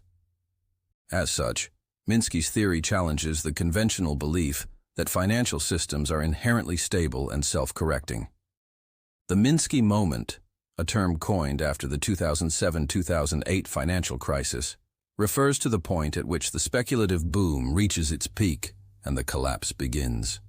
This is the moment when the illusion of safety shatters and the true fragility of the financial system is exposed. The financial crisis that began in 2007 serves as a stark reminder of Minsky's predictions. In the years leading up to the crisis, rising housing prices, expanding credit, and increasing debt fueled a speculative bubble in the real estate market. As more and more individuals took on subprime mortgages, believing that house prices would continue to rise, the economy became more and more vulnerable to a collapse. When the bubble burst, the credit crunch and liquidity crisis that followed were consistent with Minsky's vision of the cyclical nature of financial instability. The global financial crisis of 2008 was not an isolated event, but part of a larger cycle of financial instability that has characterized capitalist economies for centuries. From the Great Depression of the 1930s to the Asian financial crisis of the 1990s, financial crises have been recurring features of modern capitalism. The paradox, however, is that these crises are not the result of random shocks or external forces, but rather the natural outcome of the economic system's inherent instability. Minsky's hypothesis suggests that financial markets are prone to boom and bust cycles because of the tension between optimism and caution and the cyclical nature of credit expansion and speculation. While the Minsky moment and the financial crises it predicts may seem inevitable, Minsky's theory also offers lessons for policymakers. By understanding the dynamics of financial fragility and the cyclical nature of financial markets, governments and regulators can take steps to mitigate the risks of financial instability. This may involve implementing prudent regulation of credit markets, promoting transparency, and monitoring speculative behavior. Minsky's work also suggests that financial markets cannot be left entirely to their own devices. Some level of government intervention is necessary to manage the risks that come with speculative bubbles and excessive debt. Ultimately, the financial instability hypothesis challenges us to reconsider our assumptions about financial markets. It reveals the inherent fragility of systems that rely on speculation and credit, and the cyclicality of booms and busts. The paradox lies in the fact that the very conditions that lead to economic prosperity, rising asset prices, increasing debt, and growing optimism, also sow the seeds of instability and crisis. By understanding Minsky's theory, we can better prepare for future financial crises and perhaps even prevent the next Minsky moment from occurring. Hotelling's rule paradox, the pricing dilemma of non-renewable resources. In the study of economics, the behavior of non-renewable resources has long been a subject of fascination and concern. The Hotelling rule, proposed by economist Harold Hotelling in 1931, provides a critical framework for understanding the optimal pricing and extraction strategies for exhaustible resources like oil, coal, and minerals. According to Hotelling, the price of such resources should increase over time at the rate of interest or capital return to reflect the opportunity cost of extracting them today rather than in the future. This rule seems straightforward in theory. As time progresses and resources become scarcer, their price should rise, incentivizing their conservation. Yet the paradox emerges when we observe that in practice, this relationship does not always hold. The Hotelling rule. Paradox reveals that the pricing behavior of non-renewable resources is often much more complex and unpredictable than the theory suggests. Hotelling's rule is based on the assumption that resource owners act to maximize their long-term profits by gradually depleting their reserves. In essence, the theory suggests that the price of a non-renewable resource should increase at a constant rate, typically equal to the rate of return on investment, to ensure that the resource is extracted in the most efficient manner. The logic behind this is that if resource prices do not rise over time, then it would be more profitable to extract the resource today rather than wait for future periods when the price might increase. Conversely, if resource prices rise too quickly, they could lead to over-extraction in the short term, depleting the resource too rapidly. The Hotelling rule predicts that, for optimal resource management, the net price of the resource, the price after accounting for extraction costs, should increase at the rate of interest. This increasing price reflects the scarcity rent of the resource, which is the return the owner can earn by withholding the resource from the market and conserving it for future use. The higher the scarcity rent, the more incentive there is to extract the resource slowly and carefully, preserving its value over time. However, the hoteling rule paradox emerges when we examine the real-world behavior of resource prices. Despite the theoretical foundation of hoteling's rule, the price of non-renewable resources does not always follow the predicted upward trajectory.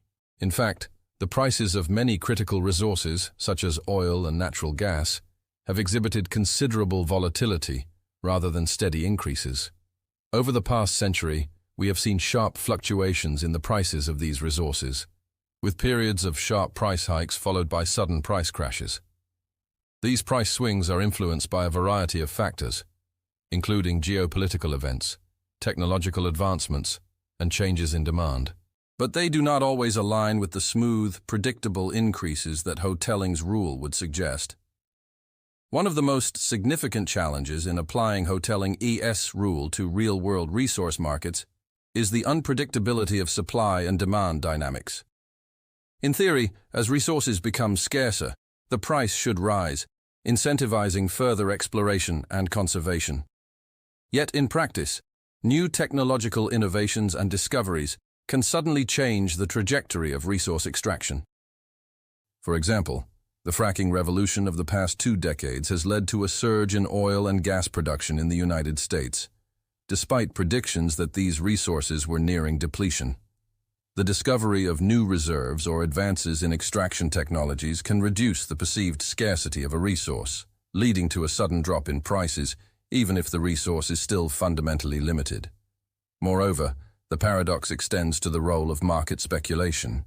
Investors in non-renewable resources often behave in ways that contradict the principles of hoteling's rule. Commodity futures markets and the speculative trading of resources can create price bubbles, where the price of a resource rises dramatically in the short term due to speculation about future shortages or geopolitical concerns. These speculative booms are often followed by sharp corrections, as the underlying fundamentals of supply and demand fail to align with market expectations. This short-term volatility creates a pricing environment that is far less predictable than hoteling's model would suggest. Another factor contributing to the paradox is the role of government intervention in resource markets. Governments around the world often regulate resource extraction, impose taxes or subsidies, and manipulate supply and demand through policies such as price controls or strategic reserves. These interventions can distort the natural pricing mechanisms predicted by the hoteling rule, making it more difficult to discern the true market price of a resource. For example, many countries subsidize fossil fuel production, keeping prices artificially low, while others maintain strategic petroleum reserves that can be tapped during periods of high demand, further disrupting the natural rise in prices. The hoteling rule paradox also reveals deeper insights into human behavior and decision-making. Resource owners, like all economic agents, are subject to uncertainty and risk. The future is inherently unpredictable, and the prospect of future price increases may not be sufficient to motivate resource owners to hold back extraction. Instead, they may prioritize short-term profits over long-term considerations, especially in markets where price volatility is high and future conditions are unclear. This behavior undermines the predictions of the hoteling rule, as owners may opt to extract and sell their resources more quickly, taking advantage of current prices rather than waiting for future gains. Additionally, the paradox sheds light on the role of market power in resource markets. Some resource owners or companies may have significant monopoly power or market control, allowing them to manipulate prices and extract rents in ways that do not follow the trajectory predicted by the hoteling rule. In markets dominated by a few large players, pricing decisions may be influenced by strategic considerations rather than the efficient allocation of resources. In these cases, the price of a resource may be driven more by market dynamics and power relations than by the natural forces of supply and demand. Ultimately, the hoteling rule paradox serves as a reminder of the complexity of resource markets and the limits of economic models in capturing the full range of factors that influence prices. While the hoteling rule provides a valuable framework for understanding the relationship between resource scarcity and pricing, it oversimplifies the many forces that shape the behavior of resource owners, investors, and governments. The paradox also challenges our assumptions about the long-term stability of resource markets, highlighting the role of speculation, technological change, and policy intervention in driving market fluctuations. In conclusion, the Hotelling rule paradox reveals that the dynamics of non-renewable resource pricing are far more complex than initially imagined. While the theory suggests that the price of a resource should steadily increase over time in response to its increasing scarcity, real-world markets often exhibit volatility and unpredictability. By understanding this paradox, policymakers, investors, and resource owners can better navigate the challenges of resource management, while recognizing that market dynamics and human behavior often lead to outcomes that defy simple economic models. The paradox reminds us that in the world of non-renewable resources, stability and predictability are elusive, and the forces driving prices are often more nuanced than we can fully grasp. Impossible Trinity, the dilemma of monetary policy. In the world of international economics, there exists a paradox that illuminates the complex relationship between a nation's monetary policy, exchange rates, and capital flows. This paradox, known as the impossible trinity or the trilemma, presents a stark challenge to policymakers around the globe. According to this principle, it is impossible for a country to simultaneously maintain free capital movement, a fixed exchange rate, and an independent monetary policy. In other words, a country must choose two out of these three objectives, as trying to achieve all three at once leads to internal contradictions that undermine the effectiveness of economic governance. The impossible trinity is one of the most fundamental concepts in international monetary economics, highlighting the trade-offs that arise when managing a nation's economic policy in a globalized world. The paradox lies in the fact that while each of these three goals, open capital markets, exchange rate stability, and independent control over monetary policy, appears desirable, they cannot coexist in their ideal form without causing tensions and imbalances. At the heart of the trilemma is the relationship between exchange rates and capital flows. When a country allows free capital movement, it means that foreign investors can move money in and out of the country with ease. This flexibility is often seen as a positive feature, as it facilitates global investment and supports economic growth. However, in an open capital market, the country cannot maintain a fixed exchange rate while also maintaining an independent monetary policy. This is because, under conditions of free capital movement, changes in the domestic interest rates or monetary policies will affect the flow of capital in and out of the country. For instance, if a country raises its interest rates to control inflation, this may attract foreign capital, causing an appreciation of the currency. Conversely, if the country lowers interest rates to stimulate the economy, capital may flow out, leading to a depreciation of the currency. In either case, the nation's exchange rate is no longer fixed and will fluctuate according to market forces. The paradox emerges when policymakers attempt to peg their currency to another currency or a basket of currencies in order to stabilize their exchange rate. In doing so, they essentially forfeit the ability to implement independent monetary policies. If a country's currency is fixed against another currency, such as the US dollar, then it must adjust its domestic interest rates to align with those set by the country of the currency to which it is pegged. This makes it impossible for the country to pursue its own monetary policy objectives, such as controlling inflation or targeting full employment, because it must adhere to the monetary policies set by the country whose currency it is tied to. In practical terms, the impossible trinity has profound implications for countries around the world. Many nations are forced to choose between capital mobility and monetary autonomy.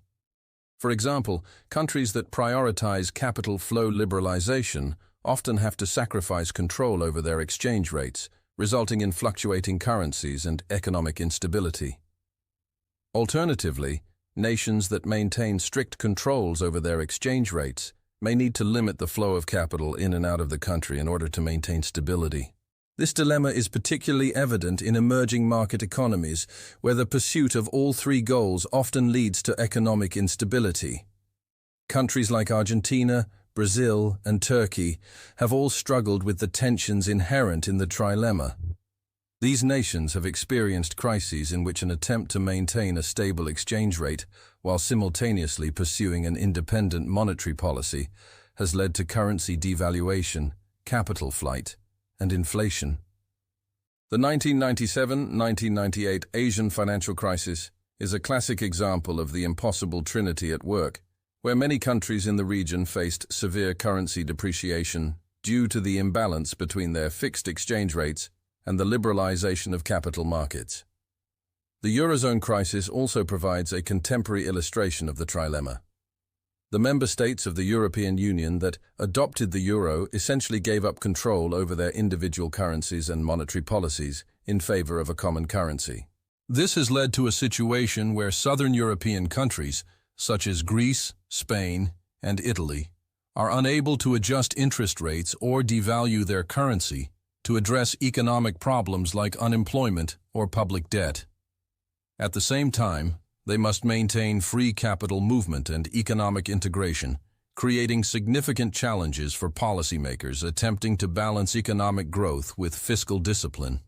The impossible trinity paradox also raises important questions about the nature of economic sovereignty and globalization.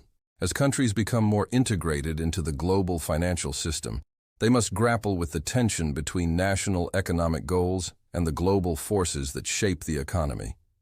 Countries that prioritize global economic integration and free capital mobility often have to give up control over their domestic economic policies, making it more difficult to protect their economies from global financial shocks. In contrast, nations that seek to protect their domestic economic policies and exchange rates may find themselves isolated from global capital flows, limiting their opportunities for investment and economic growth. The trilemma also underscores the role of central banks in managing the complex dynamics of global finance. Central banks play a critical role in navigating the tensions between exchange rate stability, monetary policy, and capital mobility. In the face of the impossible trinity, central banks must make difficult decisions about how to balance these competing goals. For instance, in the aftermath of the 2008 global financial crisis, many central banks, including the Federal Reserve and the European Central Bank, had to implement unconventional monetary policies, such as quantitative easing and negative interest rates, in an attempt to stabilize their economies while maintaining global capital flows. The impossible trinity paradox also leads us to question the future of global monetary systems. In an increasingly interconnected world, it seems that nations must choose between sovereignty and global cooperation. Countries that prioritize autonomy over their monetary policies may find themselves constrained by the forces of globalization, while those that embrace global integration may face the risk of losing control over their own economies. The trilemma forces policymakers to weigh the benefits of global integration against the costs of economic instability and to determine the trade-offs they are willing to make in pursuit of a stable and prosperous future. Ultimately, the impossible trinity paradox serves as a reminder of the inherent limitations of economic policy. While countries may strive to achieve economic stability and global integration, the trilemma reveals that these goals are often in tension with one another. Policymakers must navigate the delicate balance between capital flows, exchange rates, and monetary independence, and recognize that there are trade-offs to every policy choice. The paradox reminds us that economic systems are complex and interdependent, and that decisions made in one area can have far-reaching consequences in others.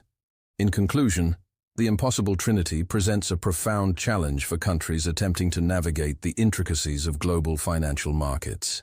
By understanding the limitations imposed by the trilemma, policymakers can make more informed decisions about how to balance national interests with global realities.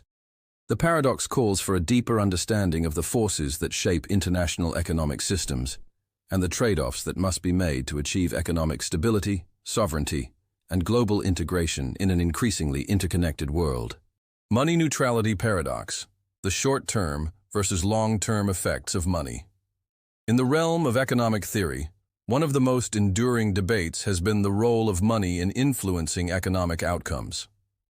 At the heart of this debate lies the money neutrality paradox, a concept that challenges our understanding of how money interacts with economic activity. The paradox suggests that while money can have real, short-term effects on the economy, such as influencing employment, output, and prices. It has no lasting impact on these variables in the long run. In the long run, money is said to be neutral, meaning that changes in the money supply only affect nominal variables like prices and wages, but not real variables like output or employment. This idea stands in contrast to many of the more interventionist theories that suggest monetary policy can have long-lasting effects on economic growth, wealth distribution, and even technological progress.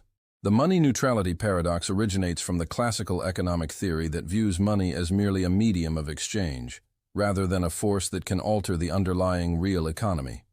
According to this view, any increase in the money supply will lead to a proportional increase in prices, but will not change the real output of the economy.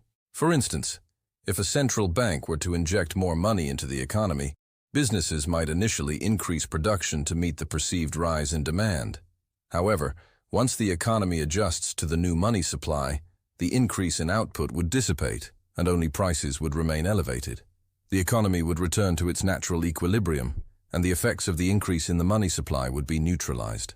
This notion of neutrality is central to many classical models of monetary economics, such as the quantity theory of money and the classical dichotomy, which maintain that money is a nominal variable that only affects price levels but does not influence the real economy in the long term. In these models, changes in the money supply are seen as temporary shocks that do not have any lasting effect on real variables like output or employment. The money neutrality paradox presents a fascinating challenge, particularly when we look at monetary policy in the short term. In the short run, money is not neutral. Central banks have the ability to influence real economic activity by adjusting the money supply, which can affect everything from interest rates and investment to consumer spending and business confidence. For example, when a central bank lowers interest rates, it typically stimulates investment by making borrowing cheaper, leading to an increase in production and employment. Similarly, when governments engage in quantitative easing or fiscal stimulus, they inject large amounts of money into the economy, hoping to spur demand and increase output. However, the paradox lies in the fact that these effects are often temporary. While the economy may experience a boost in the short term, these gains are often not sustainable. As money is injected into the economy, the initial increase in demand and production may lead to inflation, and over time, prices will adjust to reflect the higher money supply. Once the economy adjusts, the real effects of the monetary policy, in terms of output and employment, often revert to their previous levels. In this sense, money is seen as neutral in the long run, with no lasting impact on the real economy. The paradox becomes even more apparent when we consider the role of expectations in shaping the economic response to changes in the money supply. If people and businesses expect that an increase in the money supply will lead to higher inflation in the future, they may adjust their behavior accordingly. For instance, workers may demand higher wages to keep up with rising prices, and businesses may increase prices in anticipation of higher costs. These expectations can lead to a self-fulfilling prophecy, where the increase in the money supply leads to higher prices and wages, but does not result in a permanent increase in real output or employment. In the long run, money is therefore seen as neutral because, while it may temporarily influence economic variables, it does not change the fundamental factors that drive economic growth. These factors, such as productivity, technology, and labor supply, are the true drivers of real economic progress. Money, in this view, acts as a medium of exchange, but does not alter the underlying structure of the economy. This neutrality also has important implications for monetary policy. If money is truly neutral in the long run, then the primary role of monetary policy should be to maintain price stability and control inflation, rather than attempting to influence real economic variables like employment or output. This view is consistent with the monetarist school of thought, which advocates for a steady, predictable increase in the money supply to match the growth of the economy, without attempting to fine-tune the economy through discretionary monetary policy. However, the money neutrality paradox has its critics, particularly in the wake of the 2008 financial crisis and subsequent economic challenges. Critics argue that while money may be neutral in the long run, it can have lasting effects on the economy in the short and medium terms. For instance, Quantitative easing and low interest rates have had significant and persistent effects on asset prices, inequality, and financial markets, even if they did not lead to a sustained increase in output or employment. Some argue that these policies have contributed to a disconnect between financial markets and the real economy, leading to asset bubbles and rising inequality. Moreover, the Great Recession and subsequent slow recovery suggest that monetary policy may have more of an effect on the economy than the money neutrality paradox would suggest. In the wake of the crisis, central banks around the world engaged in unprecedented monetary easing, yet the recovery was sluggish, and real wages stagnated for much of the population. Some argue that this reflects a more complex relationship between money and the economy, one that cannot be fully explained by the neutrality of money. The money neutrality paradox also raises important questions about the role of government intervention in the economy. While classical models suggest that money is neutral in the long run, the real-world effects of monetary policy suggest that governments have a significant role to play in managing economic cycles and addressing market failures. The paradox calls for a more nuanced understanding of the relationship between money, prices, and economic growth, one that takes into account the psychological, social, and institutional factors that shape economic behavior and decision-making. In conclusion, the money neutrality paradox serves as a powerful reminder of the limits of monetary policy and the complexity of economic systems. While money may be neutral in the long run, its short-term effects on the economy can be profound, and understanding this paradox is essential for effective economic governance. It also challenges us to reconsider our assumptions about the role of money in shaping the real economy, and reminds us that monetary policy must be approached with a sense of humility and an understanding of the many forces at play.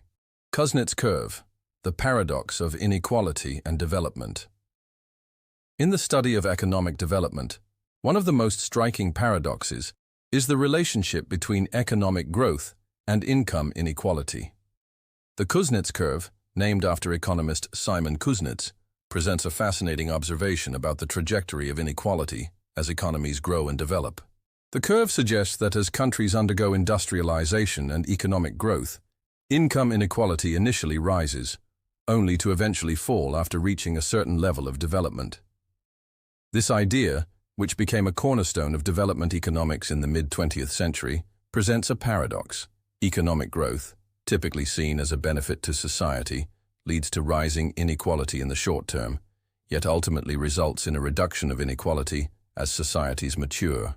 Kuznets' hypothesis, first articulated in the 1950s, posits that as economies shift from agrarian to industrialized systems, the gap between the rich and the poor tends to widen. During the early stages of industrialization, a country's workforce is divided between urban industrial workers and rural agricultural workers, with the former generally earning higher wages than the latter. As cities expand and new industries emerge, the income disparity between these groups grows. The capital-intensive nature of industrialization means that owners of capital, those who can invest in machinery, technology, and factories, disproportionately benefit from the economic transformation, while laborers may not see immediate improvements in their wages or living conditions.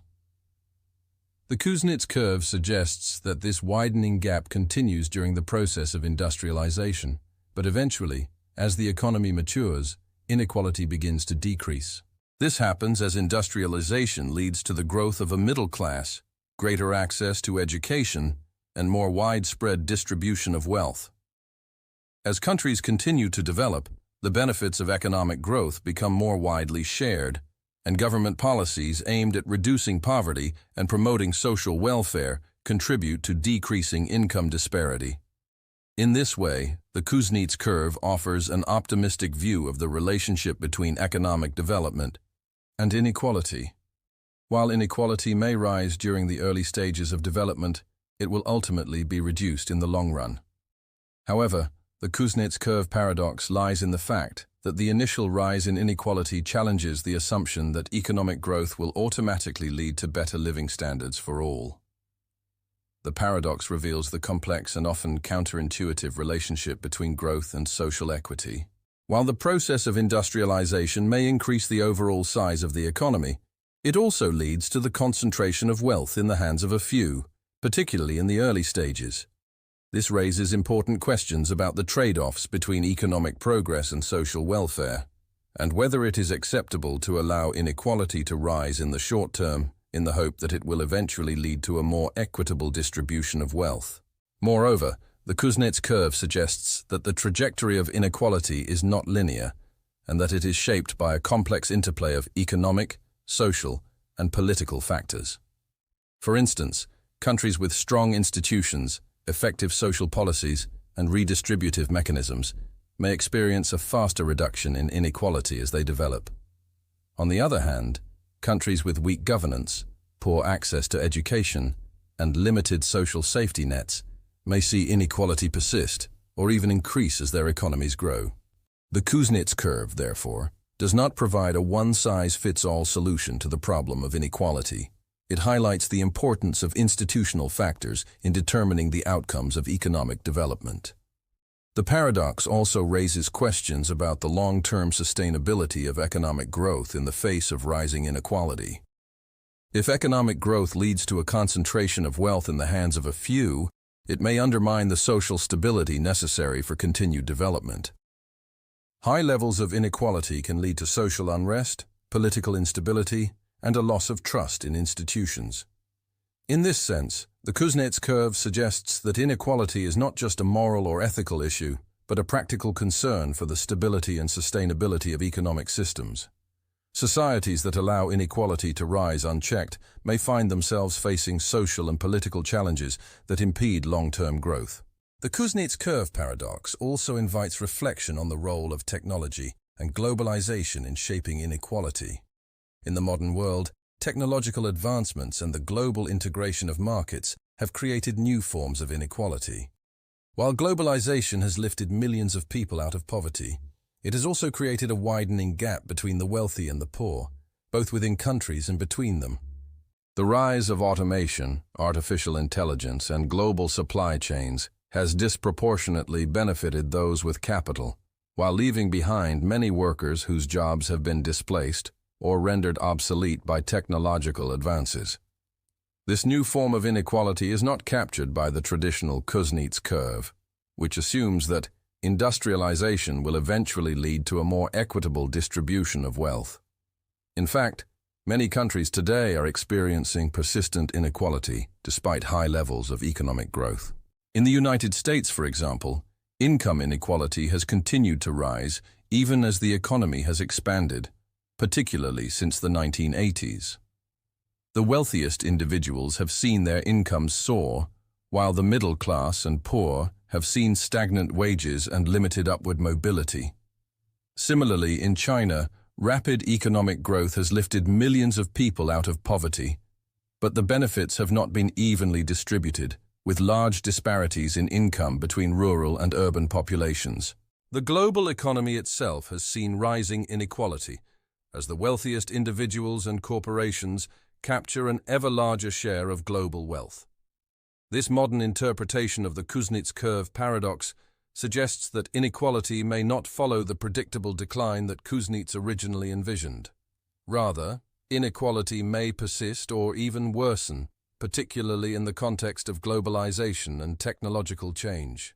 In this new era of global capitalism, the question of how to address inequality becomes even more pressing, as economic growth no longer automatically leads to more equitable societies.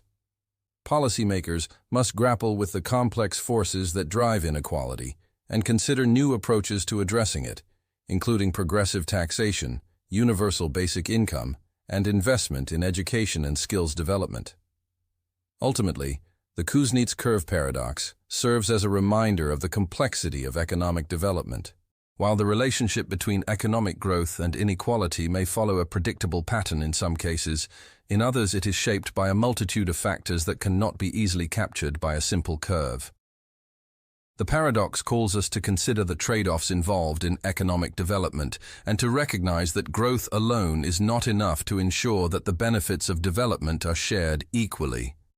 To achieve a more equitable future, societies must actively address the root causes of inequality and find ways to ensure that the gains of economic progress are distributed in a manner that promotes social cohesion and stability. In conclusion, the Kuznets curve paradox challenges our assumptions about the relationship between economic growth and inequality. While growth can lead to greater prosperity and reduced poverty, it may also exacerbate inequality in the short term. To overcome this paradox, policymakers must focus on creating policies that promote not only economic growth but also equity, social mobility, and inclusion. The paradox reminds us that true development is not just about increasing wealth, but about creating societies that are just, inclusive, and resilient.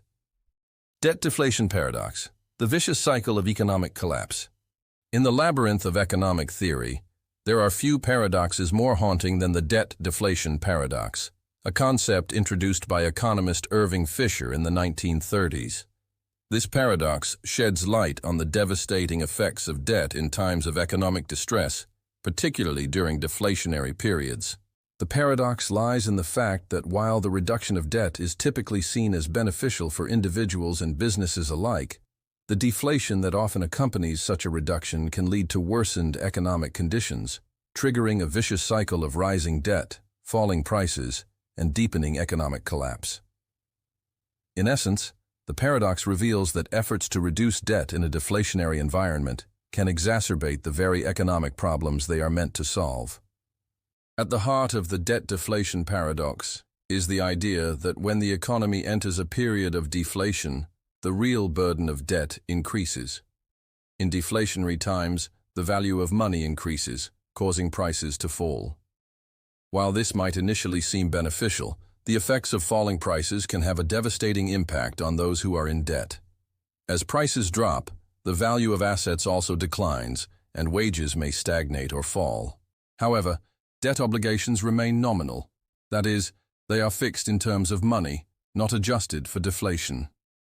As a result, individuals and businesses are left with an increasing burden of debt, even as their incomes or assets lose value.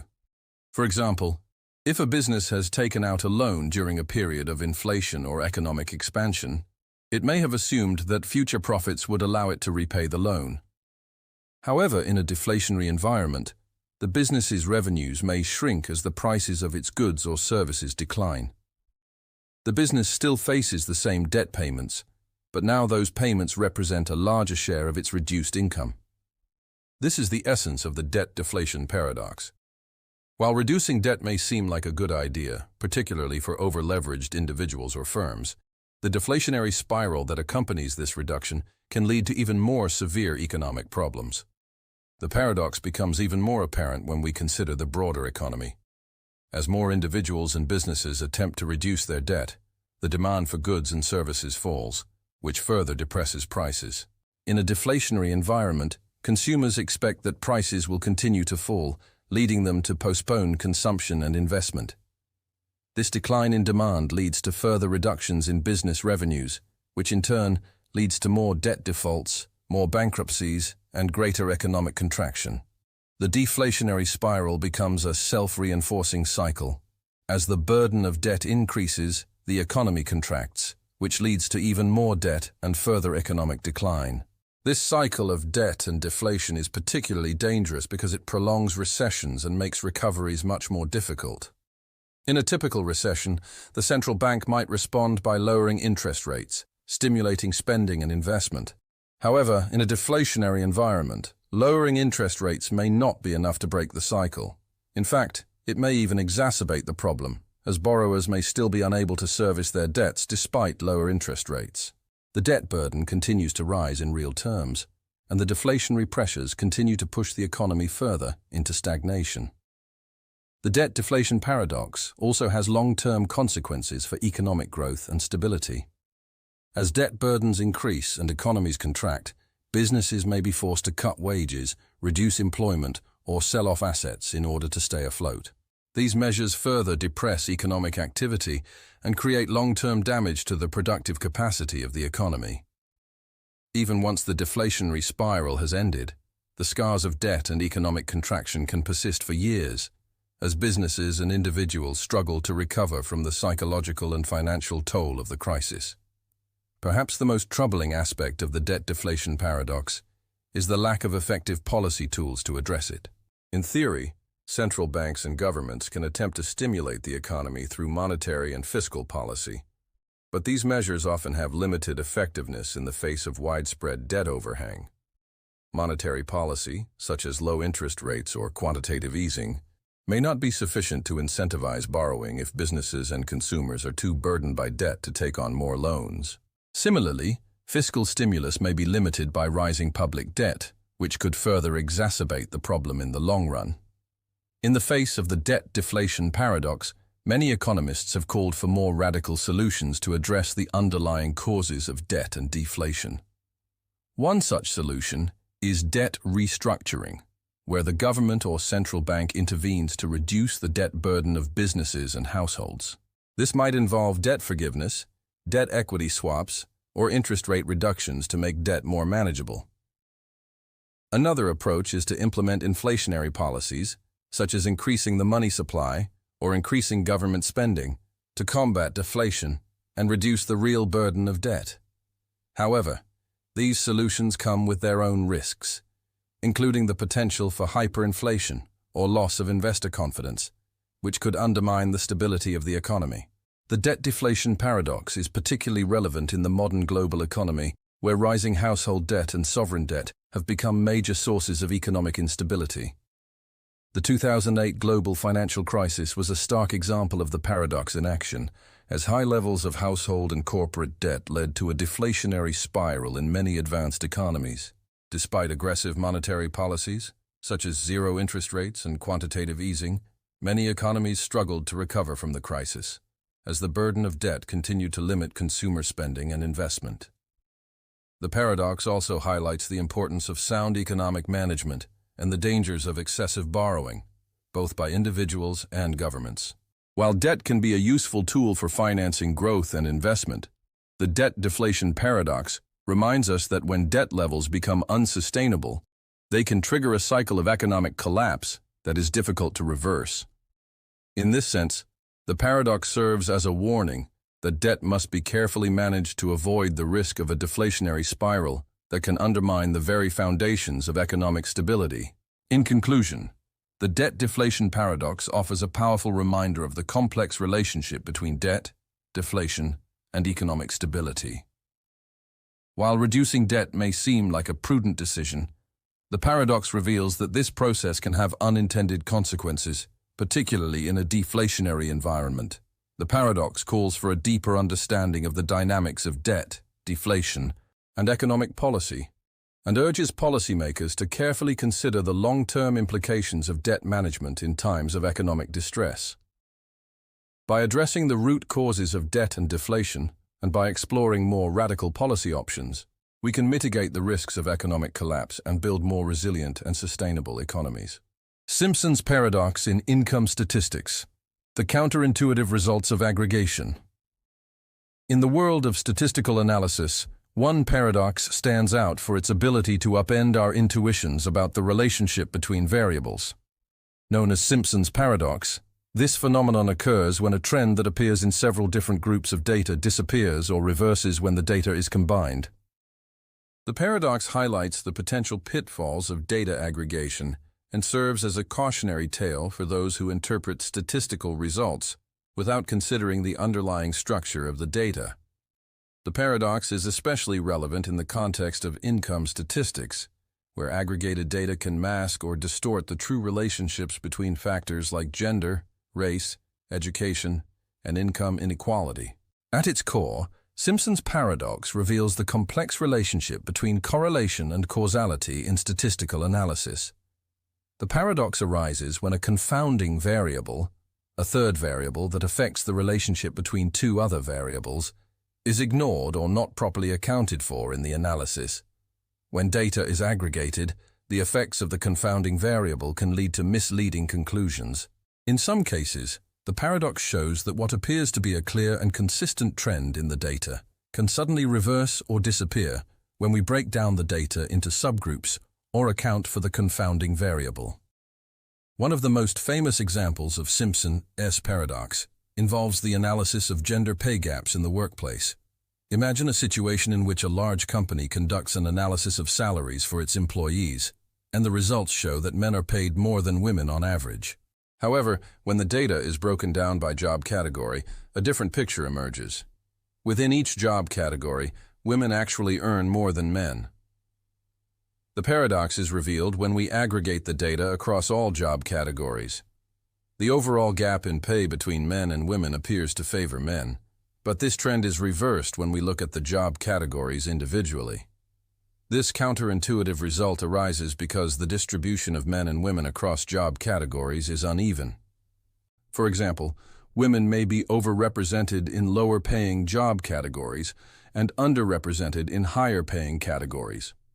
When the data is aggregated, the higher average pay in male-dominated job categories pulls up the overall average, making it appear that men are paid more than women, even though women actually earn more in each individual category. This is the essence of Simpson-ES paradox. The aggregation of data can create misleading results that mask the true relationships within subgroups. Simpson-ES paradox is particularly relevant in income statistics because income is influenced by a variety of factors, including education, experience, occupation, and industry.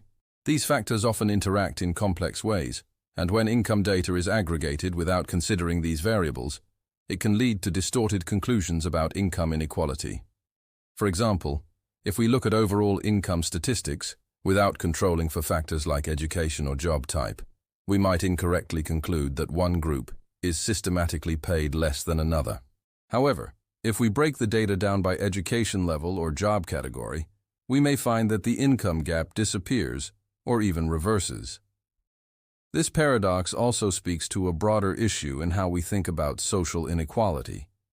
Aggregated data, such as national income distributions or gender wage gap statistics, can provide a general sense of trends and disparities, but they may obscure the nuances that lie beneath the surface.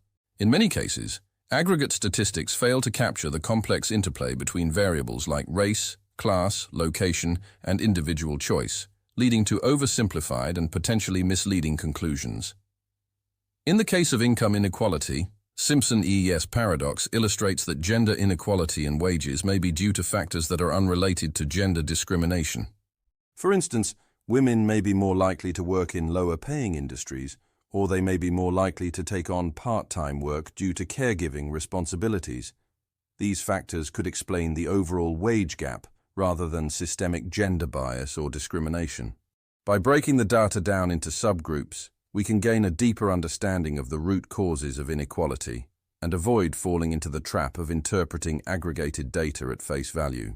The paradox also underscores the importance of careful statistical analysis and the need to consider confounding variables when interpreting data. In the realm of public policy, business strategy, and economic development, the ability to properly analyze data and recognize the potential for Simpson's paradox is essential.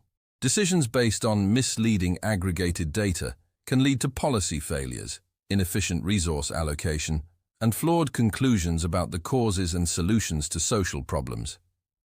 For example, in the case of income inequality, policymakers might attempt to address the issue by implementing policies aimed at closing the gender pay gap, based on aggregated data that shows men earning more than women. However, if these policies fail to consider the underlying factors driving the inequality, such as differences in occupation, education, or work experience, they may be ineffective or even counterproductive. In some cases, the policies may inadvertently exacerbate the problem by focusing on the wrong variables or overlooking important factors. In a world increasingly driven by big data, machine learning, and artificial intelligence, the lessons of Simpson's paradox are more relevant than ever.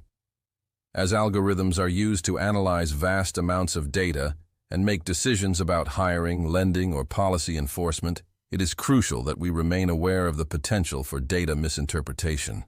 Automated decision-making systems that rely on aggregate data without properly accounting for confounding factors can perpetuate existing inequalities or create new ones. The ethics of data analysis and algorithmic transparency have become central issues in contemporary discussions about social justice and economic policy. Simpson's paradox also serves as a reminder of the limitations of statistical tools and the need for nuanced analysis. While statistical techniques can provide valuable insights into patterns and trends, they are not a substitute for careful consideration of the social and economic context in which the data is collected. The paradox urges us to dig deeper into the data, question our assumptions, and look beyond surface-level trends to understand the complex realities that shape our world. In conclusion, Simpson's paradox in income statistics highlights the potential pitfalls of data aggregation and the importance of disaggregating data to reveal the true patterns beneath the surface. It challenges us to reconsider how we interpret economic inequality and reminds us that the relationships between variables are often more complex than they appear at first glance. By recognizing the paradox and carefully analyzing the data, we can gain a deeper understanding of the forces that drive inequality and work toward more informed and effective policies. The paradox teaches us that while data can illuminate the truth, it can also obscure it. And that true understanding requires us to look beyond the numbers. Paradox of tolerance in market freedoms. The limits of freedom in a free market. In the world of economic theory, the paradox of tolerance presents a profound challenge to our understanding of freedom and equality in a market economy. This paradox, first articulated by philosopher Karl Popper in the 20th century, suggests that in order to preserve a tolerant society, we must sometimes be intolerant of certain ideas and behaviors that threaten the very foundations of freedom. Applied to the realm of economics, the paradox asks whether there are limits to market freedoms and whether certain practices or ideologies that flourish in a free market can be harmful to the overall social fabric. It confronts us with the tension between the ideal of unrestricted freedom and the necessity of ensuring that market forces do not erode the principles of fairness, equality, and social cohesion. At its core, the paradox of tolerance in economic terms challenges the idea that a truly free market can function without any restrictions. According to the traditional laissez-faire view of the economy, the market should operate without interference, with individuals and businesses free to engage in voluntary transactions without constraints. Under this model, competition, supply and demand, and profit motives drive the allocation of resources, and any restrictions or regulations on the market are seen as a threat to individual freedom and economic efficiency. However, the paradox suggests that in order to preserve the freedoms of the market itself, we may need to limit or regulate certain behaviors or practices that undermine the very principles of fair competition, equity, and social responsibility. The paradox becomes evident when we consider the effects of monopolies, anti-competitive behavior, or exploitative labor practices within a market economy. In a truly free market, these practices may be allowed to flourish, as they are part of the competition and profit-maximizing strategies of businesses. However, when left unchecked, these practices can lead to the concentration of power in the hands of a few, the exploitation of workers, and the exacerbation of inequality. In such cases, the paradox of tolerance suggests that the preservation of a truly free society may require interventions to curtail these market forces in order to prevent them from undermining the principles of justice, democracy, and fairness. For example, the rise of monopolies or oligopolies in certain industries can stifle competition and reduce consumer choice, ultimately leading to higher prices and lower quality goods or services. In a free market, these monopolistic practices may seem to be the result of natural competition or efficient market forces. However, the paradox of tolerance challenges this view, arguing that such market structures can erode the fundamental values of a free market society by limiting access to goods and services and concentrating power in the hands of a few dominant players. To protect the integrity of the market, regulations such as antitrust laws or competition policy may be necessary to prevent the harmful effects of monopolies and ensure that the benefits of the market are shared more equally among all participants. Similarly, exploitative labor practices, such as wage theft, unsafe working conditions, or child labor, can flourish in an unregulated market, particularly in industries where workers have little bargaining power. These practices undermine the principles of fairness and human dignity Yet they may be tolerated in a free market where businesses are driven by the goal of maximizing profits at any cost. The paradox of tolerance suggests that in order to preserve a fair and just society, it may be necessary to place limits on certain market behaviors that exploit vulnerable populations. Labor laws, minimum wage standards, and workplace safety regulations are examples of policies that help to ensure that the market operates in a way that promotes human rights and social welfare, even if they impose constraints on market freedom. The paradox of tolerance in market freedoms also invites us to consider the role of ethics and social responsibility in business practices. While profit maximization is often seen as the natural goal of businesses in a free market, the paradox suggests that a market system that encourages unethical behavior, such as fraud, deception, or environmental degradation, can undermine the broader social contract that underpins the economy. In a truly tolerant society, businesses should be held accountable for the social and environmental impacts of their actions.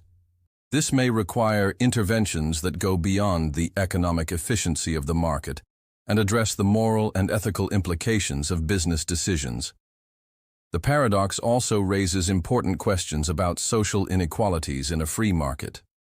While markets can create wealth and opportunity, they can also exacerbate existing disparities in income, education, and access to resources. In the absence of redistributive policies, a completely free market may lead to greater economic inequality, where the rich become richer and the poor become poorer. The paradox of tolerance suggests that in order to preserve the stability and cohesion of a society, it may be necessary to place limits on the excesses of market forces and implement policies that ensure a more equitable distribution of wealth and resources. Progressive taxation, social safety nets, and universal health care are examples of policies that can help address the negative consequences of economic inequality and ensure that the benefits of economic growth are shared by all members of society. The paradox of tolerance in market freedoms also challenges the idea that globalization and free trade can always be beneficial. While globalization has brought increased access to goods, services, and markets, it has also created new challenges related to labor exploitation, environmental degradation, and cultural homogenization. In a truly free market, countries may be tempted to lower labor standards, cut environmental regulations, or exploit cheap labor in order to gain a competitive advantage. However, the paradox suggests that unchecked globalization can lead to race-to-the-bottom practices that harm both individuals and the environment. To preserve a fair and sustainable global economy, it may be necessary to place limits on certain aspects of free trade and ensure that ethical standards are upheld in the global marketplace. The paradox also invites us to consider the role of governments in managing market freedoms. While the ideal of a free market is often associated with limited government intervention, the paradox of tolerance suggests that government action may be necessary to regulate markets in order to protect the common good. Governments have a responsibility to ensure that markets operate in a way that promotes fairness, justice, and social well-being, and that the benefits of economic growth are not concentrated in the hands of a few. This may involve implementing policies that regulate competition, protect workers, preserve the environment, and address income inequality. In conclusion, the paradox of tolerance in market freedoms challenges us to rethink the relationship between economic freedom and social responsibility.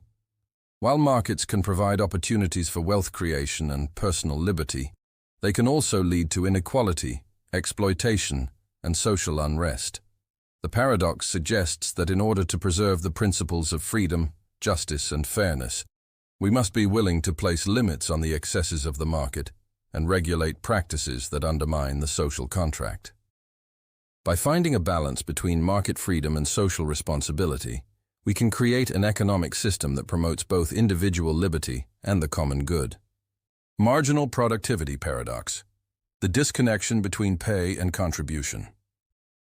In the realm of economic theory, one paradox that consistently challenges our understanding of labor markets and income distribution is the marginal productivity paradox.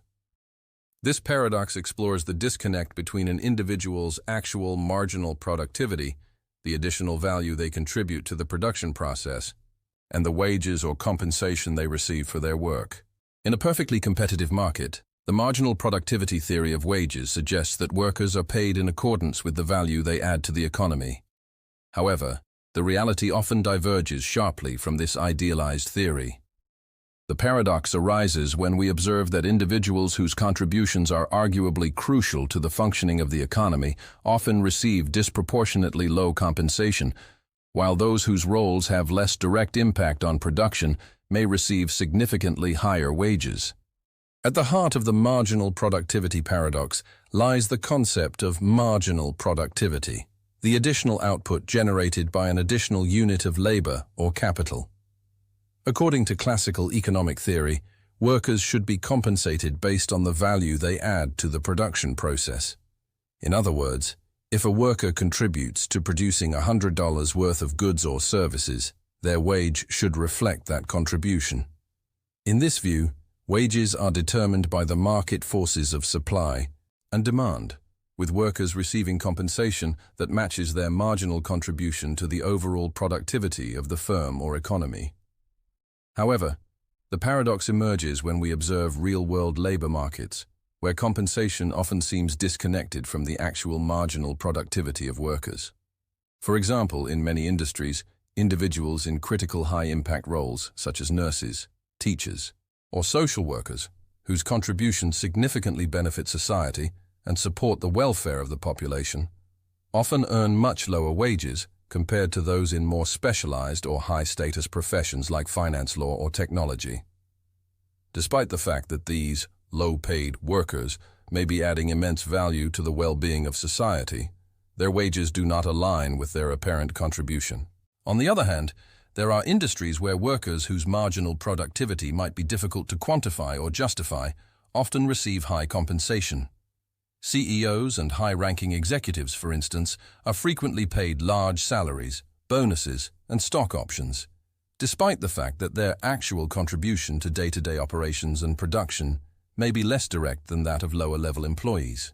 In these cases, the marginal productivity theory of wages appears to break down, as compensation does not always reflect the actual value produced by the individual. This disconnection between pay and productivity can be attributed to several factors, one of which is the role of market power in determining wages.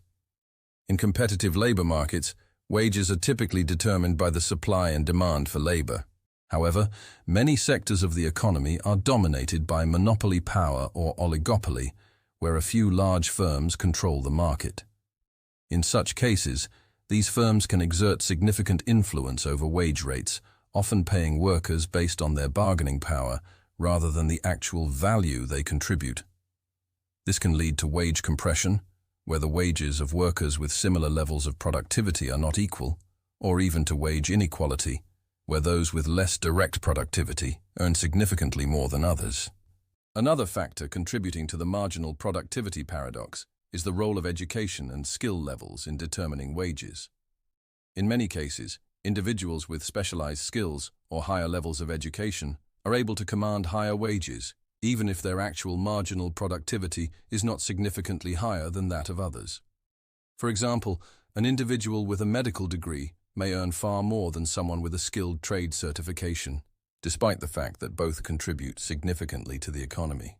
In this sense, the market does not always reward individuals based on the direct value of their contributions, but instead rewards them for their human capital, their education, credentials, and skills.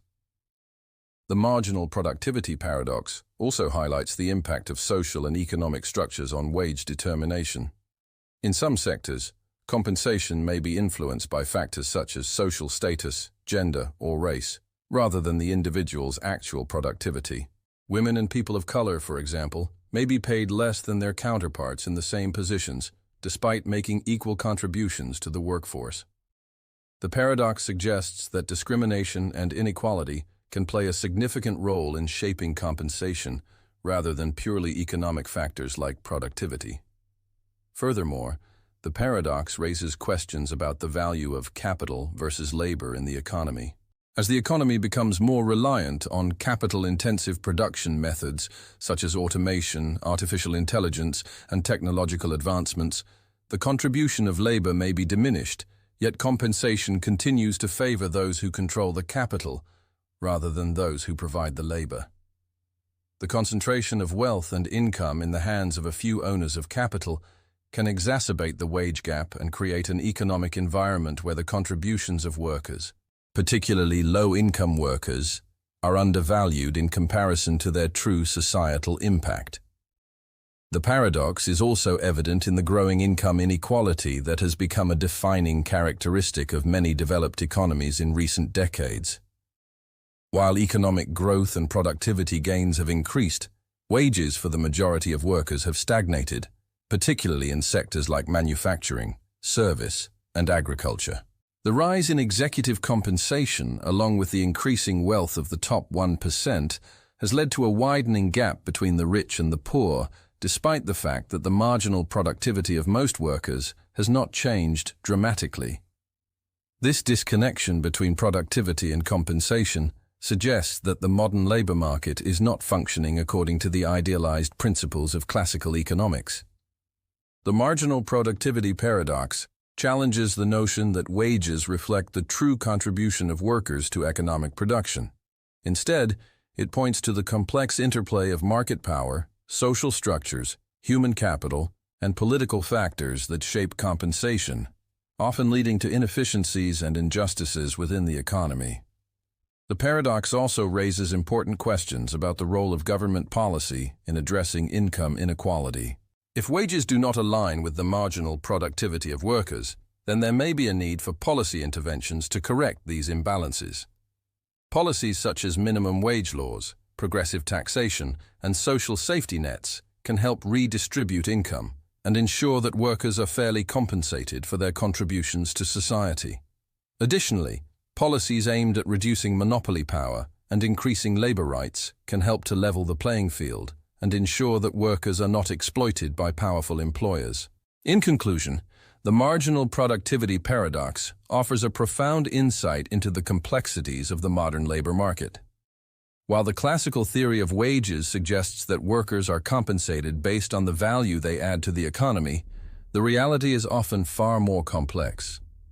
Market power, social inequality, human capital, and political factors all play a significant role in determining wages, often creating a disconnect between compensation and productivity.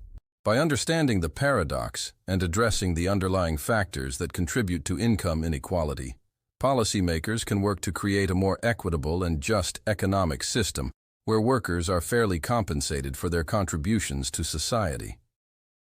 Money demand paradox, the dilemma of liquidity traps. In the world of monetary economics, one paradox that frequently challenges traditional thinking is the money demand paradox, also known as the liquidity trap. This paradox sheds light on the counterintuitive behavior of money demand in situations where interest rates are at or near zero and monetary policy seems to lose its effectiveness. According to traditional economic theory, when interest rates are low, individuals and businesses are supposed to increase their demand for money, thereby stimulating economic activity. However, in certain circumstances, particularly during periods of economic stagnation or deflationary spirals, this relationship breaks down, leading to a situation where increased liquidity does not result in increased investment or consumption. The paradox lies in the fact that in such a scenario, money demand continues to rise, but this increased demand does not translate into the economic growth that conventional models predict. The money demand paradox is closely linked to the concept of the liquidity trap, a situation in which monetary policy becomes ineffective because interest rates are already at or near zero and people prefer to hold money rather than spend or invest it. In a typical economy, central banks use interest rate cuts as a tool to stimulate the economy. When interest rates are lowered, borrowing becomes cheaper, and individuals and businesses are more likely to spend and invest. This, in turn, leads to increased demand for goods and services, higher employment, and economic growth. However, in a liquidity trap, this relationship breaks down. When interest rates are at zero, people do not respond to further cuts in interest rates by increasing spending or investment. Instead, they prefer to hold on to cash, increasing the demand for money itself. In this situation, the money supply may increase, but rather than fueling economic activity, the excess money simply sits idle, leading to a paradox where more money is available, but economic growth remains stagnant. This creates a situation where monetary policy appears to be powerless in stimulating demand, even though the central bank has done everything it can to increase the supply of money. The paradox is that, in a traditional economy, the demand for money is expected to be proportional to the interest rate. As interest rates fall, individuals and businesses are expected to hold more money, but they are also expected to invest or spend the money in order to earn a return. The paradox arises when, in a liquidity trap, individuals and firms hold on to money but are unwilling to spend or invest it, even when the opportunity cost of holding money, in terms of foregone interest, is essentially zero. In this case, money demand increases because people are uncertain about the future, prefer the security of holding cash, or simply lack confidence in the economy. This increased demand for money does not translate into higher economic output, because the money remains in savings accounts, not circulating in the broader economy. The money demand paradox can have profound implications for policymakers. In situations where the interest rate has already been reduced to zero, the central bank's traditional tool of monetary policy, lowering interest rates, becomes ineffective. In a liquidity trap, the central bank EIS attempts to increase the money supply may not result in the desired increase in investment or consumer spending. Instead, the excess liquidity simply exacerbates the paradox, as individuals and businesses hoard cash rather than using it to stimulate the economy. This can lead to prolonged periods of economic stagnation, even in the face of aggressive monetary easing.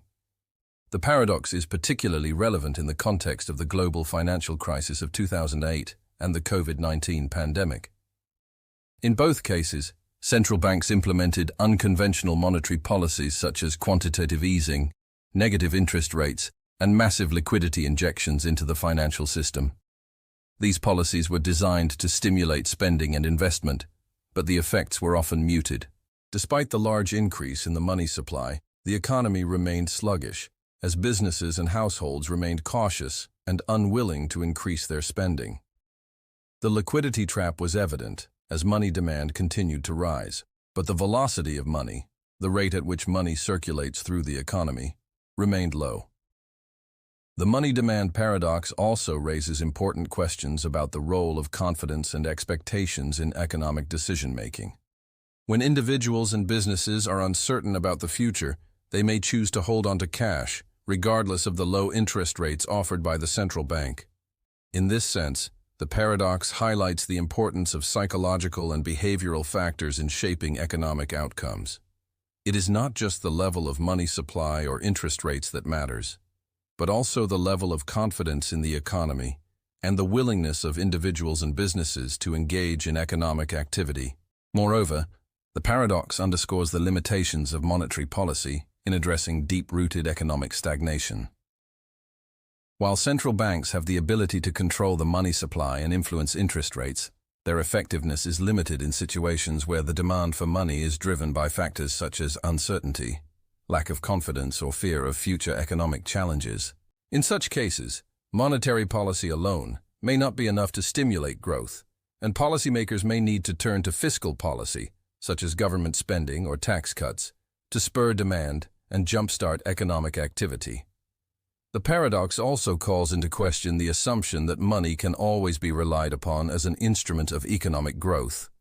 In a liquidity trap, money is seen not as a means of facilitating transactions or investment, but as a safe haven or a form of wealth preservation.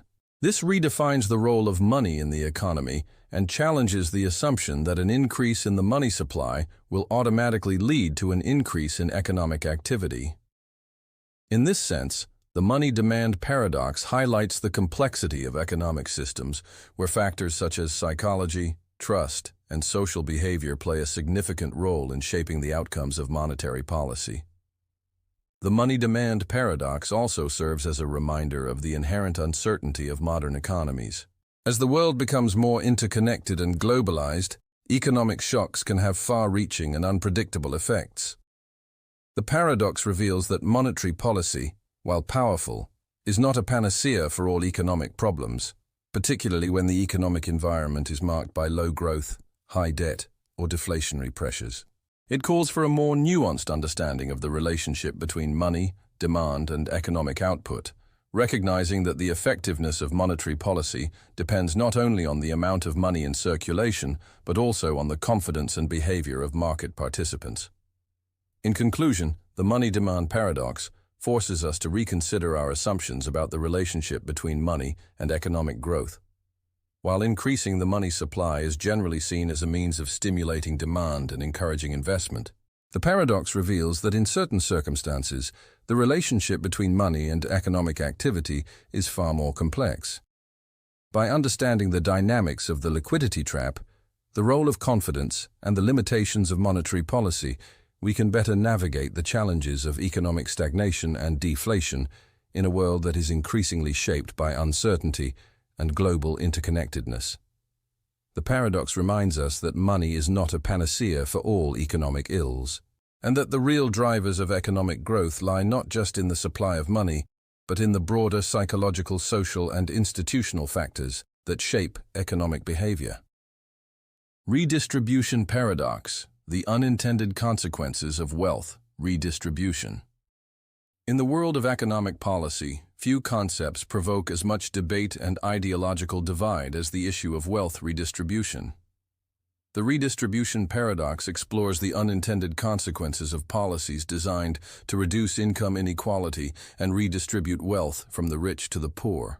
At first glance, the goal of wealth redistribution appears noble and straightforward: to promote social justice, reduce economic disparities, and create a more equitable society.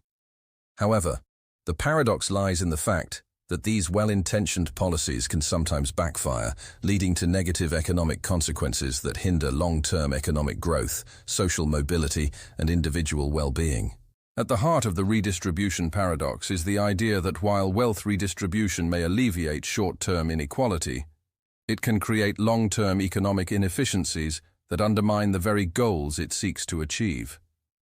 The paradox arises when governments attempt to redistribute wealth through taxation, welfare programs, or minimum wage laws, only to find that these policies create unintended consequences, such as reduced incentives for investment, entrepreneurship, and hard work. In the process, these policies may inadvertently reduce overall economic output, increase unemployment, and perpetuate dependency rather than promoting self-sufficiency. One of the most prominent examples of the redistribution paradox is the effect of progressive taxation on incentives to work and invest. Progressive tax systems, where higher income earners are taxed at higher rates, are designed to reduce income inequality by redistributing wealth to lower income individuals through social programs or public services. However, the paradox emerges when high tax rates discourage individuals from working harder, saving, or investing. As tax rates increase, individuals may have less incentive to earn more, as the additional income will be taxed at a higher rate.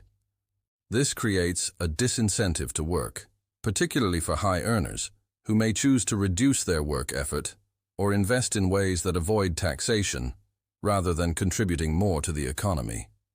The paradox deepens when we consider the potential impact of progressive taxes on investment.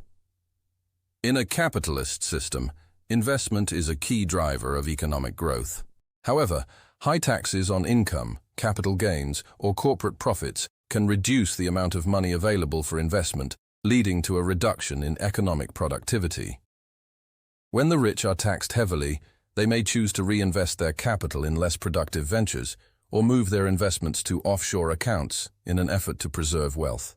This leads to a reduction in productive investments, which ultimately harms the economy as a whole and reduces the funds available for job creation, technological innovation, and long-term growth. Moreover, the redistribution paradox is evident in the impact of welfare programs on labor force participation. Welfare programs are designed to provide a safety net for the poor, offering financial assistance to those who are unemployed or unable to work. While these programs may reduce immediate poverty, they can also reduce the incentive to seek employment. When individuals receive benefits without having to work, they may become dependent on welfare, rather than striving to improve their skills or find employment. Over time, this dependence can create a culture of poverty, where individuals have little incentive to invest in their own human capital, further entrenching the cycle of poverty. The paradox becomes even more pronounced when we look at the effect of welfare on intergenerational poverty. Research has shown that children born into families that rely heavily on welfare are more likely to remain dependent on government assistance throughout their lives. This creates a vicious cycle where welfare programs, rather than lifting people out of poverty, may instead reinforce the very conditions that cause poverty in the first place. The redistribution paradox suggests that by providing too much support without promoting the skills or incentives needed for individuals to succeed on their own, welfare programs may inadvertently perpetuate inequality rather than reduce it. Similarly, the redistribution paradox also affects the impact of minimum wage laws. Minimum wage laws are intended to ensure that low-income workers are paid a fair wage for their labor, lifting them out of poverty and reducing income inequality. However, the paradox emerges when minimum wage increases led to job losses or reduced hours for low-skilled workers. When businesses are forced to pay higher wages, they may cut back on hiring, reduce worker hours, or even outsource jobs to cheaper labor markets. This can result in fewer job opportunities for those the minimum wage is intended to help, particularly for younger workers or those with lower levels of education. The paradox also arises when minimum wage laws lead to price increases. As businesses face higher labor costs, they may raise the prices of goods and services to maintain their profit margins. This leads to inflation, which erodes the purchasing power of low-income individuals, making the benefits of the higher wage less meaningful. In this way, the redistribution paradox suggests that the intended benefits of wealth redistribution may be undermined by the very policies that are supposed to create economic equity. Moreover, the paradox extends to global wealth redistribution. In an increasingly globalized world, wealth redistribution efforts in one country can have negative externalities on other countries. For example, countries with high welfare programs or progressive taxation may encourage capital flight, as wealthy individuals and businesses move their assets to countries with lower tax rates or less stringent regulations. This can lead to a race to the bottom in tax competition, where nations reduce their tax rates to attract investment, undermining the ability of governments to fund public goods and social services. In this context, wealth redistribution may ultimately lead to global economic instability as capital becomes more mobile and tax havens proliferate. The redistribution paradox also highlights the tension between equality of outcome and equality of opportunity. While many wealth redistribution policies aim to reduce inequality of outcomes, they do not necessarily address the root causes of inequality, such as education, social mobility, or access to healthcare. By focusing primarily on redistributing wealth rather than providing equal opportunities for success, these policies may inadvertently perpetuate social and economic divides, rather than creating a more inclusive and equitable society. In conclusion, the redistribution paradox serves as a reminder of the complexity and unintended consequences of wealth redistribution. While the intention behind redistribution policies is often to reduce inequality and promote fairness, the paradox reveals that these well-meaning efforts can sometimes lead to inefficiencies, disincentives, and unintended social harm. By understanding the dynamics of wealth redistribution, policymakers can craft more effective policies that not only reduce income inequality, but also promote economic growth, individual empowerment, and social mobility. The paradox challenges us to reconsider our assumptions about the best ways to create a more just and equitable society, and to recognize that the path to equality may be more complex than it first appears. Moral hazard: the consequences of insurance and risk. In the study of economic behavior, the concept of moral hazard represents a paradox that challenges our understanding of how incentives and risk interact in various economic systems. At its core, moral hazard refers to the idea that when individuals or organizations are protected from the consequences of their actions, typically through insurance or other forms of risk mitigation, They may act in a way that increases the likelihood of loss, knowing that they will not bear the full cost of that loss. The paradox lies in the fact that insurance, while designed to provide security and stability, can also lead to carelessness, riskier behavior, and ultimately higher costs for society. In a world where insurance and government safety nets are increasingly relied upon to mitigate economic risks, the moral hazard paradox forces us to confront the trade-offs between providing security and maintaining personal responsibility and accountability. The moral hazard paradox arises in situations where the presence of insurance or other safety mechanisms changes the behavior of individuals and organizations, often leading to unintended negative consequences. For example, in the case of health insurance, individuals may be more inclined to seek medical treatment or take health risks, knowing that their insurance will cover the costs. This can lead to overuse of healthcare services, increased healthcare expenses, and inefficiency within the healthcare system. Similarly, in the context of financial markets, banks and corporations may take on more risk if they believe they will be bailed out by the government in the event of a crisis, leading to risky financial behavior and moral hazard on a larger scale. At its simplest, moral hazard is rooted in the misalignment of incentives. When individuals or organizations are shielded from the consequences of their actions, they may no longer have the same incentive to act responsibly. This is especially evident in insurance markets, where the primary function of insurance is to reduce the financial burden of unexpected events. However, when individuals know that they will not bear the full cost of their actions, they may be more likely to take unnecessary risks or engage in reckless behavior. This creates a cycle in which the cost of insurance increases due to the higher frequency of claims, which in turn encourages more risk-taking, ultimately leading to a worsening of the problem. One of the clearest examples of moral hazard is the behavior of individuals in the context of auto insurance. When drivers have comprehensive insurance that covers accidents, theft, or damage to their vehicles, they may be less cautious about driving behavior. They may be more inclined to drive recklessly, knowing that any damages or costs will be covered by their insurer. While this may not be true for every individual, studies have shown that the availability of insurance does indeed correlate with increased risk-taking behavior. In the healthcare industry, this is particularly pronounced, as people with health insurance may be more likely to seek unnecessary treatments, knowing that the cost will be largely covered. This can lead to a waste of resources, increased healthcare costs, and inefficiency in the system. The paradox becomes even more complex in the context of financial markets, where the presence of government bailouts and the too-big-to-fail mentality can lead to increased moral hazard among large financial institutions. If banks and corporations believe that they will be rescued in the event of a financial crisis, they may take on excessive risk, engaging in speculative investments and risky lending practices that they would otherwise avoid. This behavior was particularly evident during the 2008 global financial crisis, when many financial institutions took on enormous levels of risk in the housing market, assuming that they would be bailed out if things went wrong. The result was a massive financial collapse, requiring government intervention and taxpayer-funded bailouts. The paradox here is that the very safety nets put in place to protect the economy can encourage risky behavior, leading to the very crises they were designed to prevent. In addition to these examples, the moral hazard paradox also applies to government safety nets, such as unemployment benefits, disability payments, and welfare programs. While these programs are essential for providing financial support to individuals who are unable to work or facing hardship, they can also create disincentives to work.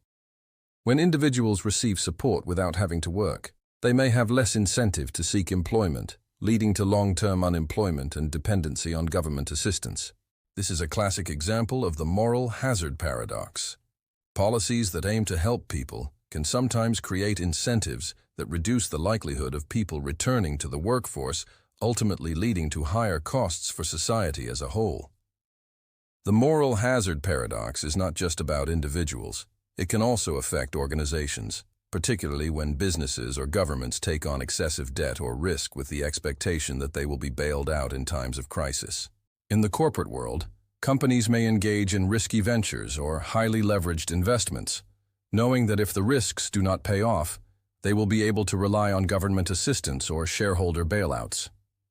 This behavior distorts the incentives in the business world, leading to inefficiency, poor decision-making, and a lack of accountability. When businesses and individuals believe they can shift the costs of their mistakes onto others, the foundations of a responsible market economy are eroded. The moral hazard paradox also leads to a deeper reflection on the balance between personal responsibility and collective support. As societies become more interdependent, the role of government and social systems in mitigating risk becomes increasingly important. However, the paradox suggests that these systems must be carefully designed to avoid encouraging irresponsible behavior.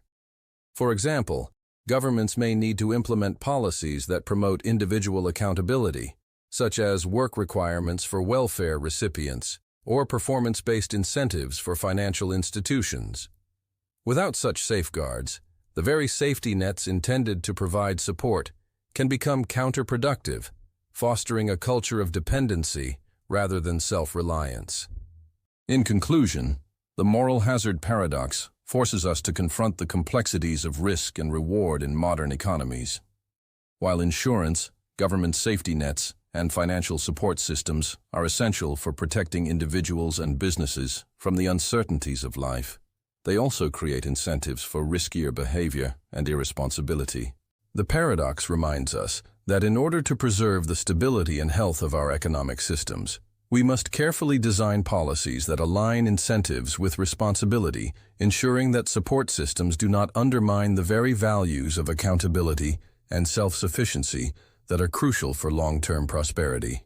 By understanding the moral hazard paradox and its implications, we can develop policies that strike a balance between protecting the vulnerable and promoting responsible economic behavior, ultimately leading to a more resilient and sustainable society. Stagflation paradox, the tension between inflation and unemployment. In the world of economic theory, few paradoxes have captured the imagination of economists and policymakers alike as the stagflation paradox. The term stagflation refers to a situation where a country experiences high inflation and high unemployment simultaneously, a combination that seems, on the surface, to be mutually exclusive. According to classical economic theory, inflation and unemployment should move in opposite directions. When inflation rises, unemployment should fall, as demand for goods and services increases, leading to more jobs. Conversely, when unemployment rises, inflation should fall, as reduced demand leads to falling prices. The stagflation paradox defies this conventional wisdom, presenting a scenario where both inflation and unemployment increase at the same time, creating a policy dilemma that challenges traditional economic tools and solutions. The roots of the stagflation paradox can be traced back to the 1970s, a decade that saw many advanced economies, particularly in the United States, grapple with rising inflation and stagnating growth. During this period, the price of oil surged, leading to an energy crisis that resulted in increased costs for businesses and consumers alike. As the price of oil and other raw materials increased, businesses passed on these costs to consumers in the form of higher prices, leading to cost-push inflation. At the same time, the economic slowdown caused by the rising energy prices led to higher unemployment as businesses cut back on production and laid off workers. The combination of rising prices and rising joblessness created the perfect storm of stagflation. This paradox presented a profound challenge for policymakers, as traditional tools to combat inflation and unemployment were no longer effective. Monetary policy, typically used to combat inflation by raising interest rates, could further worsen the unemployment situation. Fiscal policy, such as increased government spending, could stimulate demand and reduce unemployment, but would likely exacerbate inflation.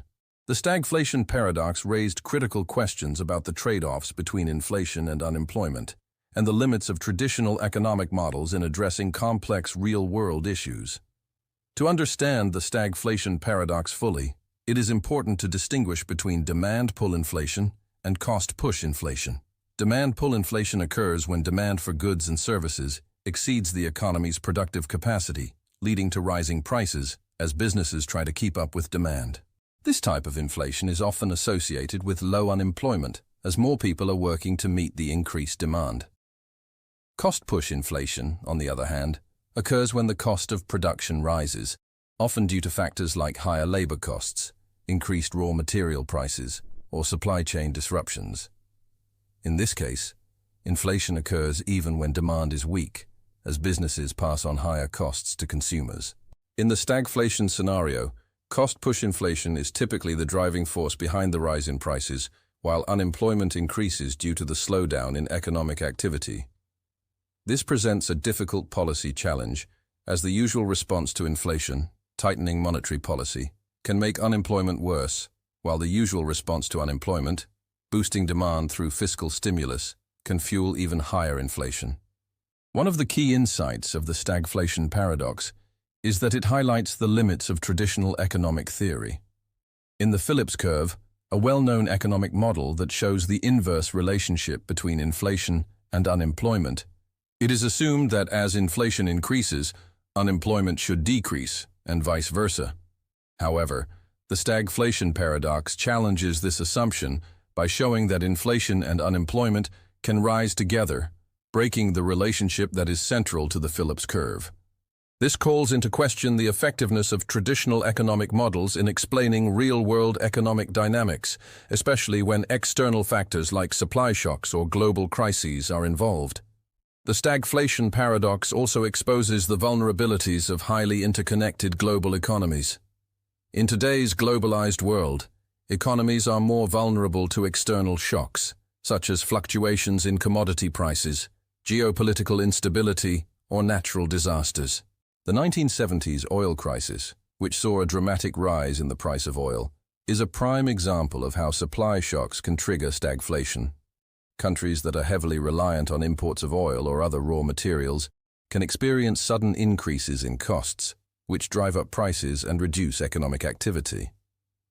The rise of China and other emerging economies in the 21st century has created new sources of supply shocks, as disruptions in supply chains or changes in global demand can affect inflation and employment in ways that traditional economic models may not anticipate. The paradox also raises important questions about the role of monetary policy and the central bank in managing inflation and unemployment. In a stagflationary environment, central banks face a difficult balancing act. Raising interest rates to combat inflation can lead to even higher unemployment, while lowering interest rates to stimulate economic growth can fuel further inflation. The Federal Reserve's response to stagflation in the 1970s, under Chairman Paul Volcker, involved aggressive interest rate hikes to bring inflation under control. While this policy ultimately succeeded in reducing inflation, it also led to a severe recession, with unemployment reaching double digits. The stagflation paradox also has profound implications for economic inequality. In times of stagflation, those with fixed incomes or limited job opportunities are disproportionately affected, as they are hit by rising prices and stagnant wages. Meanwhile, wealthier individuals, who have more assets and investments, may be better able to weather the storm, as their wealth is more likely to appreciate or be protected during inflationary periods.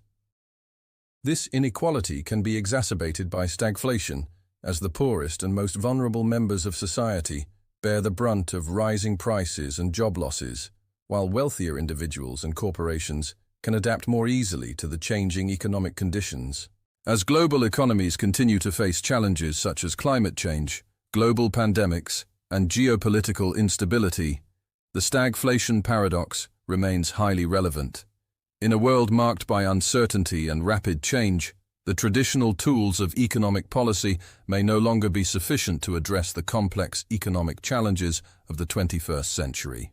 The paradox forces policymakers to consider more innovative solutions, such as structural reforms, supply-side interventions, and international cooperation, in order to ensure that economic growth remains stable and inclusive. The stagflation paradox also invites a deeper philosophical reflection on the trade-offs inherent in economic policy. It reminds us that there are no easy answers or one-size-fits-all solutions to the problems of inflation and unemployment. In a world where the dynamics of the global economy are increasingly unpredictable and interdependent, policymakers must be prepared to adapt and innovate, rather than relying on traditional models or simplistic solutions. In conclusion, the stagflation paradox challenges our assumptions about the relationship between inflation and unemployment, and highlights the complexity of modern economic policy. It reveals the limits of traditional economic theory and underscores the vulnerability of economies to external shocks and global disruptions. The paradox also forces us to confront the difficult choices and trade-offs that policymakers must make in order to navigate periods of economic instability. By recognizing the complexities of stagflation and developing more flexible, adaptable policy solutions, we can better equip ourselves to face the economic challenges of the future. J-curve effect in trade balances. The lag between currency depreciation and trade improvement. The J-curve effect in trade balances presents a fascinating paradox in the world of international economics, illustrating how the value of a nation's currency can affect its trade balance in ways that defy immediate expectations. In theory, when a country's currency depreciates, its exports should become more competitive, leading to an increase in export demand and an improvement in the trade balance. However, the J-curve effect reveals that the benefits of a weaker currency are not immediately realized and may initially worsen a country's trade balance before improving it. This paradox highlights the complexity of international trade and economic adjustments, suggesting that changes in currency values do not immediately translate into improvements in trade balances, and can, in fact, lead to short-term imbalances and economic disruption. At the core of the J-curve effect lies the idea that exchange rate movements affect the trade balance in a lagged manner. When a country's currency depreciates, the prices of its exports become cheaper for foreign buyers, which should theoretically lead to an increase in demand for those goods. Simultaneously, the prices of imported goods rise, making them less attractive to domestic consumers and potentially reducing imports. In the long run, this process should lead to an improved trade balance, the difference between the value of exports and imports. However, in the short term, the relationship between currency depreciation and the trade balance is not so straightforward. The J-curve refers to the initial worsening of the trade balance that often occurs after a currency depreciation. When a currency depreciates, the prices of imports rise immediately, leading to higher costs for consumers and businesses that rely on imported goods. This can cause an immediate deterioration in the trade balance, as the cost of imports increases before the rise in exports can take effect. This period of deterioration is represented by the downward sloping part of the J-curve, followed by an eventual improvement as the effects of currency depreciation fully take hold. The paradox lies in the fact that the expected benefits of a weaker currency, namely an improved trade balance, do not occur immediately. Instead, the economy may experience a temporary worsening of the trade balance as import costs rise and export demand has not yet had time to adjust. This can create confusion for policymakers and economists, as the short-term effects of currency depreciation may seem counterproductive, even though the long-term effects are more favorable.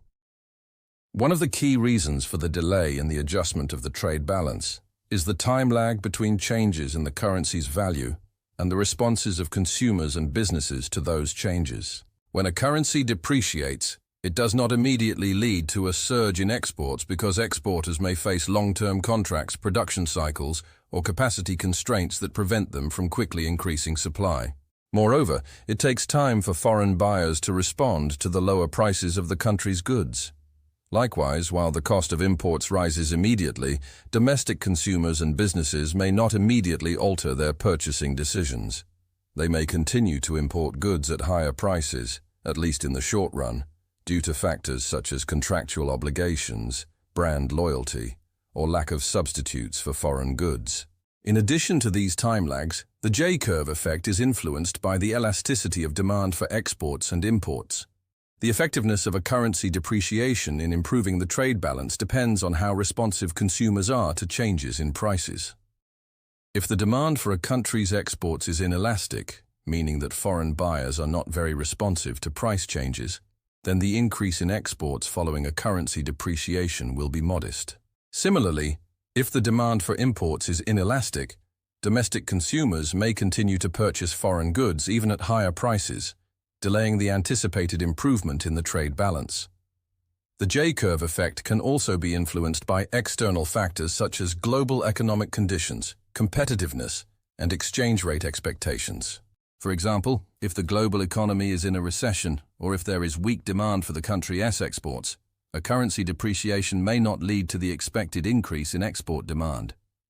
Similarly, if other countries are also experiencing currency depreciation or engaging in competitive devaluation, the effects of currency depreciation on the trade balance may be diminished. The J-curve effect is particularly relevant in the context of countries that are heavily dependent on international trade. For these countries, currency fluctuations can have significant implications for economic growth and stability. A currency depreciation can improve the competitiveness of exports, boost industrial production, and lead to higher employment in export-oriented industries. However, the initial worsening of the trade balance can lead to inflationary pressures, higher costs of living, and uncertainty in the economy, as businesses and consumers adjust to the new economic environment. The paradox becomes even more complex when we consider the role of government policy in managing exchange rates and trade balances.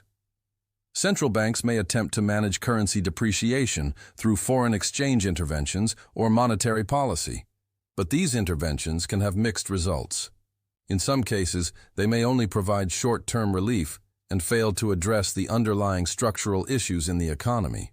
For instance, countries that rely heavily on imports for key goods and services may find that a depreciated currency leads to higher import costs without a corresponding increase in exports. This can lead to trade imbalances, rising debt, and inflation, which can undermine the benefits of currency depreciation in the long run. The J-curve effect also raises important questions about the relationship between trade policy and economic growth.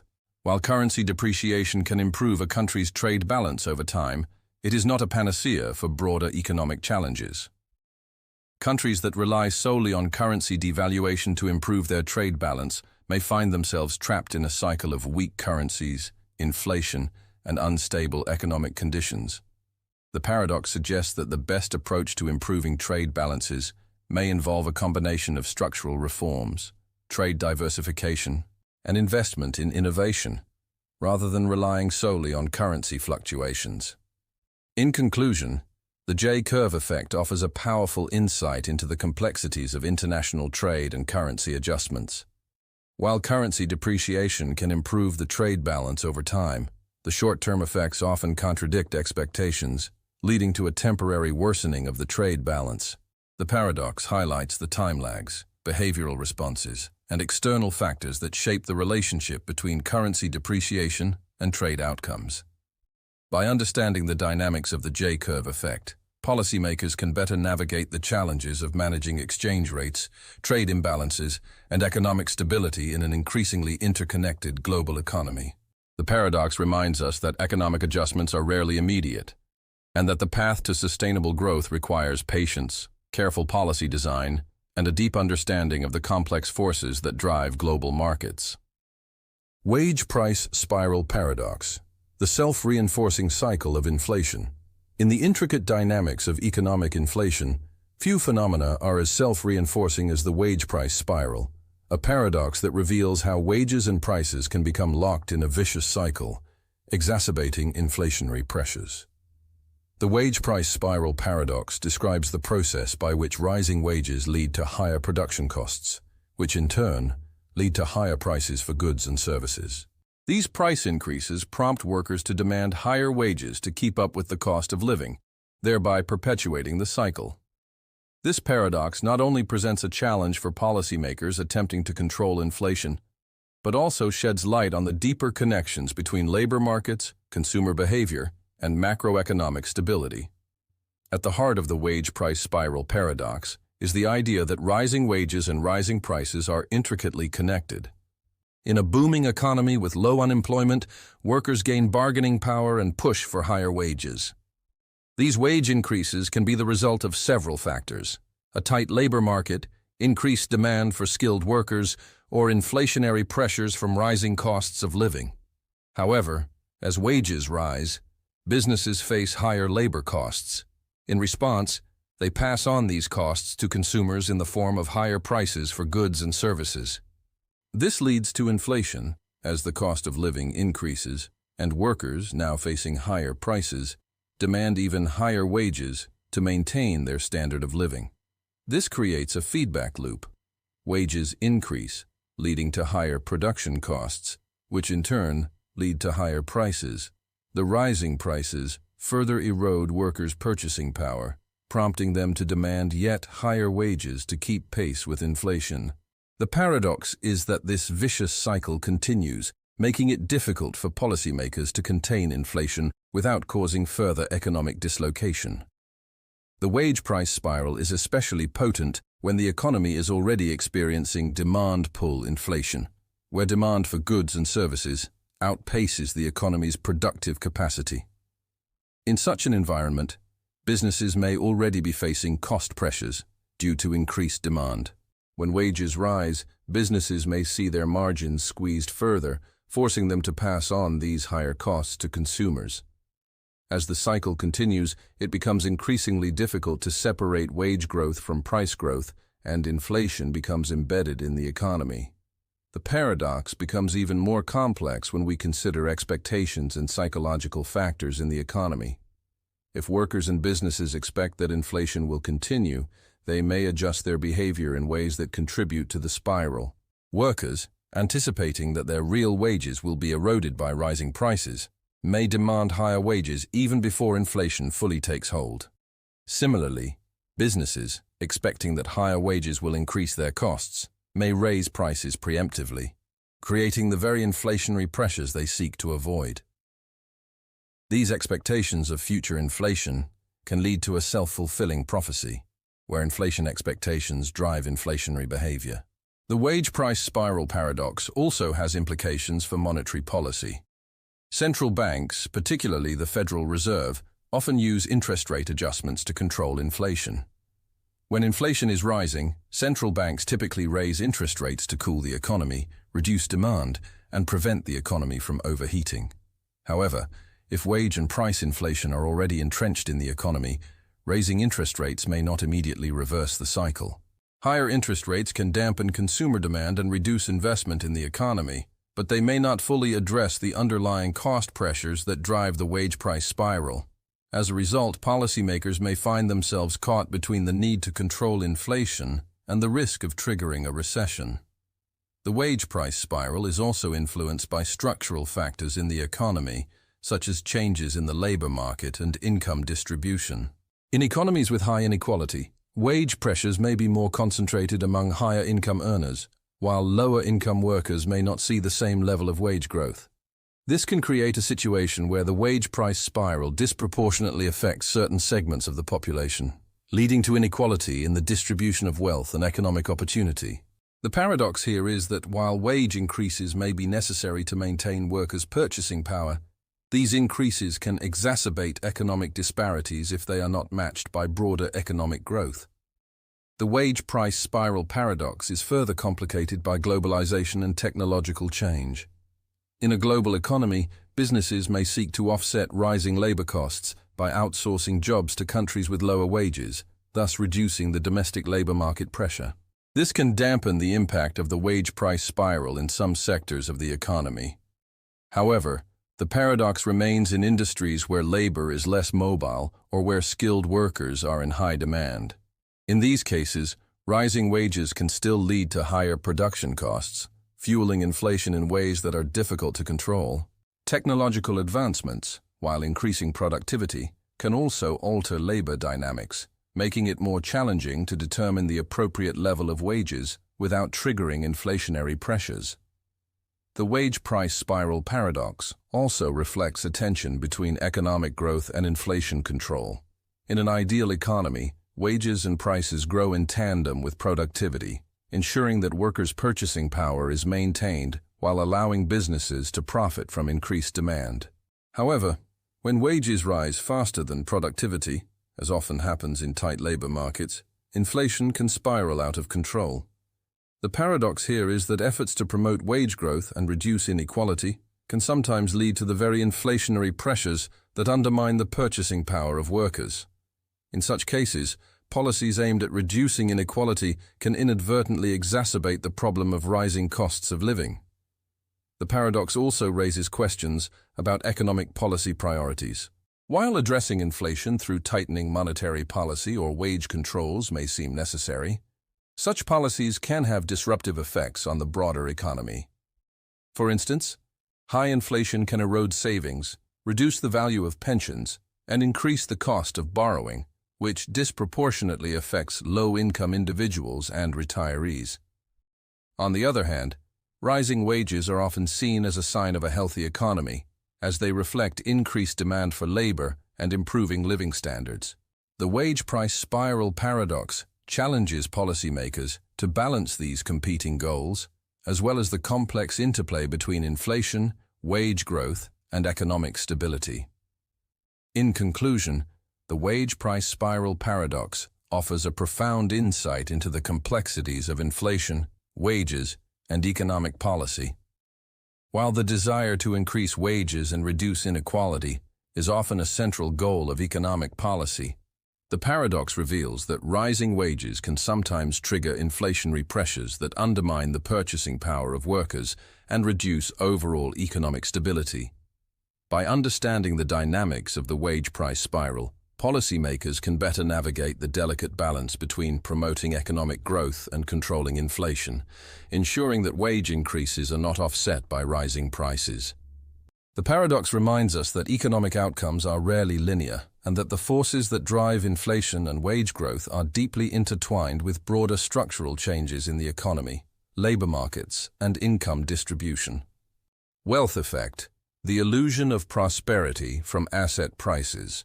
In the field of macroeconomics, one of the most intriguing paradoxes is the wealth effect, a phenomenon that reveals how changes in asset prices can create the illusion of prosperity, leading individuals to make economic decisions based on perceived wealth rather than actual income or productive capacity. The paradox lies in the fact that as the value of assets like real estate, stocks, or bonds increases, consumers may feel wealthier, which leads to increased consumption and spending. However, this wealth effect can be misleading, as it is not necessarily tied to an increase in actual income or sustainable wealth. In fact, the wealth effect can drive unsustainable economic booms that ultimately result in financial instability and economic collapse. At its core, the wealth effect operates on the principle that people are more likely to spend money when they feel wealthier. When the value of their assets increases, whether through housing price appreciation, stock market gains, or other forms of asset inflation, individuals may perceive themselves as wealthier and, as a result, increase their consumption. This increase in consumer spending, in turn, can stimulate economic growth, as businesses see higher demand for goods and services and respond by increasing production, hiring more workers, or raising wages. On the surface, this cycle appears to promote economic prosperity, as rising asset values lead to increased consumption, which drives economic expansion. However, the wealth effect is paradoxical because it is based on perceived wealth rather than real wealth. Unlike income from wages or profits, which is derived from actual economic productivity, the increase in wealth from rising asset prices is often paper wealth, wealth that exists only on the balance sheet and can be reversed if asset prices fall. This creates a fragile foundation for economic growth, as the expansion driven by the wealth effect is not supported by real increases in productive capacity or long-term income growth. Instead, the wealth effect relies on the illusion that rising asset prices are indicative of lasting economic prosperity. The paradox becomes evident when we consider the cyclical nature of asset markets. During periods of economic expansion and bull markets, rising asset prices create a sense of optimism and confidence among consumers. As people feel wealthier, they are more likely to borrow money, take on consumer debt, and increase their spending. This spending, in turn, drives demand for goods and services, leading to higher profits for businesses, which may further fuel asset price appreciation. This cycle of rising wealth and increasing consumption can create an economic boom where growth seems self-sustaining. However, the underlying danger is that the growth is not based on productivity or real improvements in the economy, but rather on the inflation of asset values. The wealth effect becomes problematic when it leads to excessive borrowing and over-leveraging. As individuals and businesses feel wealthier due to rising asset prices, they may be more inclined to take on debt to finance additional spending or investment. This increase in borrowing can lead to financial bubbles, where the value of assets becomes detached from their intrinsic worth. When these bubbles burst, as they inevitably do, the resulting asset price declines can have devastating effects on both the economy and individual households. As asset prices fall, consumers' wealth evaporates, and their confidence in the economy declines. This leads to a sharp reduction in consumption and investment as people scale back their spending to account for the loss of wealth. The paradox is that the very force that drives the economy during times of prosperity, the wealth effect, is also the force that can lead to economic collapse when asset prices fall. For example, the 2008 financial crisis was largely driven by the collapse of the housing bubble in the United States. As housing prices soared, homeowners and investors felt wealthier and began borrowing extensively, fueling further demand for real estate. However, when housing prices began to decline, the wealth effect reversed, and consumers found themselves trapped in a cycle of falling asset values and rising debt. The bursting of the housing bubble triggered a broader financial crisis, leading to widespread economic recession and severe financial instability. The wealth effect is also paradoxical because it can create inequality within an economy. While rising asset prices may make the wealthiest individuals feel even wealthier, the middle class and poorer households are often left behind. Many individuals do not own significant assets like real estate or stocks, and therefore do not benefit directly from the wealth effect. As a result, the wealth generated by rising asset prices is often concentrated in the hands of a few, exacerbating economic inequality. This creates a situation where the wealth effect, which is supposed to stimulate the economy and increase prosperity, can actually increase disparities in income and wealth, leaving large portions of the population behind. Moreover, the wealth effect is often distorted by speculation and irrational exuberance. During periods of rapid asset price increases, people may be driven by the belief that prices will continue to rise indefinitely. This leads to speculative behavior, where individuals and businesses purchase assets not because they expect long-term value, but because they believe they can sell them for a profit in the short run. This speculative behavior can inflate asset prices further, creating a bubble that is unsustainable and ultimately prone to collapse. The paradox here is that the very act of buying into a bubble can make the economy appear more prosperous in the short term, even though the underlying value of the assets is inflated and unsustainable. The wealth effect also raises important questions about the role of central banks and government policy in managing economic growth and stability. Central banks often attempt to stimulate the economy by lowering interest rates, which can fuel asset price increases and generate a wealth effect. While this may stimulate economic activity in the short term, it also raises the risk of creating asset bubbles and encouraging unsustainable borrowing. The paradox is that the very policies designed to promote economic stability and growth can also create the conditions for financial instability, particularly if asset prices rise too quickly or become disconnected from real economic fundamentals. In conclusion, the wealth effect offers a powerful reminder of the complexity of modern economies and the potential dangers of relying on asset price inflation as a driver of economic growth. While rising asset prices can create a temporary sense of prosperity and stimulate consumption, they can also lead to financial instability, rising inequality, and economic collapse when the bubble bursts. The paradox highlights the importance of sustainable growth, where economic prosperity is based on real increases in productivity and income generation, rather than inflated asset prices. By understanding the dynamics of the wealth effect, policymakers can take steps to ensure that the economy does not become overly reliant on asset price inflation, and that growth is built on solid, long-term foundations that benefit all members of society. Veblen effect. The paradox of conspicuous consumption. One of the most intriguing paradoxes in the study of consumer behavior is the Veblen effect, a concept that reveals the seemingly irrational relationship between consumption and status. The Veblen effect, named after the economist and sociologist Thorstein Veblen, describes the tendency for individuals to purchase goods and services not for their intrinsic utility or necessity, but because of the status they confer. In this paradox, the desire to signal social status leads people to consume luxury goods and services, even when more affordable alternatives would meet their needs just as effectively. The Veblen effect reveals that in some cases, the value of a good is not determined by its inherent quality or usefulness, but by its price and the social status it represents. At the heart of the Veblen effect is the idea that consumption can be a form of social signaling. People often purchase luxury goods or exclusive services to communicate their wealth, taste, or social position to others. The paradox arises because, in many cases, the high price of these goods does not reflect their intrinsic value, but rather their symbolic value. For example, a designer handbag or a luxury sports car may serve as a status symbol, signaling to others that the consumer has the financial means to afford such an item. In this sense, the good's price tag becomes an integral part of its appeal, as the consumer is not simply buying a product for its functional use, but for the social meaning it conveys.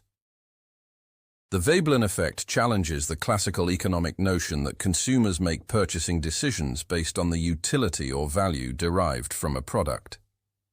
In traditional economic theory, a rational consumer is assumed to choose goods and services that maximize their utility, meaning that individuals seek to obtain the most satisfaction or benefit from their spending. However, the Veblen effect reveals that social factors can override pragmatic considerations in shaping consumer preferences. When people purchase luxury goods to display their wealth or status, they are engaging in a form of consumption that may not necessarily improve their quality of life or well-being, but rather serves to signal something to the broader social context. One of the key insights of the Veblen effect is that conspicuous consumption can create a feedback loop in which the desire for social status drives demand for goods that are increasingly expensive and exclusive. As more people consume luxury items to signal their status, the market for such goods expands, and the social value of these items increases. This creates a cycle in which the perceived value of the goods is driven by their rarity and price, rather than by their functional utility. The paradox is that, over time, the actual utility of the item becomes less relevant as the good's social prestige becomes the dominant factor influencing consumption. For example, the demand for luxury watches or designer clothing often exceeds the functional benefits these items provide. A luxury watch may be no more accurate than a mid-range timepiece, and designer clothing may not be more comfortable or durable than more affordable alternatives. Yet these goods continue to command premium prices, as they represent a status marker that signals exclusivity and wealth. The Veblen effect thus demonstrates how the desire for social recognition and the need for differentiation can drive individuals to make purchasing decisions that are, at their core, symbolic rather than pragmatic. The paradox becomes even more pronounced when we consider the role of social comparison in shaping consumer behavior. People often compare themselves to others within their social networks, and the Veblen effect suggests that individuals are willing to spend large sums of money to keep up with or outdo their peers. This leads to a situation in which the pursuit of status drives consumption patterns that are not necessarily linked to an individual's actual needs or preferences. In some cases, the competition for status can lead to irrational consumption, where individuals overspend on goods that provide little tangible benefit but are valued purely for their ability to signal social standing. The Veblen effect is not limited to luxury goods or status symbols. It can also be seen in broader consumer trends, such as the growing demand for experiential consumption, where people spend money on exclusive experiences, such as luxury vacations, fine dining, or private events, not because of their intrinsic value, but because they are perceived as markers of social status. In this way, consumption becomes a way to display one's position in the social hierarchy, reinforcing the importance of status in shaping economic behavior. The paradox becomes especially complex when we consider the broader social and economic implications of the Veblen effect.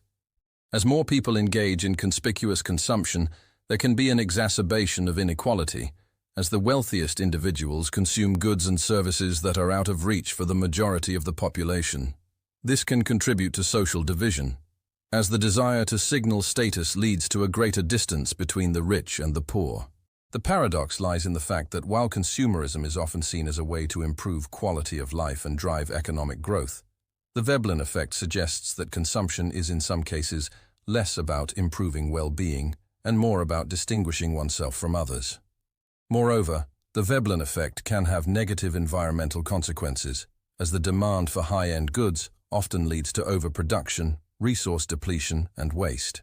The luxury goods market is frequently associated with unsustainable production practices, as the desire for exclusivity drives up the cost of goods and encourages manufacturers to produce items with limited availability and artificial scarcity. The paradox here is that the very desire for social status, which leads people to seek out and consume luxury goods, can contribute to unsustainable consumption patterns that harm the environment. In conclusion, the Veblen effect offers a profound insight into the complexities of consumer behavior and social dynamics. It reveals that, in certain contexts, consumption is driven not by pragmatic needs, but by the desire for social recognition, making the price of goods a key determinant of their appeal.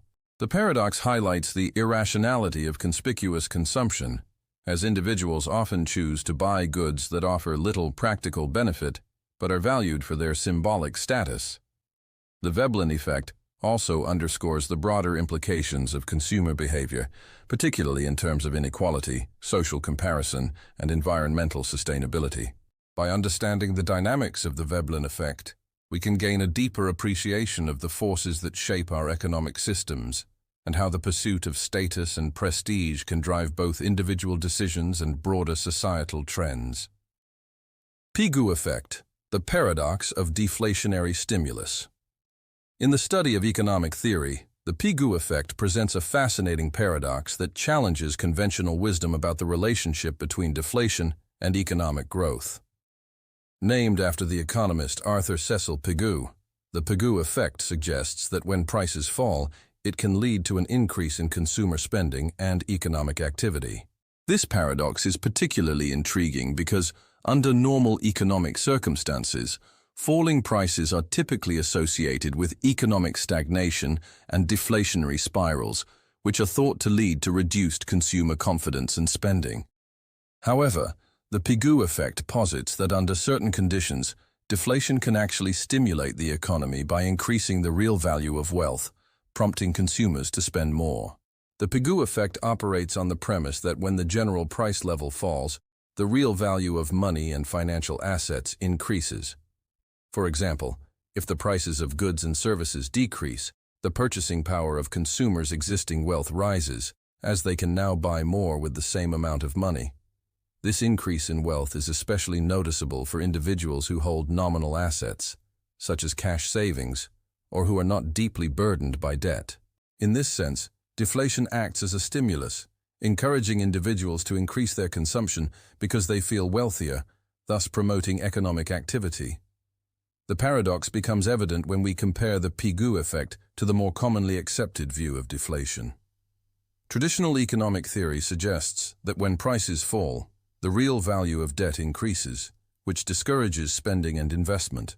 As debt becomes more expensive to service, consumers and businesses may reduce their expenditures, leading to a deflationary spiral. This is often seen as a negative economic scenario, as falling prices and reduced spending can lead to higher unemployment, lower production, and overall economic contraction. However, the Pigou effect challenges this view by suggesting that, under certain conditions, deflation can have positive effects on the economy. According to Pigou, falling prices can increase wealth, particularly for savers and creditors, who find that their money now has greater purchasing power. This increase in wealth can lead to a rise in consumer confidence, as individuals feel better off and more willing to spend. As a result, The paradox of the Pigou effect is that deflation, which is often seen as a destructive force in the economy, can sometimes act as a positive stimulus by making people feel wealthier and encouraging them to spend more. The paradox becomes more complex when we consider the distributional effects of deflation. While the Pigou effect may increase the real value of wealth for those who are not deeply indebted, it can have negative effects on those who hold significant amounts of nominal debt, such as homeowners with mortgages or businesses with outstanding loans. For these individuals, falling prices can increase the burden of debt, as the value of their liabilities becomes more difficult to manage in real terms. This negative wealth effect can outweigh the benefits of the increased purchasing power from falling prices, particularly if deflation is accompanied by rising unemployment or falling wages. In this way, the Pigou effect may be most effective in economies where individuals and businesses are not overly burdened by debt, and where there is sufficient consumer confidence to translate the increase in wealth into higher spending. Another important aspect of the Pigou effect is its relationship with interest rates and monetary policy. In a deflationary environment, central banks may attempt to stimulate the economy by lowering interest rates, making borrowing cheaper and encouraging investment. However, when interest rates are already low, as they often are in a deflationary or stagnating economy, further rate cuts may be less effective. In this situation, the Pigou effect can provide an alternative mechanism for economic stimulation, as the increase in the real value of wealth may prompt consumers to increase spending without the need for further monetary easing. This presents a paradoxical situation in which deflation, rather than being a purely negative force, can sometimes stimulate the economy by directly increasing the purchasing power of individuals, especially those who are net savers.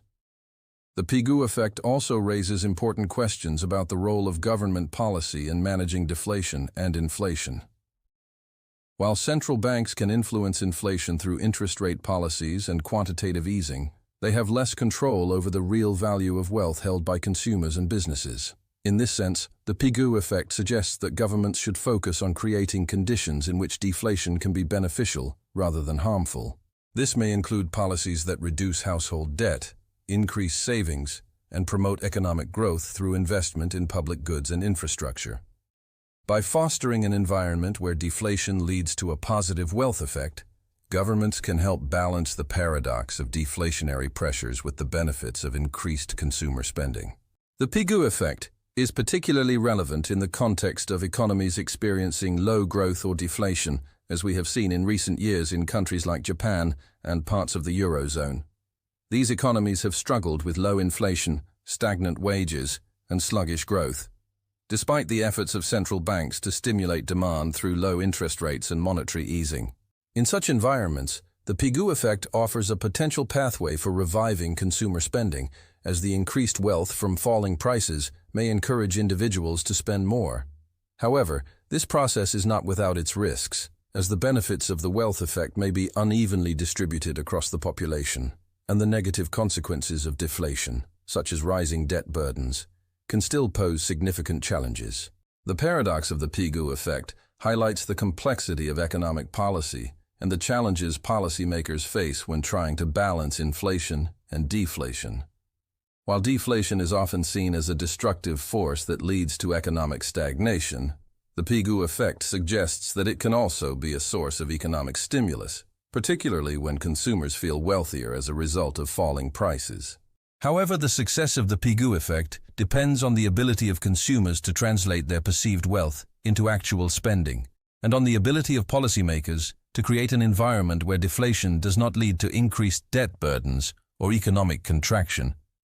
In conclusion, the Pigou effect offers a paradoxical view of deflation, suggesting that falling prices can sometimes stimulate economic growth by increasing the real value of wealth and encouraging consumer spending.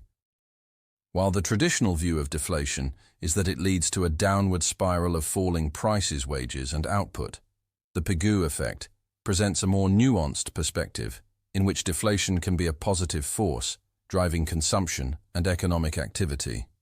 By understanding the dynamics of the Pigou effect, policymakers can develop more effective strategies for managing deflation, balancing the need for price stability with the benefits of increasing wealth and economic growth. Ricardo-Barro equivalence paradox, the paradox of government debt and private savings. In the realm of macroeconomic theory, one of the most thought-provoking paradoxes is the Ricardo-Barro equivalence paradox, which challenges the conventional wisdom about the relationship between government borrowing, taxes, and private savings. This paradox, attributed to economists David Ricardo and Robert Barro, suggests that when the government borrows to finance its spending, individuals may not react by increasing their savings to compensate for future tax increases. According to traditional economic theory, when the government runs a deficit and borrows money, it increases its debt, which will eventually need to be repaid through higher taxes in the future. As a result, individuals, anticipating these future taxes, should increase their savings in the present to offset the future tax burden. However, the Ricardo-Barro equivalence suggests that this precautionary saving behavior may not occur, and individuals may continue to spend as they would without any consideration of future taxes, rendering government borrowing neutral in terms of its impact on national savings. At the heart of the Ricardo-Barro equivalence paradox is the idea that individuals are forward-looking and base their consumption decisions on their expectations of future income and taxes. In a perfectly rational world, individuals would recognize that government borrowing today will likely result in higher taxes in the future. This future tax burden, in theory, would reduce individuals' disposable income, leading them to save more today in anticipation of the future tax hike. As a result, the paradox arises when government borrowing fails to stimulate demand or increase overall consumption because individuals, instead of spending more, simply save in response to the expectation of higher future taxes. This neutralizes the effect of government deficit spending on aggregate demand, as the increase in private savings offsets the increase in government spending. The paradox lies in the fact that government borrowing and deficits may have no effect on total national savings, because the behavior of individuals and businesses adjusts to the anticipated increase in future taxes. In essence, the government's borrowing is offset by an equal amount of private savings, leaving the overall economy unaffected. This presents a profound challenge to conventional fiscal policy, which typically relies on government deficits to stimulate demand and boost economic activity. According to the Ricardo-Barro equivalence, government borrowing may not achieve the intended effects of stimulating the economy or increasing aggregate demand, as individuals are already adjusting their behavior in response to the expected future tax burden. The paradox also challenges the traditional assumption that government debt and private savings are inversely related. Classical economic theory suggests that when the government borrows, it competes with the private sector for savings, leading to higher interest rates and reduced private investment. However, the Ricardo-Barro equivalence suggests that the effect of government borrowing on private savings is not as straightforward.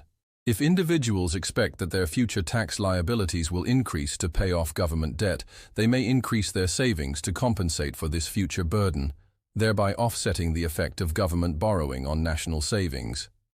In this view, government deficits do not necessarily crowd out private investment or reduce private savings, as the increase in government borrowing is matched by an increase in private saving. This paradox is particularly relevant in the context of public debt and the fiscal policy debate. In many countries, government debt has reached historically high levels, raising concerns about the long-term sustainability of fiscal policies and the potential for future tax increases. According to the Ricardo-Barro equivalence, the effects of government borrowing on future taxes are fully anticipated by rational individuals, who adjust their savings behavior accordingly. However, in reality, individuals may not always act as perfectly rational agents, and the paradox raises important questions about the assumptions of rational behavior and forward-looking expectations in the context of fiscal policy. One of the key assumptions underlying the Ricardo-Barro equivalence is that individuals are fully informed and can anticipate future tax burdens accurately. In practice, this may not always be the case. Individuals may be myopic, meaning they focus on short-term concerns rather than long-term projections, or they may underestimate the likelihood or magnitude of future tax increases. Moreover, individuals may have different expectations about the timing and extent of future tax hikes, leading to discrepancies in savings behavior. For example, if individuals believe that future tax increases will not occur, or that the government will find alternative ways to reduce the debt, they may not increase their savings in response to government borrowing. In this sense, the Ricardo-Barro equivalence assumes a level of rationality and foresight that may not be present in real-world decision-making. Additionally, the paradox assumes that there are no distortions or frictions in the economy, such as credit market imperfections or government policies that could affect individual savings behavior. In the real world, many individuals face constraints on their ability to save or may have limited access to credit markets. These factors could prevent individuals from adjusting their savings behavior in response to government borrowing. For example, lower-income households may be less able to save or may rely on credit to finance consumption, meaning that they may not adjust their behavior in response to the expectations of future tax increases.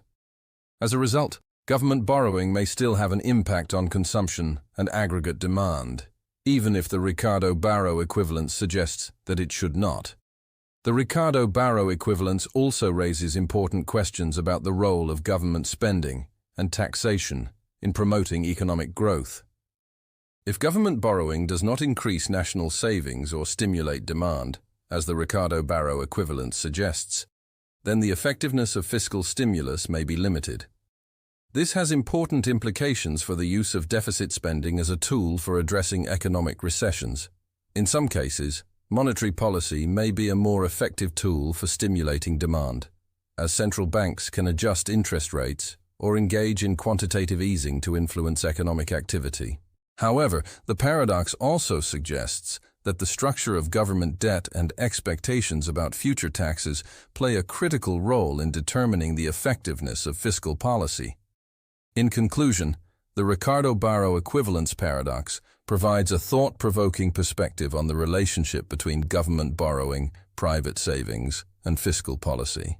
It suggests that, under certain conditions, government deficits may have no effect on overall savings or economic activity, as individuals adjust their behavior in anticipation of future tax increases.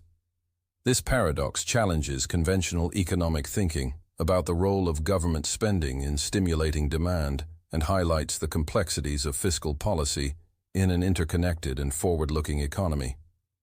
While the assumptions of the Ricardo-Barro equivalence may not always hold in practice, the paradox offers important insights into the potential limitations of government borrowing and the importance of considering the long-term effects of fiscal policy on private behavior and economic stability. Bernoulli'S paradox, the paradox of utility and risk aversion. One of the most profound paradoxes in the study of decision theory and economics is Bernoulli's paradox, which delves into the relationship between utility, risk, and rational decision-making. Named after the mathematician Daniel Bernoulli, the paradox explores how individuals perceive and respond to risk, particularly when it comes to decisions involving uncertain outcomes. At its core, Bernoulli's paradox challenges the classical notion of expected utility theory, which suggests that individuals make decisions by weighing the expected outcomes of different choices based on their utility or satisfaction. The paradox arises when it becomes clear that individuals tend to behave in ways that contradict the predictions of traditional models of rational behavior, particularly when they exhibit risk aversion, the tendency to prefer a certain outcome over a risky one, even when the expected value of the risky choice is higher. At the heart of Bernoulli's paradox is the concept of diminishing marginal utility. According to traditional economic theory, the utility derived from consuming a good or service decreases as more of it is consumed. For example, the first unit of a good may bring great satisfaction, but as more units are acquired, the additional satisfaction, or marginal utility, decreases. Bernoulli applied this idea to money, suggesting that the utility a person derives from additional wealth diminishes as their total wealth increases. In other words, a wealthy individual would derive less satisfaction from an additional dollar than someone with fewer resources, for whom that same dollar would hold greater value in terms of utility. This insight forms the basis for Bernoulli's paradox, which challenges the idea that individuals always act in their own best economic interest, as traditional expected utility theory would suggest. If individuals were purely rational actors, they would make decisions based on a maximization of expected utility, meaning that they would always choose the option with the highest expected value, regardless of the associated risks. However, Bernoulli's paradox reveals that individuals often act in ways that are inconsistent with this idea, particularly when it comes to decisions involving uncertainty or risk. The paradox becomes evident when we consider decisions involving gambling or investing, where outcomes are uncertain. According to expected utility theory, if a person is offered a gamble that has a positive expected value, for example, a 50% chance of winning $100 and a 50% chance of losing $50, which would have an expected value of $25, a rational individual would take the gamble since the expected value of the gamble is positive.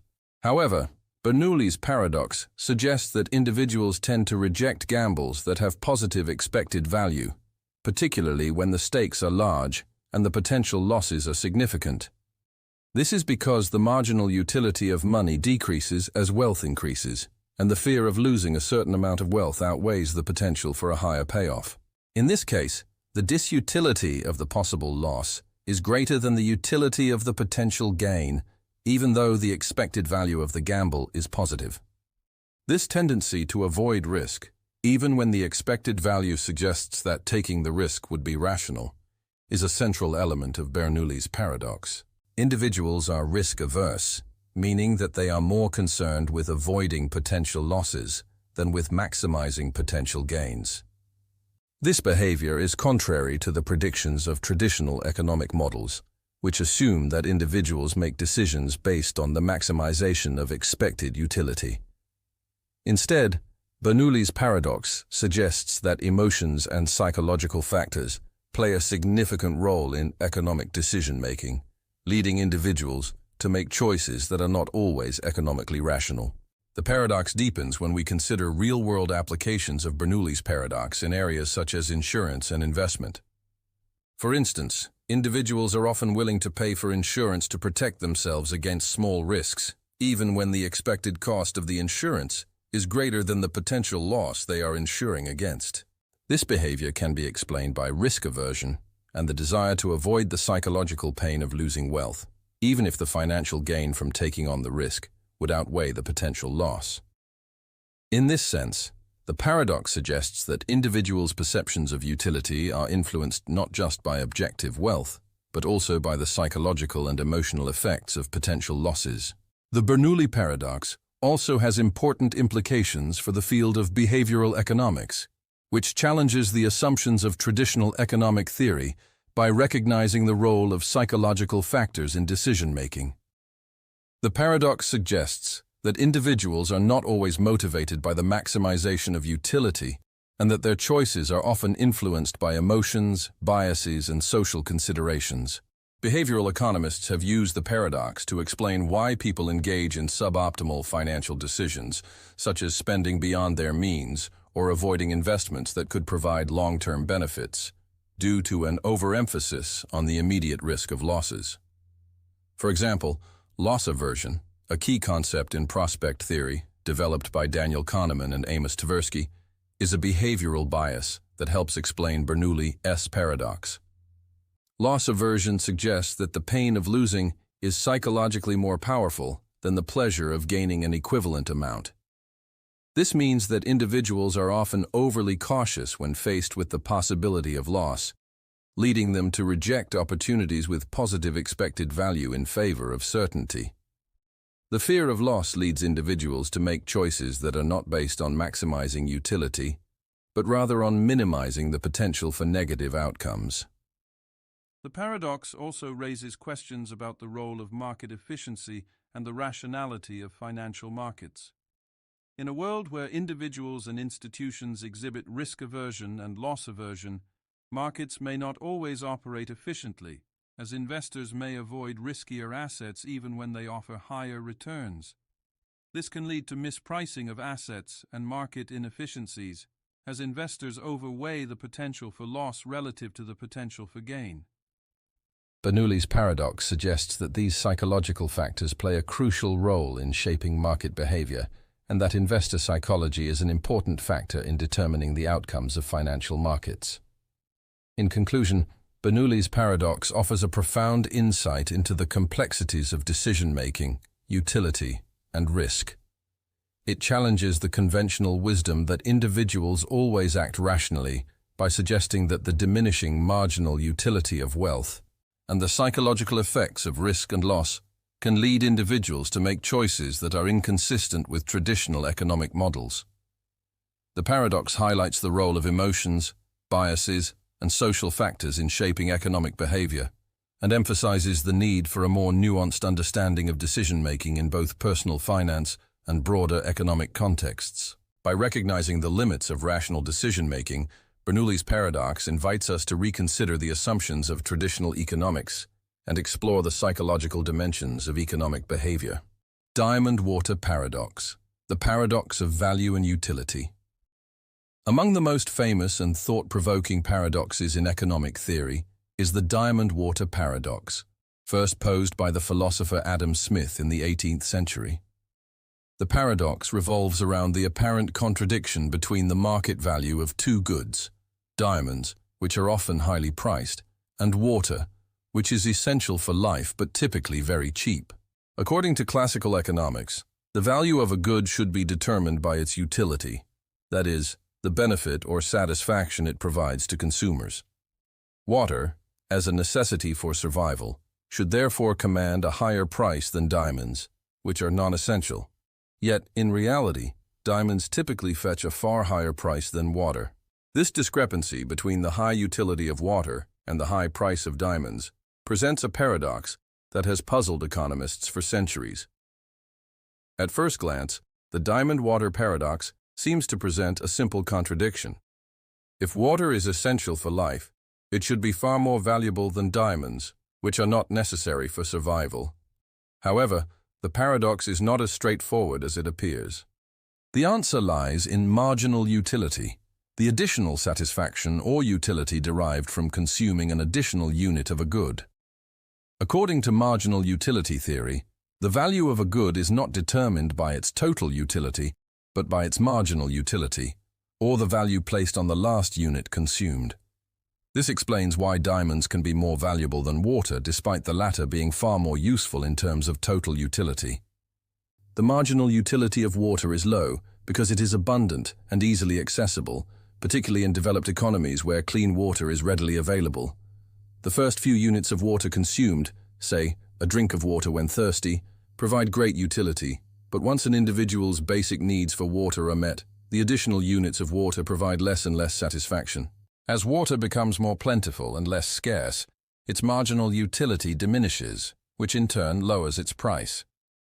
In contrast, diamonds, although not essential for survival, are scarce and difficult to obtain, which increases their marginal utility. The last diamond consumed may provide significantly more satisfaction to the consumer, leading to a higher price despite the fact that diamonds are not necessary for life. The paradox also sheds light on the importance of scarcity in determining the market value of goods. While water is essential for life and has a high total utility, its abundance in nature makes it less scarce and thus less valuable in the market. Diamonds, on the other hand, are much rarer, and their scarcity contributes to their high market price. The price of a good is not always a reflection of its total utility, but rather of its marginal utility, which is influenced by factors such as scarcity and demand. In exploring the diamond water paradox, it is important to differentiate between total utility and marginal utility. Total utility refers to the overall satisfaction or benefit derived from all units of a good consumed, while marginal utility refers to the satisfaction or benefit derived from consuming an additional unit. The paradox illustrates that the value of a good in the marketplace is not determined by its total utility, but rather by its marginal utility, the perceived benefit or satisfaction from the last unit consumed.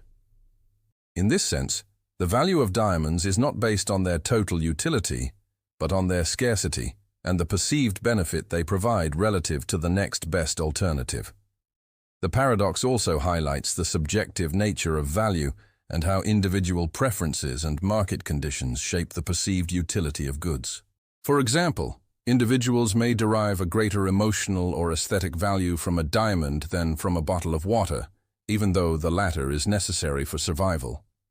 In this way, value is not inherent in a good, but is rather shaped by the individual's preferences, the good's scarcity, and the context in which it is consumed.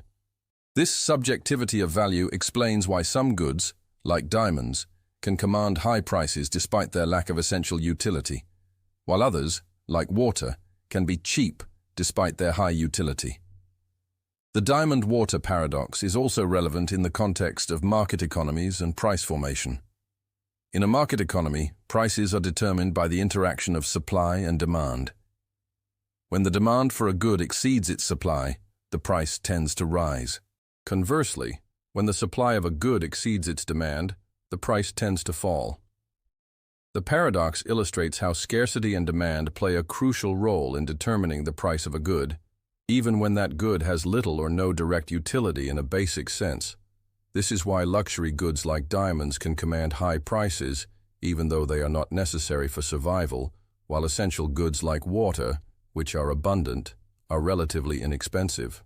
Another important insight from the diamond-water paradox is the role of substitutes in determining value. While water is essential for life, it is also widely available, and in most cases, consumers can find substitutes for it, such as bottled water or different sources of hydration. Diamonds, however, are far more difficult to substitute.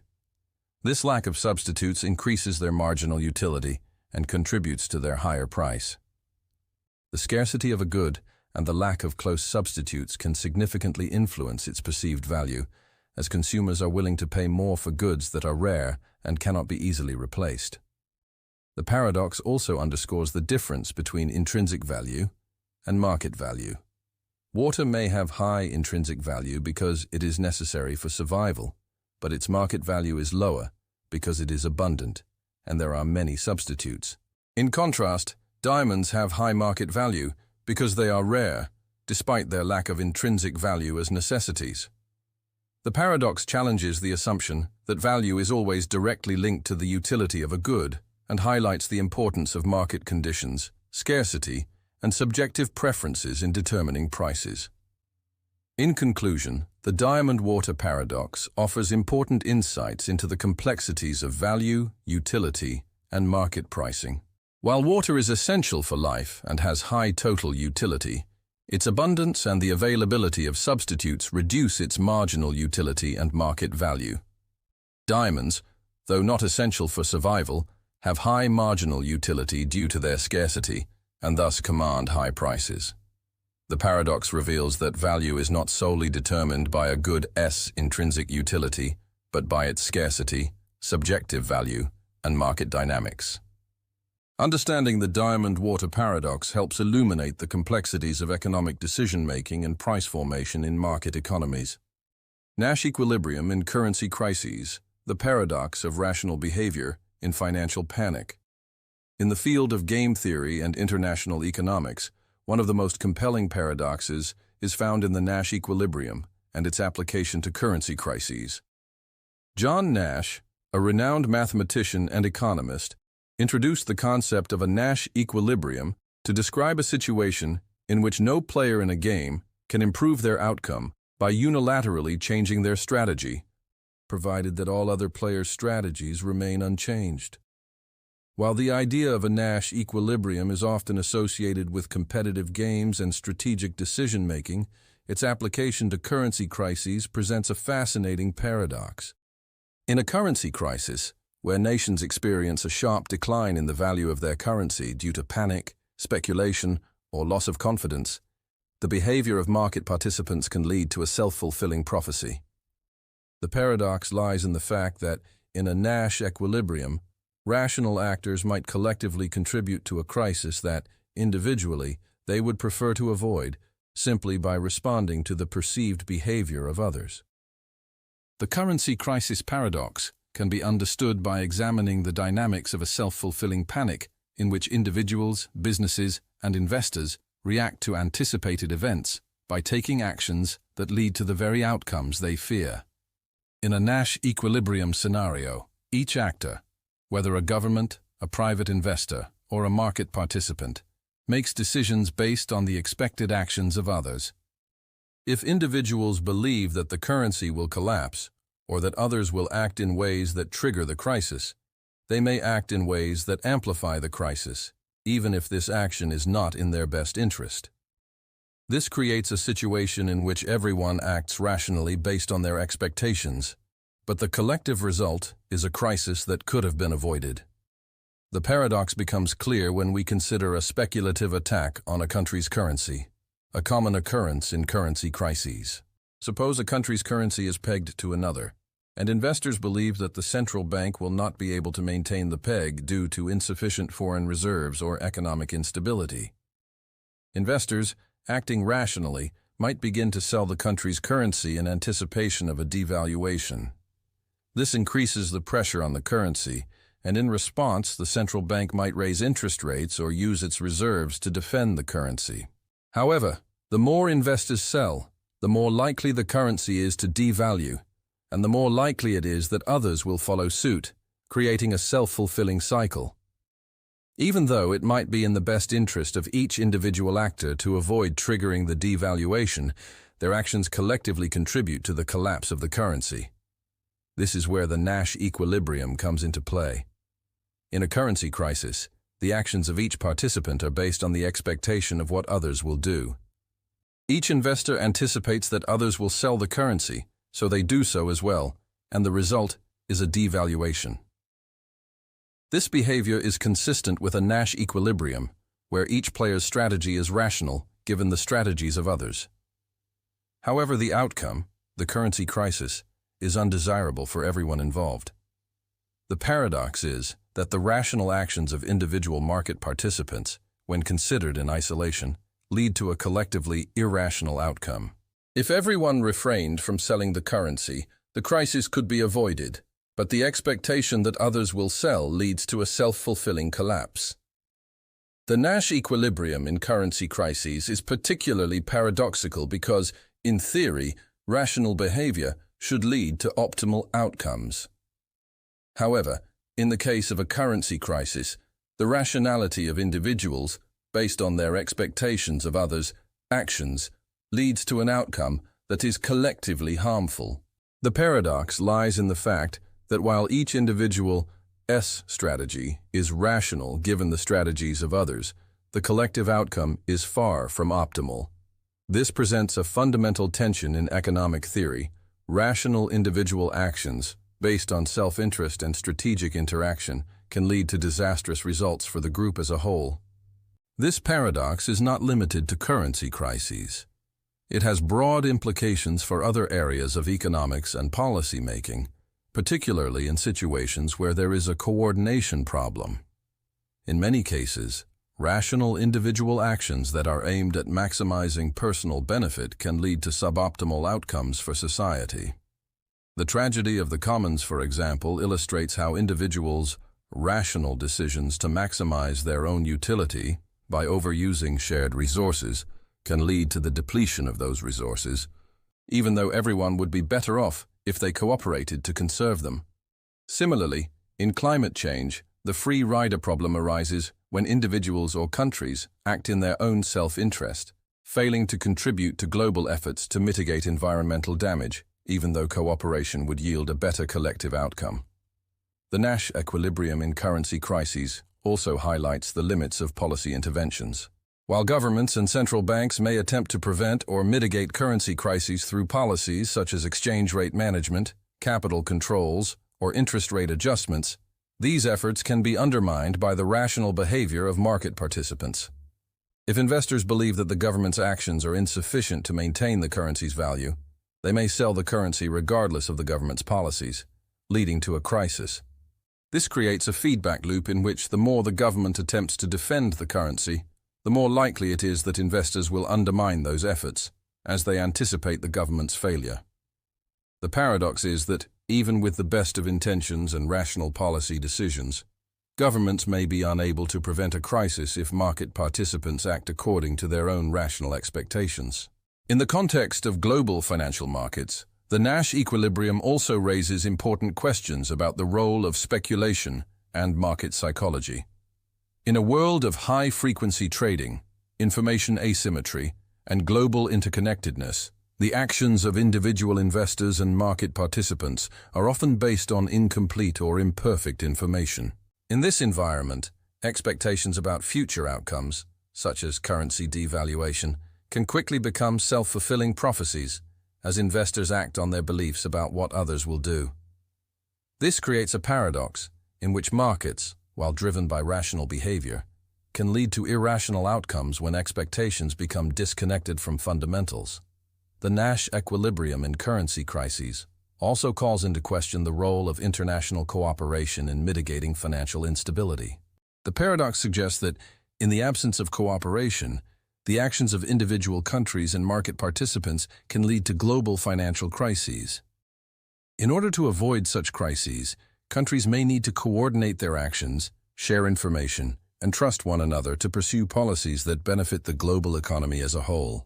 This paradox highlights the importance of international economic governance and the need for institutions that can facilitate cooperation and prevent market panics from becoming self-fulfilling. In conclusion, the Nash equilibrium in currency crises presents a profound paradox in which rational behavior leads to collectively irrational outcomes. The actions of individual market participants, based on their expectations of others' behavior, can contribute to a financial crisis that is detrimental to all involved.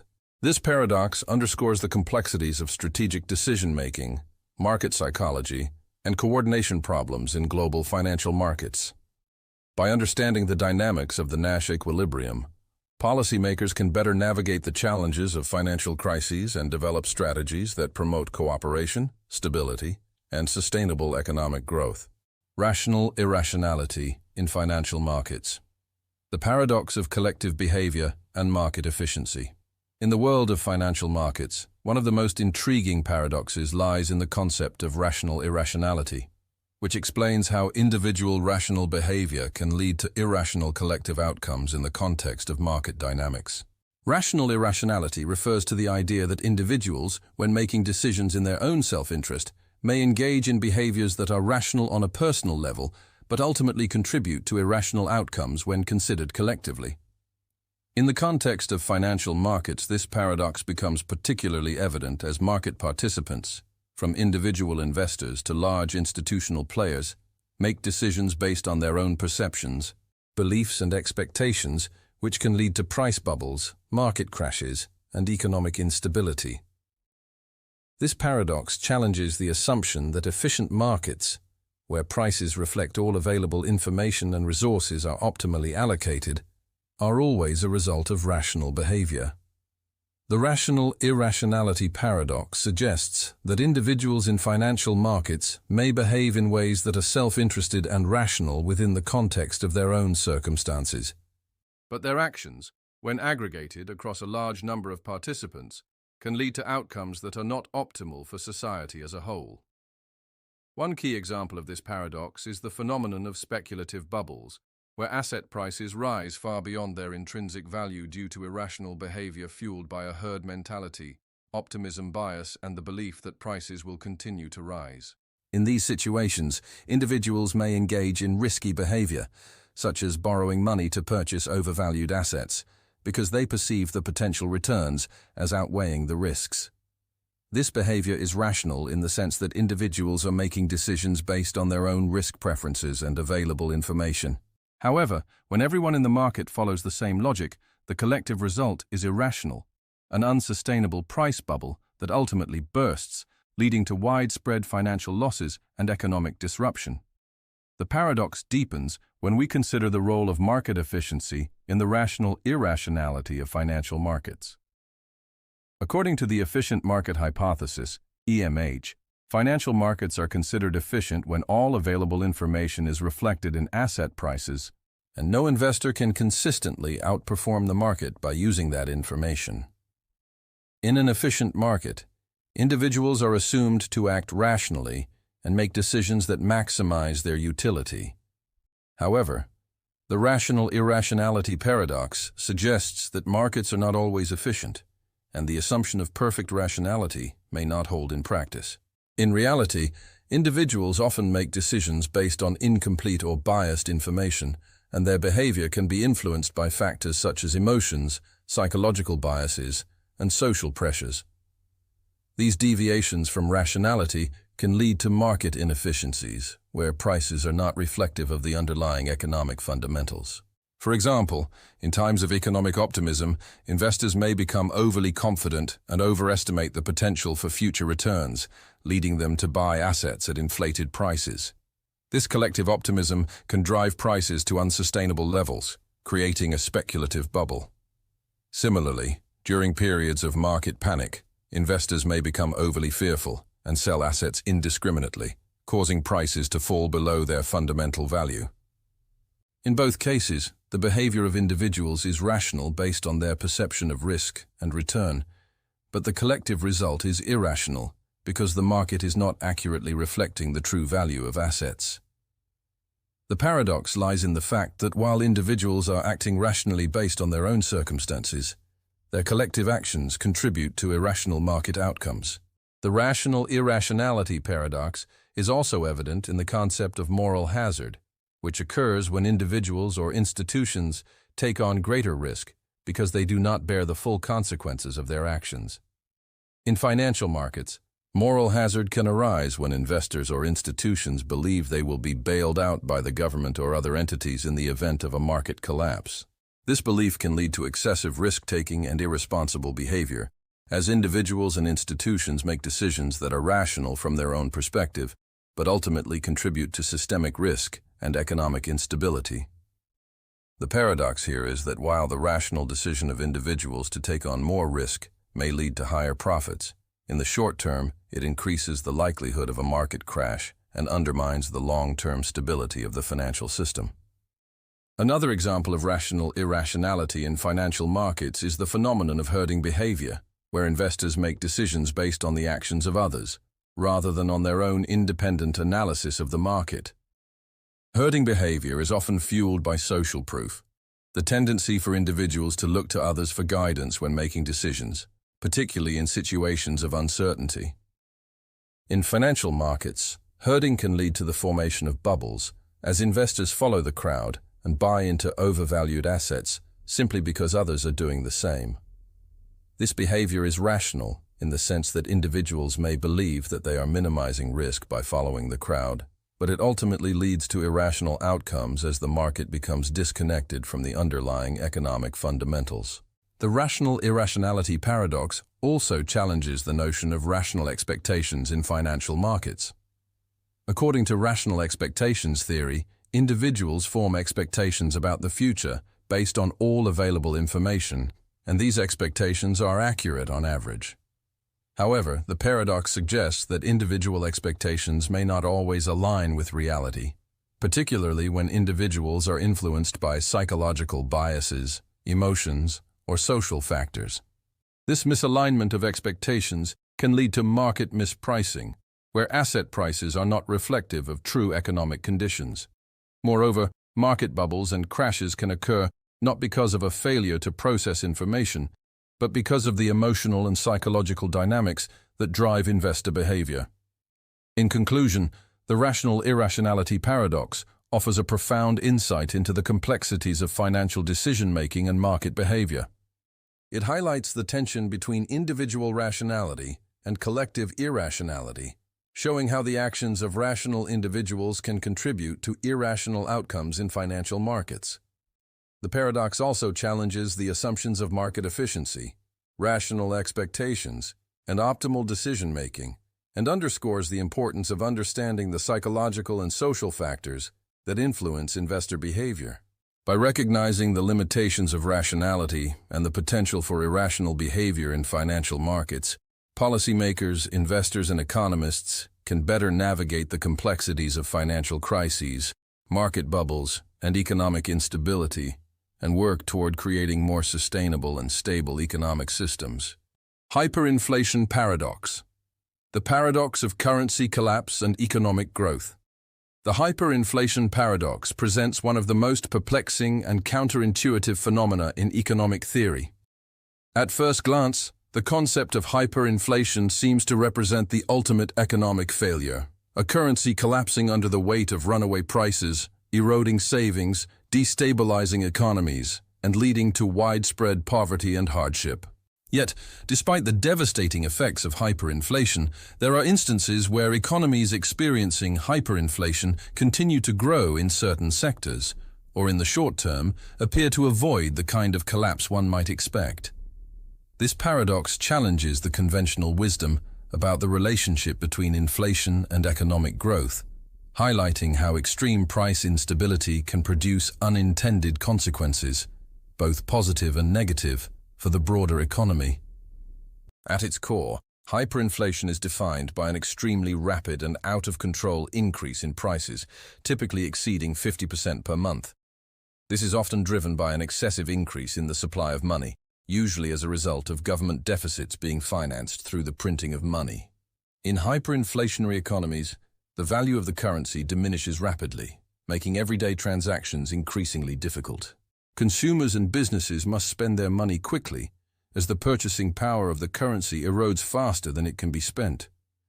In severe cases, hyperinflation leads to the collapse of the currency itself, and a shift to alternative forms of exchange, such as barter or foreign currencies, often occurs.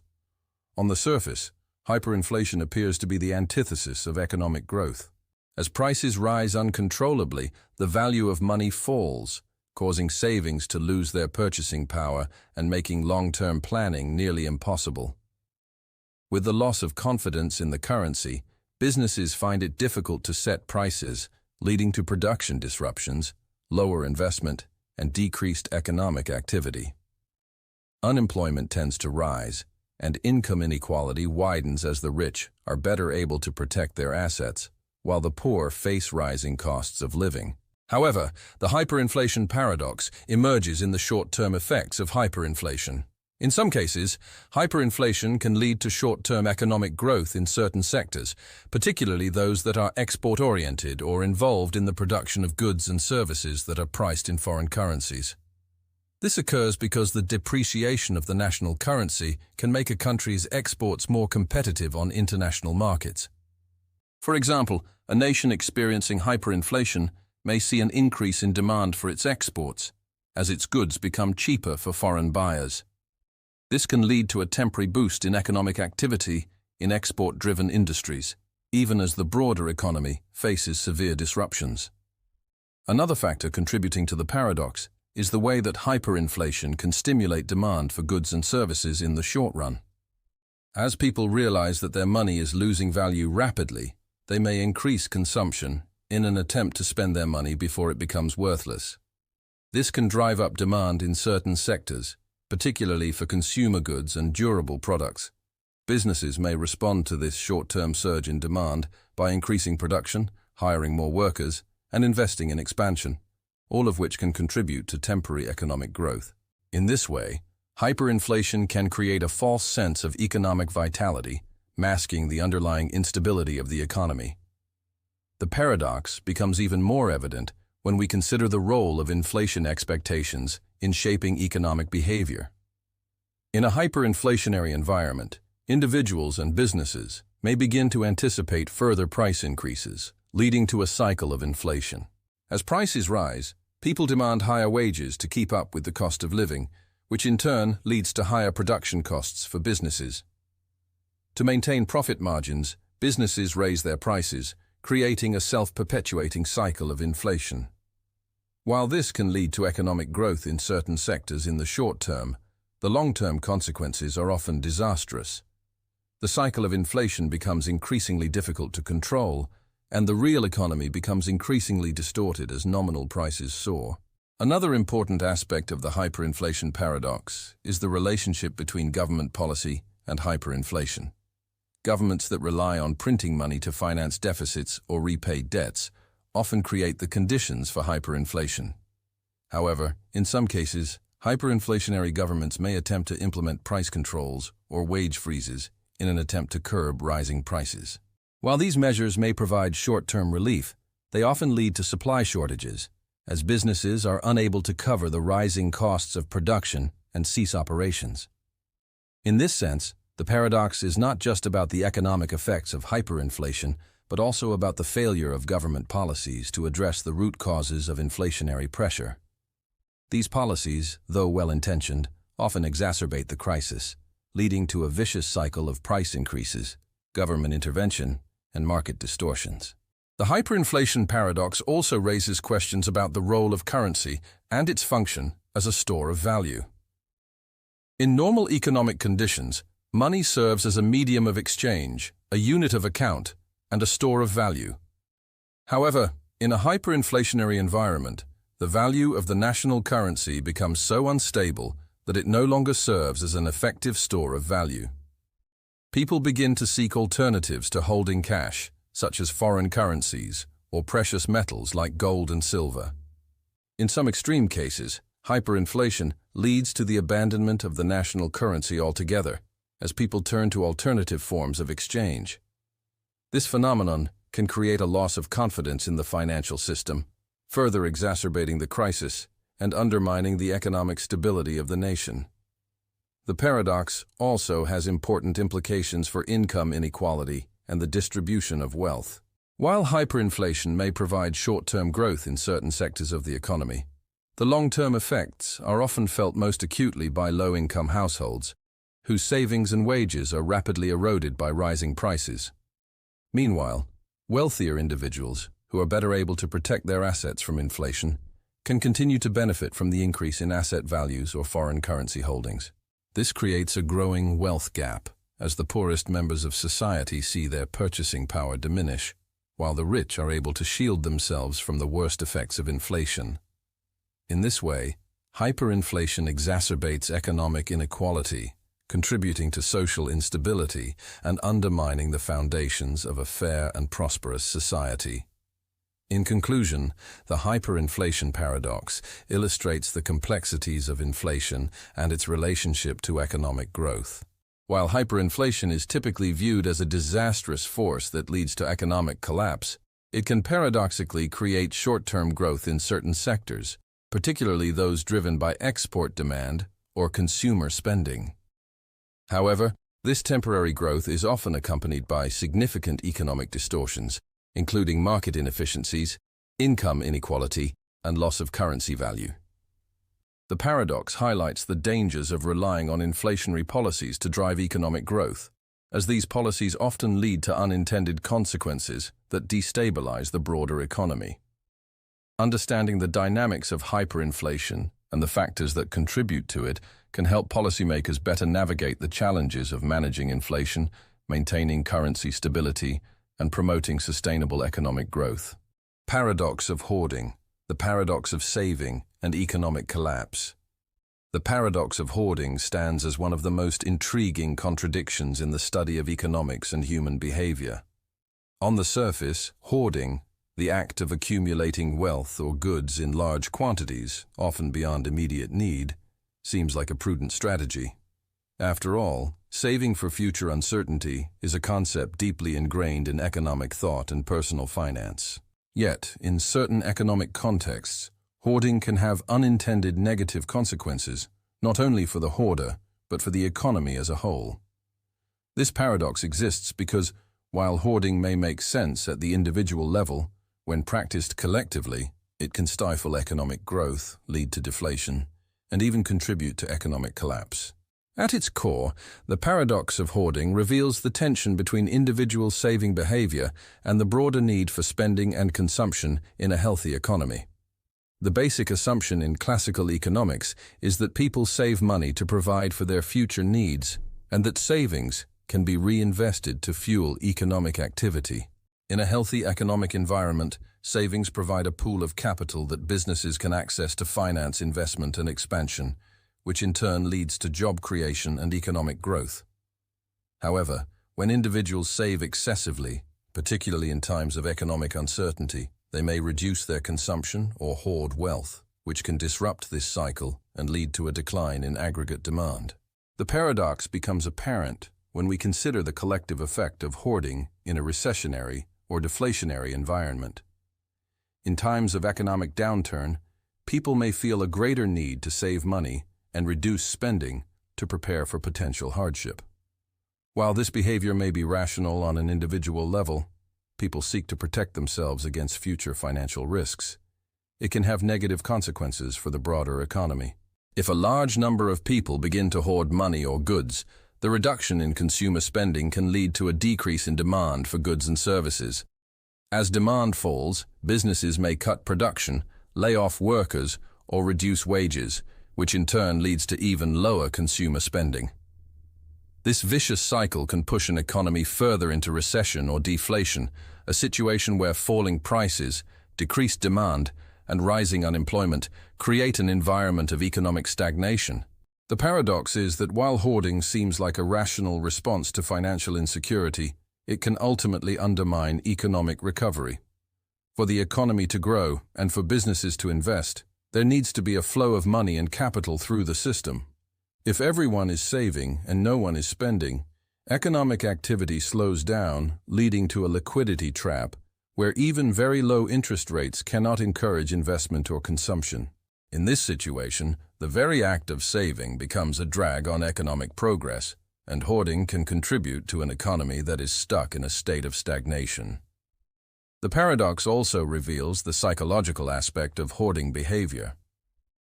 In times of economic uncertainty, individuals often overestimate the likelihood of future financial hardship and respond by hoarding wealth to protect themselves.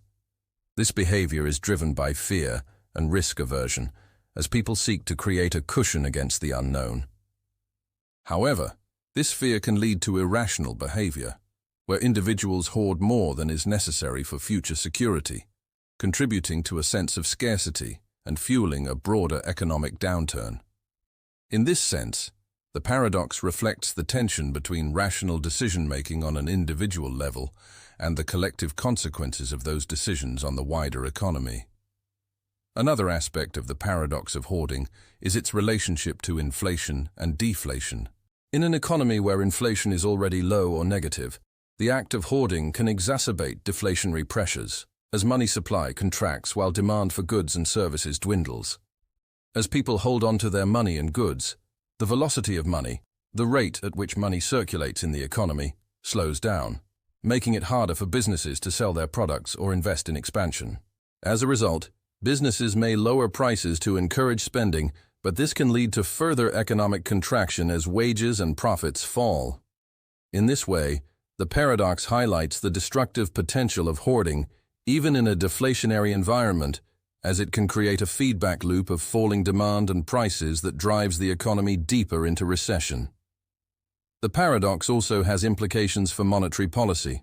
In a hyperinflationary or deflationary environment, central banks may attempt to stimulate the economy by lowering interest rates, injecting liquidity, or using quantitative easing to encourage spending and investment.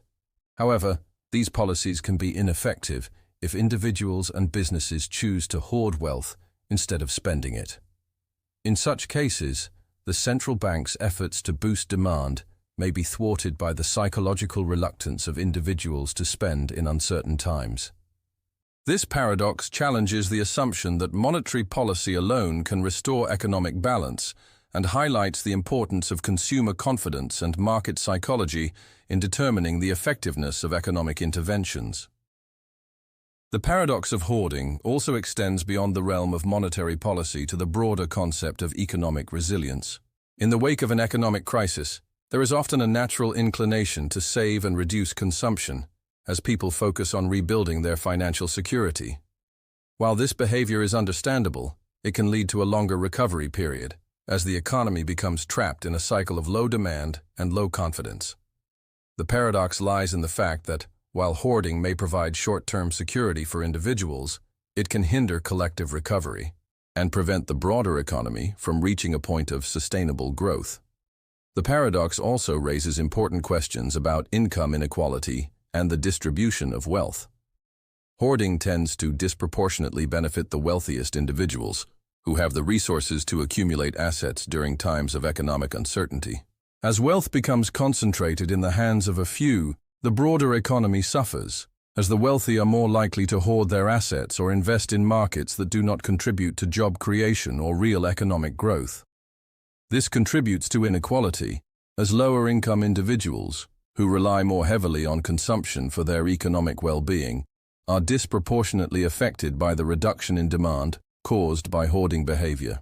In this sense, the paradox of hoarding underscores the potential for wealth concentration to contribute to economic instability and social inequality. In conclusion, the paradox of hoarding highlights the complex relationship between individual savings behavior and overall economic health. While hoarding may provide individuals with a sense of security, it can have negative consequences for the broader economy by reducing demand, stifling investment, and leading to deflationary pressures. The paradox underscores the need for a balance between saving and spending, as well as the importance of consumer confidence and market psychology in determining the effectiveness of economic policy. By understanding the dynamics of hoarding and its impact on the economy, policymakers can better navigate the challenges of economic recovery, financial stability, and long-term growth. Gneezy'S Pay What You Want paradox, the paradox of price, perception, and generosity. In the world of behavioral economics, one of the most intriguing paradoxes is found in Gneezy'S Pay What You Want paradox, which challenges conventional assumptions about pricing, consumer behavior, and the role of price signals in economic exchanges.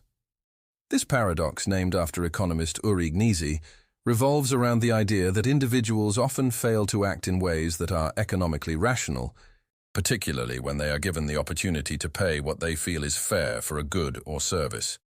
In his experiments, Gneezy demonstrated that when consumers are offered the chance to pay what they want for a product, rather than being given a fixed price, many of them will choose to pay less than the market price, even when they are satisfied with the product and could afford to pay more. The paradox arises because despite the fact that consumers are aware of the value of the goods they receive, they tend to underpay, which contradicts the traditional economic theory that suggests individuals will always act in their own best interest by paying a fair price. The Pay What You Want, PWIW, pricing model is inherently paradoxical because it offers consumers a chance to set the price they are willing to pay, thus empowering them with complete control over the transaction. On the surface, this should result in higher payments, as consumers are given the freedom to pay what they perceive to be fair. However, the paradox emerges when consumers, who are well aware of the market value of the goods, opt to pay less than what is considered fair or expected. In many cases, consumers pay much less than the cost of production or the original price that would have been set under traditional pricing models. This behavior contradicts the assumption in classical economic theory that individuals always act in a way that maximizes their utility or satisfaction. At its core, the Gneezy paradox underscores the role of perception and social norms in shaping economic decisions. When individuals are given the freedom to set their own prices, they may feel compelled to pay less due to a variety of psychological factors. One of the primary drivers of this behavior is the belief that others will also underpay, which can lead to a social dilemma. In such cases, individuals may reason that if they pay less than the full price, they are simply participating in a system where others will do the same. This phenomenon is known as the free rider effect, where individuals act in their self-interest by underpaying, assuming that others will bear the cost. As a result, this collective behavior can undermine the viability of the Pay What You Want pricing model and lead to economic inefficiency. Another contributing factor to the Gneezy paradox is the perceived value of the product or service. While consumers may recognize the intrinsic value of the goods they receive, the act of being allowed to pay what they want can alter their perception of fairness. In a typical transaction, consumers expect to pay a fixed price based on the value of the product, and this creates a sense of equity in the exchange. However, when consumers are given the option to pay less, they may feel that paying a lower price is fair, even if the product's value remains unchanged. This pricing flexibility can distort the consumer's sense of fairness, leading to a situation where the consumer is willing to pay significantly less than what is necessary to sustain the business model. The paradox also raises important questions about the psychological effects of pricing strategies and the role of generosity in consumer behavior. In some cases, businesses that adopt a pay-what-you-want model rely on the generosity of consumers to voluntarily pay more than the minimum price. However, as the Gneezy'S paradox demonstrates, this assumption of goodwill does not always hold true. Even though consumers may feel positive about the product or service, they may choose to take advantage of the pricing flexibility and pay less than the fair value. This behavior highlights the disconnect between individuals' altruistic intentions and their economic self-interest, as they often act in ways that prioritize personal gain over fairness or the needs of the business. The paradox of pay what you want can also be explored in the context of market signaling. In a traditional pricing model, the price of a good sends a signal to consumers about its quality, value, and scarcity. Consumers often rely on these price signals to determine how much to pay for a product. In contrast, when businesses adopt a PWIW pricing model, they forego this price signal, leaving consumers to make decisions based on subjective perceptions of fairness and value. This lack of price signaling can lead to mispricing, where consumers either overpay or underpay based on individual perceptions rather than market fundamentals. The paradox is that while flexible pricing should theoretically allow for optimal consumer satisfaction, the lack of clear price signals often leads to inefficient outcomes. In many cases, businesses that adopt the pay-what-you-want model do so with the expectation that the overall average price will be close to the market price, as some consumers will pay more and others will pay less. However, the Gneezy'S paradox demonstrates that this expectation often fails in practice, as a significant proportion of consumers tend to underpay, leading to financial strain for businesses. This paradox challenges the notion that consumers always act in their own self-interest and instead highlights the importance of psychological factors, social norms, and expectations in shaping economic behavior. Despite these challenges, there are instances where the pay-what-you-want model can be successful, particularly in industries where consumer goodwill and reputation play a crucial role. For example, businesses that rely on repeat customers or positive word of mouth may find that some consumers choose to pay more than the minimum in order to support the business or because they value the experience. Additionally, the pay-what-you-want model can serve as a marketing tool, attracting customers who are intrigued by the unique pricing model and the sense of generosity it implies. In such cases, the paradox can be mitigated if consumers feel a sense of moral obligation to pay a fair price, even when they are not explicitly required to do so. The paradox of hoarding shares similarities with the pay-what-you-want paradox, as both highlight the tension between individual rationality and collective outcomes. In both cases, the behavior of individuals, when aggregated, leads to outcomes that are not optimal for the group as a whole. In the case of hoarding, individuals' desire to protect their wealth leads to a reduction in overall economic activity, while in the case of PWIW, individuals' desire to pay less leads to underfunded businesses and potentially market inefficiency. Both paradoxes emphasize the importance of cooperation, social norms, and shared responsibility in achieving optimal economic outcomes. In conclusion, Gneezy'S pay-what-you-want paradox offers a compelling insight into the complexities of pricing, consumer behavior, and economic theory. It challenges the assumption that consumers will always act in their own best interest by paying a fair price for goods and services. Instead, it reveals that when given the opportunity to set their own prices, consumers often underpay, leading to economic inefficiency and market instability.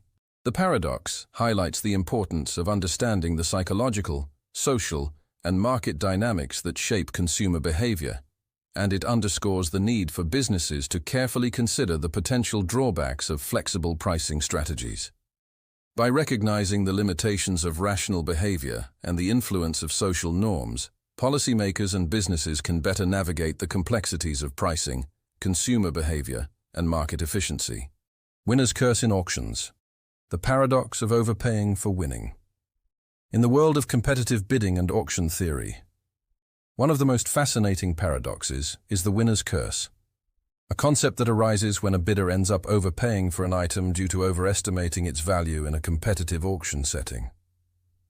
The winner's curse highlights the contradiction between the act of winning an auction, which is typically associated with success and achievement, and the negative consequences of paying more than the object is worth.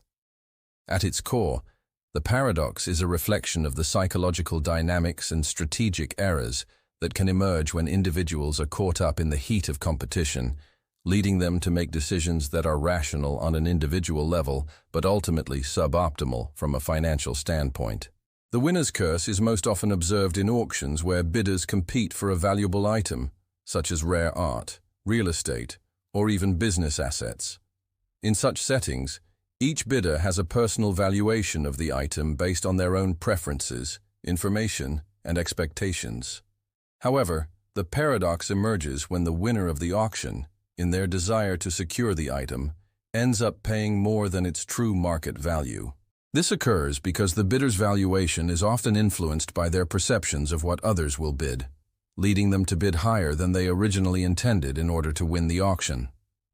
In the process, they may overestimate the item's value and end up paying more than it is worth, even if they won the auction.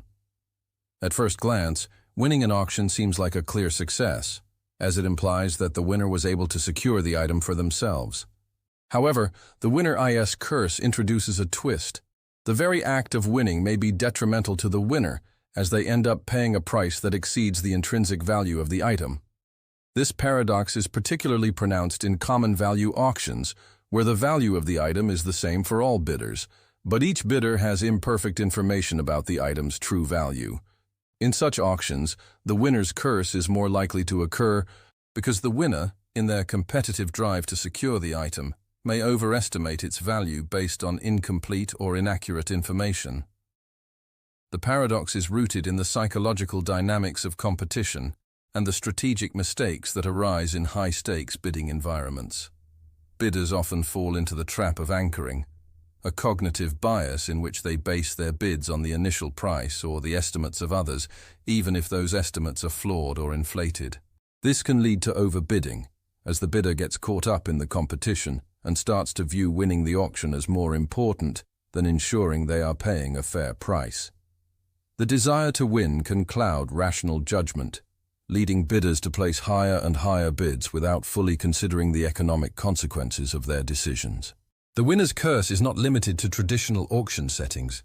It also appears in a wide range of competitive markets and bidding processes, including business acquisitions, real estate transactions, and even investment decisions.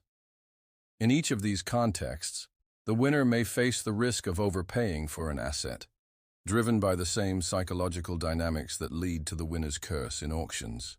The paradox lies in the fact that, while the winner may have secured the item they desired, they may have done so at the expense of their long-term financial well-being. This outcome can be particularly damaging if the asset later proves to be less valuable than initially anticipated, leading the winner to experience regret and financial loss. A key element of the winner's curse is the lack of information that bidders often face when participating in an auction. In many cases, bidders are working with incomplete or asymmetrical information, meaning they do not know the exact value of the item they are bidding on. This uncertainty can drive bidders to make overly optimistic assumptions about the value of the item, especially if they are influenced by the behavior of other bidders. As a result, the price of the item can become inflated, and the winner may find themselves paying far more than the true value. The paradox is that, in the absence of perfect information, rational bidding can actually lead to irrational outcomes, as bidders overestimate the value of the item based on their expectations and the actions of others. The winner's curse also underscores the challenges of strategic decision-making in competitive environments. In a perfectly competitive market, where information is readily available and all participants have equal access to it, the winner would be expected to pay a price that reflects the true value of the item. However, in real-world auction settings, the imperfect competition and psychological biases that influence bidding behavior can result in prices that are significantly higher than the true value of the item. The paradox highlights the tension between individual rationality, where bidders make decisions based on their own information and preferences, and the collective outcome, which may be inefficient and lead to suboptimal pricing. The winner's curse is particularly relevant in the context of market bubbles, where the value of assets becomes inflated due to speculation and overconfidence. In the run-up to a market bubble, investors may become caught up in a herd mentality, bidding up the prices of assets beyond their intrinsic value.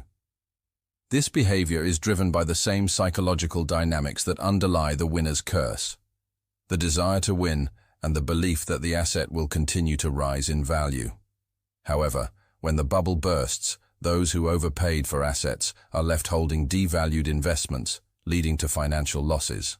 The paradox lies in the fact that rational behavior in the short term, bidding aggressively to win an auction or secure an asset, can lead to irrational outcomes in the long term when the true value of the asset becomes apparent. One of the most striking aspects of the winner's curse is how it underscores the disconnect between price and value in competitive markets. While price is often seen as an objective measure of value, the winner's curse demonstrates that the price of an asset can become inflated due to factors such as competition, psychological biases, and information asymmetry. This disconnect can lead to mispricing, where the winner of the auction or transaction ends up with an asset that is worth less than what they paid for it. The paradox highlights the importance of understanding not just the price of an asset, but its true value in relation to the broader market. In conclusion, the winner's curse offers a profound insight into the complexities of pricing, competition, and rational decision-making. It challenges the assumption that winning an auction or securing an asset is always a positive outcome, as the winner may end up overpaying for the item and suffering financial loss. The paradox underscores the psychological dynamics that influence decision-making in competitive markets, as well as the importance of information, strategic thinking, and self-awareness in achieving optimal outcomes. By understanding the winner's curse, bidders, investors, and policymakers can better navigate the complexities of competitive markets, avoid the pitfalls of overpaying, and make more informed and rational decisions in their economic pursuits. Monty Hall problem applied to financial decision-making, the paradox of decision-making under uncertainty.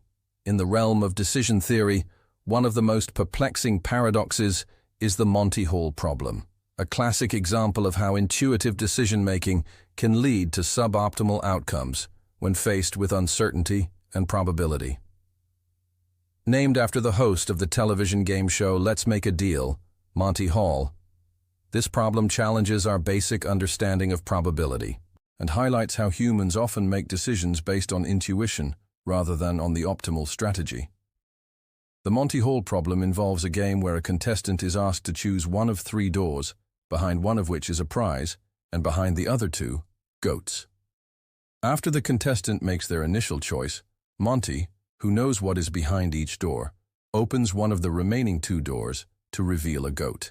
The contestant is then given the opportunity to switch their choice to the other unopened door.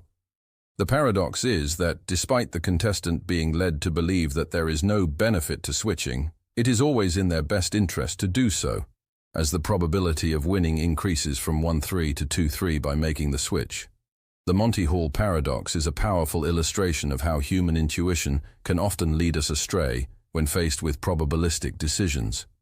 Most people, upon hearing the problem, instinctively believe that the odds of winning are 50-50 after Monty reveals one of the goats.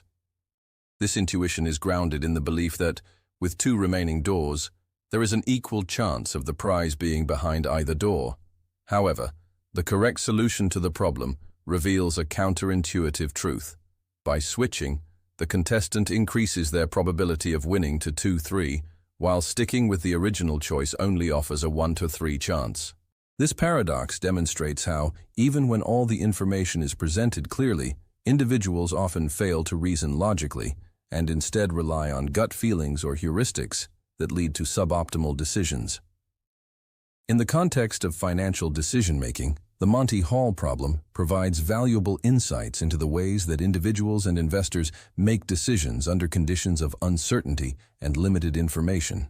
Just as the contestant S intuition leads them to believe that the odds of winning are equal after Monty S revelation, investors often assume that financial decisions involving uncertain outcomes are equally balanced between the available choices. For example, investors might view a stock's price increase or decrease as a random event, believing that the probability of future gains is the same as the probability of future losses. However, like the Monty Hall problem, this intuitive assumption is often incorrect, and investors may be overlooking favorable odds that could increase their chances of success. The Monty Hall paradox highlights the importance of understanding probability theory and applying it to decision-making in situations of uncertainty. In financial markets, uncertainty is a constant, and decisions often involve choosing between options that have uncertain outcomes. Whether investing in stocks, bonds, or real estate, individuals must make choices based on incomplete information, and their decisions are often influenced by factors such as past performance, gut feelings, or media influence. However, just as the contestant in the Monty Hall problem can improve their chances of winning by switching their choice, investors can improve their chances of financial success by analyzing the odds and strategically adjusting their decisions based on new information or market trends. One of the key lessons of the Monty Hall paradox is the importance of questioning assumptions and re-evaluating decisions in light of new information. In the Monty Hall problem, the contestant's initial decision is based on the assumption that the odds are even, but once Monty reveals a goat, the probabilities shift. Similarly, in financial markets, investors must be willing to adjust their strategies when new information becomes available or when market conditions change. For example, investors who are overly confident in their initial decisions may fail to recognize when a particular investment is no longer aligned with their goals, leading them to hold on to losing positions or miss out on profitable opportunities. The ability to switch strategies when circumstances change is essential for maximizing the chances of success in both financial decision-making and in life. Another important takeaway from the Monty Hall paradox is the psychological barrier that often prevents individuals from making the optimal decision. Just as the contestant's intuition leads them to resist switching, investors often experience a similar psychological resistance to changing their approach, even when the evidence suggests that doing so would improve their chances of success. This status quo bias, the tendency to stick with the current situation, is a well-documented phenomenon in behavioral economics, and it can have significant consequences in financial decision-making. Investors may hold on to losing investments out of fear of realizing a loss, or they may avoid making changes to their portfolio due to uncertainty or discomfort with risk. The Monty Hall paradox underscores the importance of overcoming psychological biases and making decisions based on rational analysis rather than emotional impulses. The Monty Hall paradox also illustrates the concept of information asymmetry and how it can shape decision-making in financial markets. In the Monty Hall problem, Monty possesses information that the contestant does not. He knows where the prize is located. This knowledge allows him to act in a way that changes the probabilities for the contestant, even though the contestant may not realize it. Similarly, in financial markets, there are often informational imbalances between investors, financial analysts, and insiders, which can lead to mispricing and suboptimal decisions. Investors who do not have access to the same information as market insiders may make decisions based on incomplete data, leading to investments that are riskier or less profitable than they appear. The Monty Hall paradox reminds us that in situations of uncertainty, the availability of information can significantly influence the outcomes of our decisions. In conclusion, the Monty Hall paradox provides a fascinating lens through which to examine decision-making under uncertainty. It demonstrates that, despite appearances, the rational decision is often not the one that feels most intuitive. Whether in the context of an auction, an investment, or any other uncertain situation, individuals can improve their chances of success by questioning assumptions, re-evaluating decisions, and being willing to adjust strategies based on new information. The paradox also highlights the psychological barriers that often prevent individuals from making the optimal decision, such as status quo bias and overconfidence. By learning to recognize these biases and applying probability theory to decision-making, individuals can make more informed and rational choices that align with their long-term goals. In the world of finance, as in life, the ability to switch strategies and adapt to new information is key to maximizing success and avoiding the winner's curse of overpaying for a poor decision. Endowment effect, the paradox of overvaluing what we own. One of the most fascinating and paradoxical phenomena in behavioral economics is the endowment effect, a cognitive bias that leads individuals to overvalue the things they own simply because they own them. This paradox challenges the traditional economic assumption that people make decisions based solely on the objective value of an item.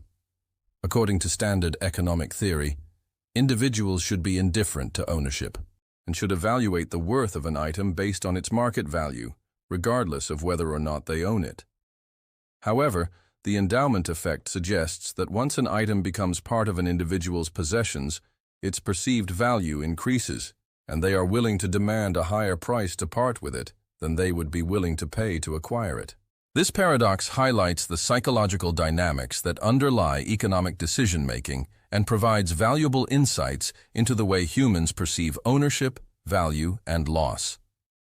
The endowment effect is often demonstrated through simple experiments where individuals are given an object, such as a mug, a pen, or a ticket to a concert, and then asked how much they would be willing to sell it for or pay to acquire the same item.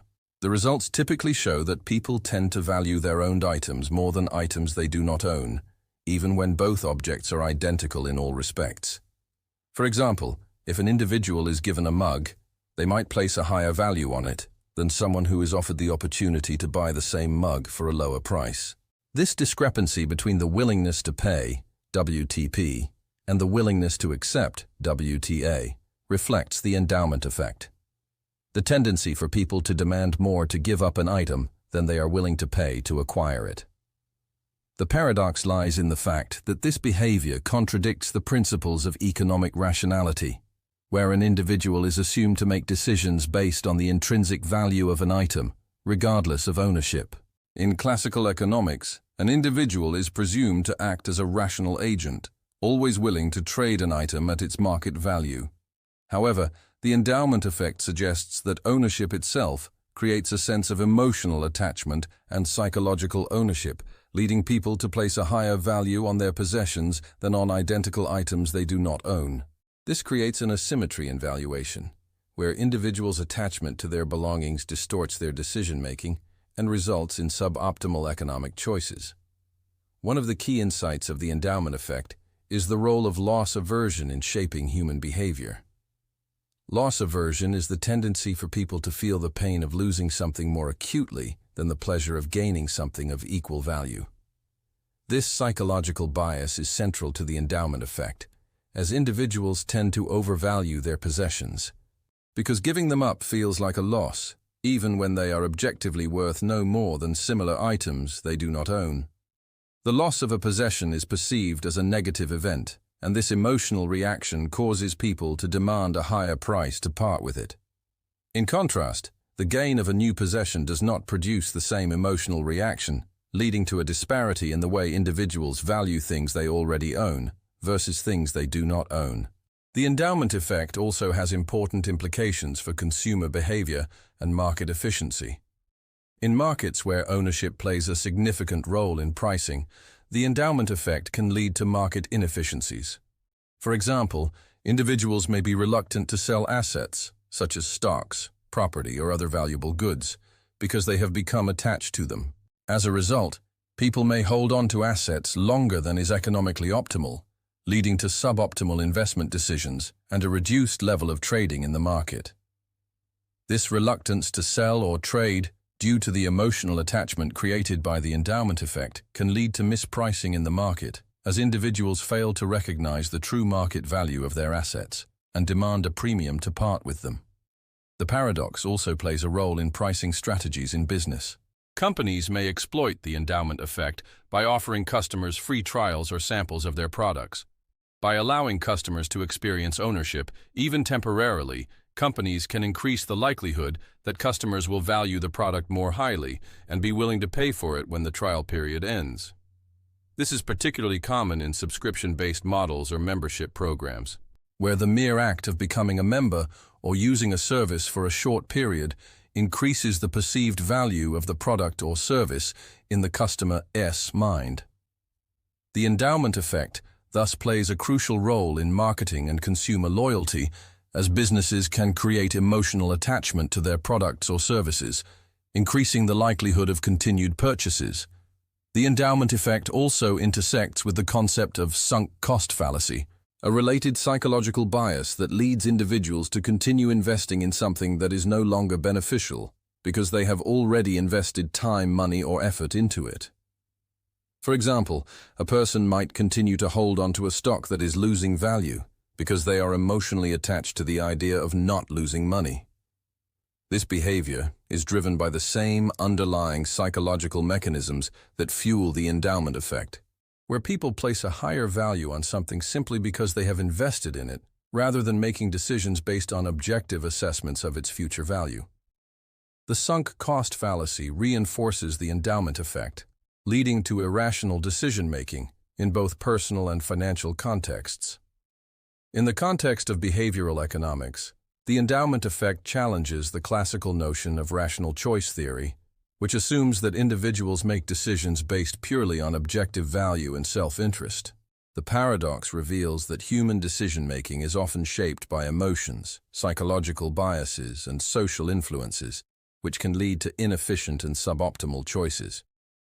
The endowment effect is not just a quirk of individual decision-making, but a reflection of deeper psychological mechanisms that influence how we perceive value and ownership.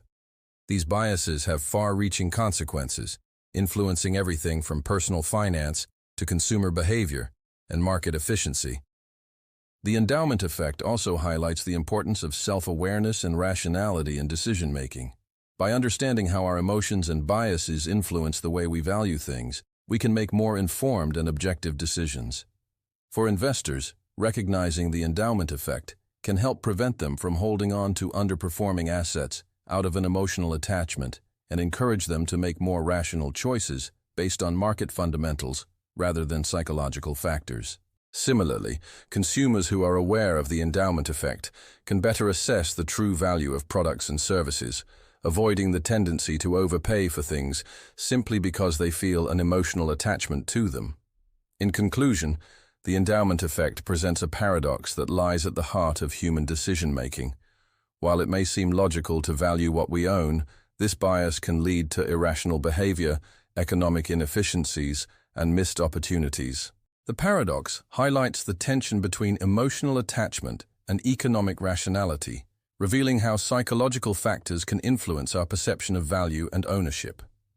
By recognizing the endowment effect and understanding the role of loss aversion and psychological biases in decision-making, we can make more informed and rational choices, both as individuals and as participants in the broader economy. Loss aversion paradox, the paradox of risk and regret. In the study of behavioral economics, one of the most compelling paradoxes is the loss aversion paradox, which reveals a profound truth about human psychology and decision-making. Loss aversion, a concept pioneered by Kahneman and Tversky, refers to the idea that people experience the pain of loss more intensely than the pleasure of an equivalent gain. In simpler terms, losing something feels much worse than gaining something of equal value feels good.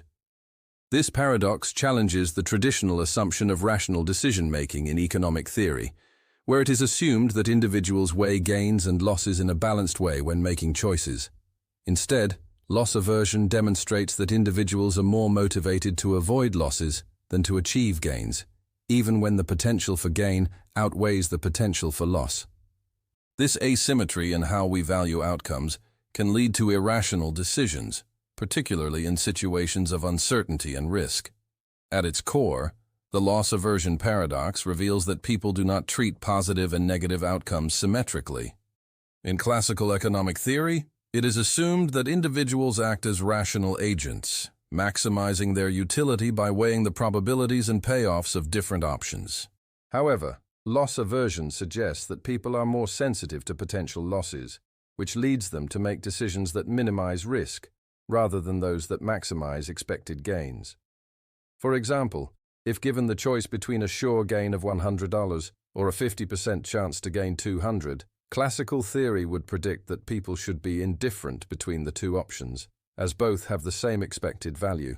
However, loss aversion suggests that individuals are likely to prefer the certain gain of $100 because the potential loss of not winning the $200 would feel far worse than the pleasure of gaining an additional $100. This preference for avoiding loss, even when it means forgoing a higher potential gain, is at the heart of the loss aversion paradox. The paradox is particularly evident in situations where individuals must make decisions involving uncertainty and risk.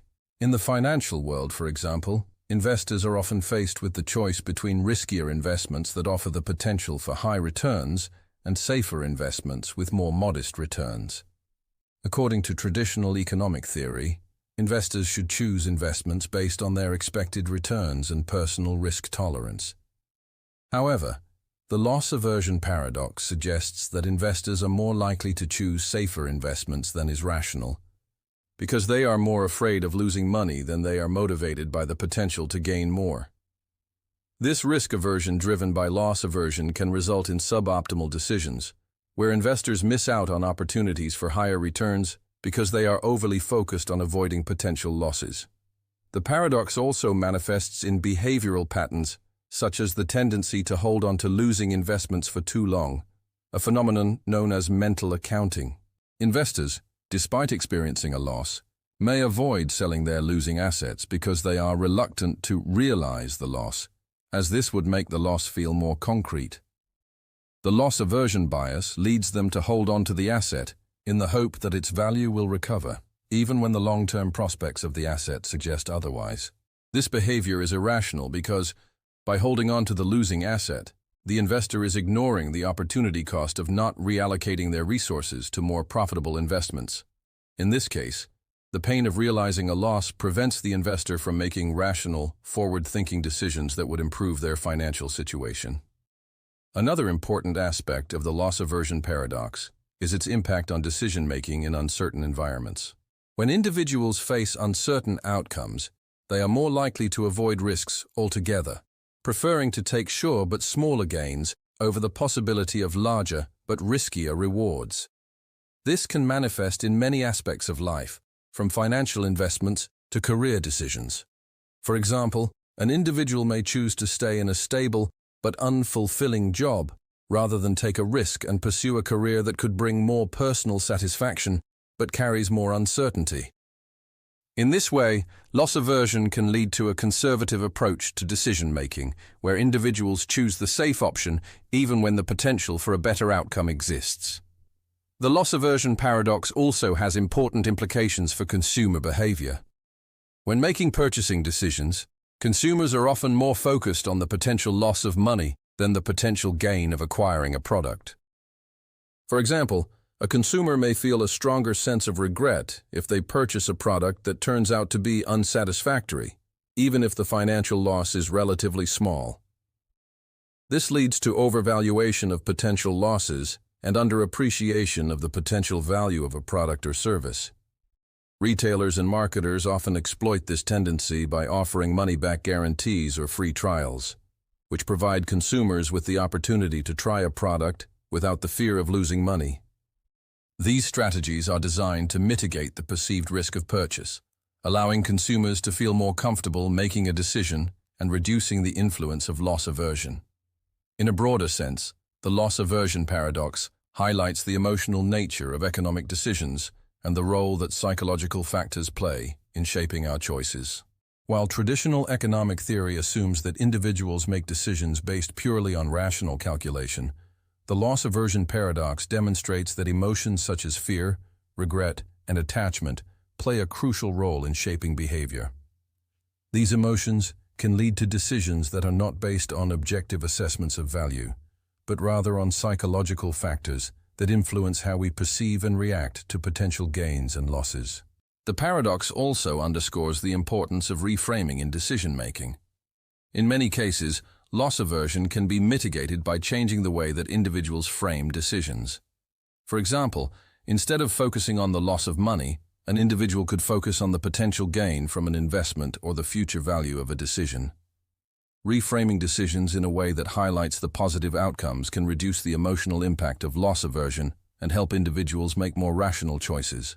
Additionally, Financial advisors and economists can help clients overcome loss aversion by encouraging them to take a long-term perspective and make decisions based on their overall financial goals, rather than short-term emotional reactions. In conclusion, the loss aversion paradox provides profound insights into how psychological biases can distort economic decision-making. While traditional economics assumes that individuals make rational decisions based on objective value, the paradox reveals that emotions and cognitive biases, such as the fear of loss, significantly shape our choices. Loss aversion leads people to overvalue the potential losses in any given situation, often resulting in irrational decisions that focus more on avoiding loss than maximizing gain. By understanding this paradox, individuals can become more aware of their biases and make more informed decisions that align with their long-term goals and financial well-being. Sunk cost fallacy in financial behavior. The paradox of irrecoverable investment. The sunk cost fallacy is one of the most pervasive and paradoxical behaviors in human decision-making, particularly in the realm of financial behavior. It refers to the tendency for individuals to continue investing time, money, or effort into a project or asset, not because it is still a rational or profitable decision, but because they have already invested significant resources into it. This fallacy arises from a psychological bias in which individuals are reluctant to abandon a losing course of action due to the emotional attachment they feel to their previous investment, even though continuing down that path only results in further losses. In economic theory, the sunk cost is defined as an expense that cannot be recovered once it has been incurred, yet the sunk cost fallacy demonstrates how people often irrationally allow these unrecoverable costs to influence future decisions. At its core, the sunk cost fallacy represents a contradiction in economic rationality. Traditional economic theory posits that individuals should make decisions based solely on future costs and benefits, and that past investments should not influence those decisions.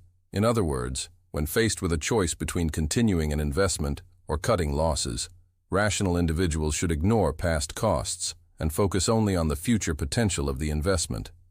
However, the sunk cost fallacy suggests that people often fail to do this, and instead continue to pour resources into failing ventures because they cannot bear the thought of wasting their previous investment.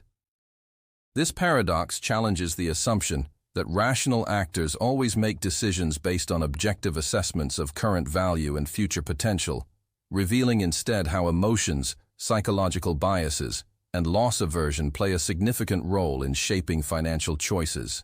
One of the key psychological drivers of the sunk cost fallacy is the concept of loss aversion, the tendency to feel the pain of loss more intensely than the pleasure of gain.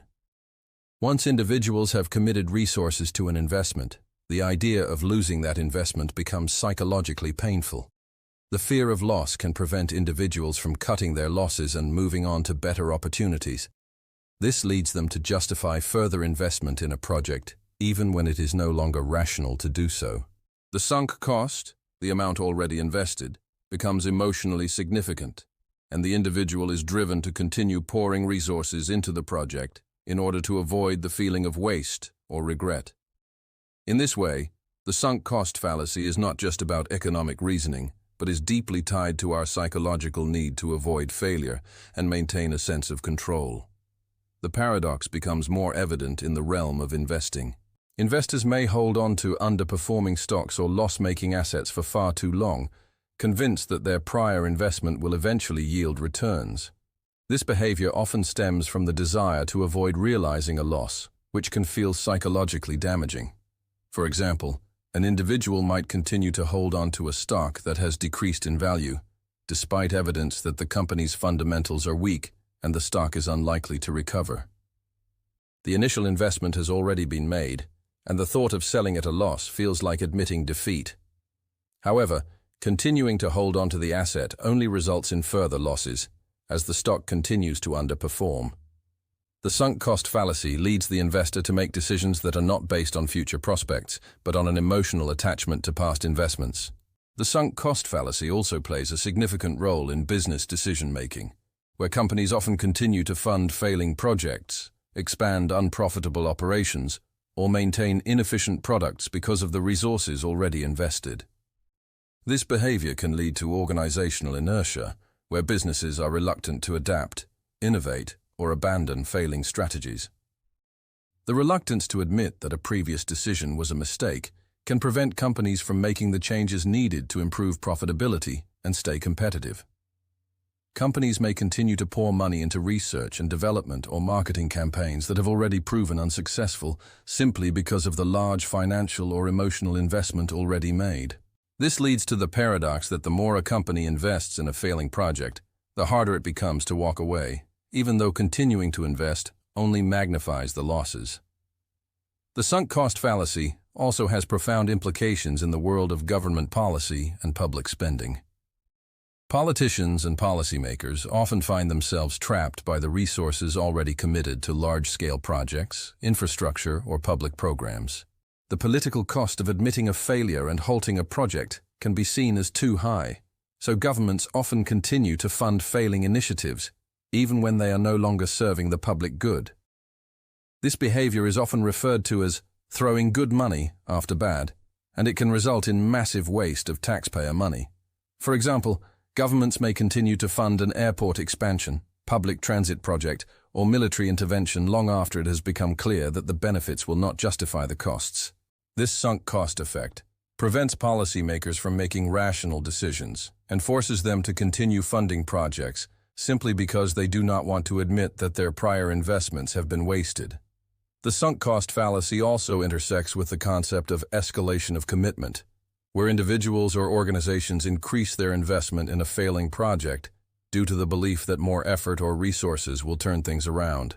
This phenomenon can be observed in startups, corporate ventures, and even personal relationships, where individuals continue to invest more time, money, or energy into something that is clearly failing because they feel that walking away would make the initial commitment feel meaningless. The more invested individuals become in a project, the more they feel compelled to continue, even when the logical decision is to cut their losses. This escalation is often fueled by a desire to prove that the initial decision was correct, and it can lead to further financial harm as the costs continue to mount. One of the most profound implications of the sunk cost fallacy is its ability to distort future decision-making. By allowing past investments to influence future choices, individuals and organizations prevent themselves from making rational assessments of the available options. This distorts the decision-making process and results in continued losses, missed opportunities, and poor allocation of resources. The paradox is that the more one invests in a failing project, the less likely they are to recognize that the best course of action is to cut losses and move on to a new opportunity. This is particularly true in financial behavior, where emotional attachment to investments, products, or strategies often leads to irrational behavior and financial mistakes. In conclusion, the sunk cost fallacy reveals a significant flaw in human decision-making, both on an individual and organizational level. It underscores the role of psychological biases in shaping our economic choices, particularly our reluctance to abandon failing ventures due to emotional attachment to prior investments. While economic rationality suggests that decisions should be based solely on future costs and benefits, the sunk cost fallacy demonstrates how past investments can distort judgment and lead to suboptimal choices. By recognizing the sunk cost fallacy and understanding its role in financial behavior, individuals, businesses, and policymakers can make more rational decisions that align with their long-term goals, avoid escalating losses, and optimize the allocation of resources.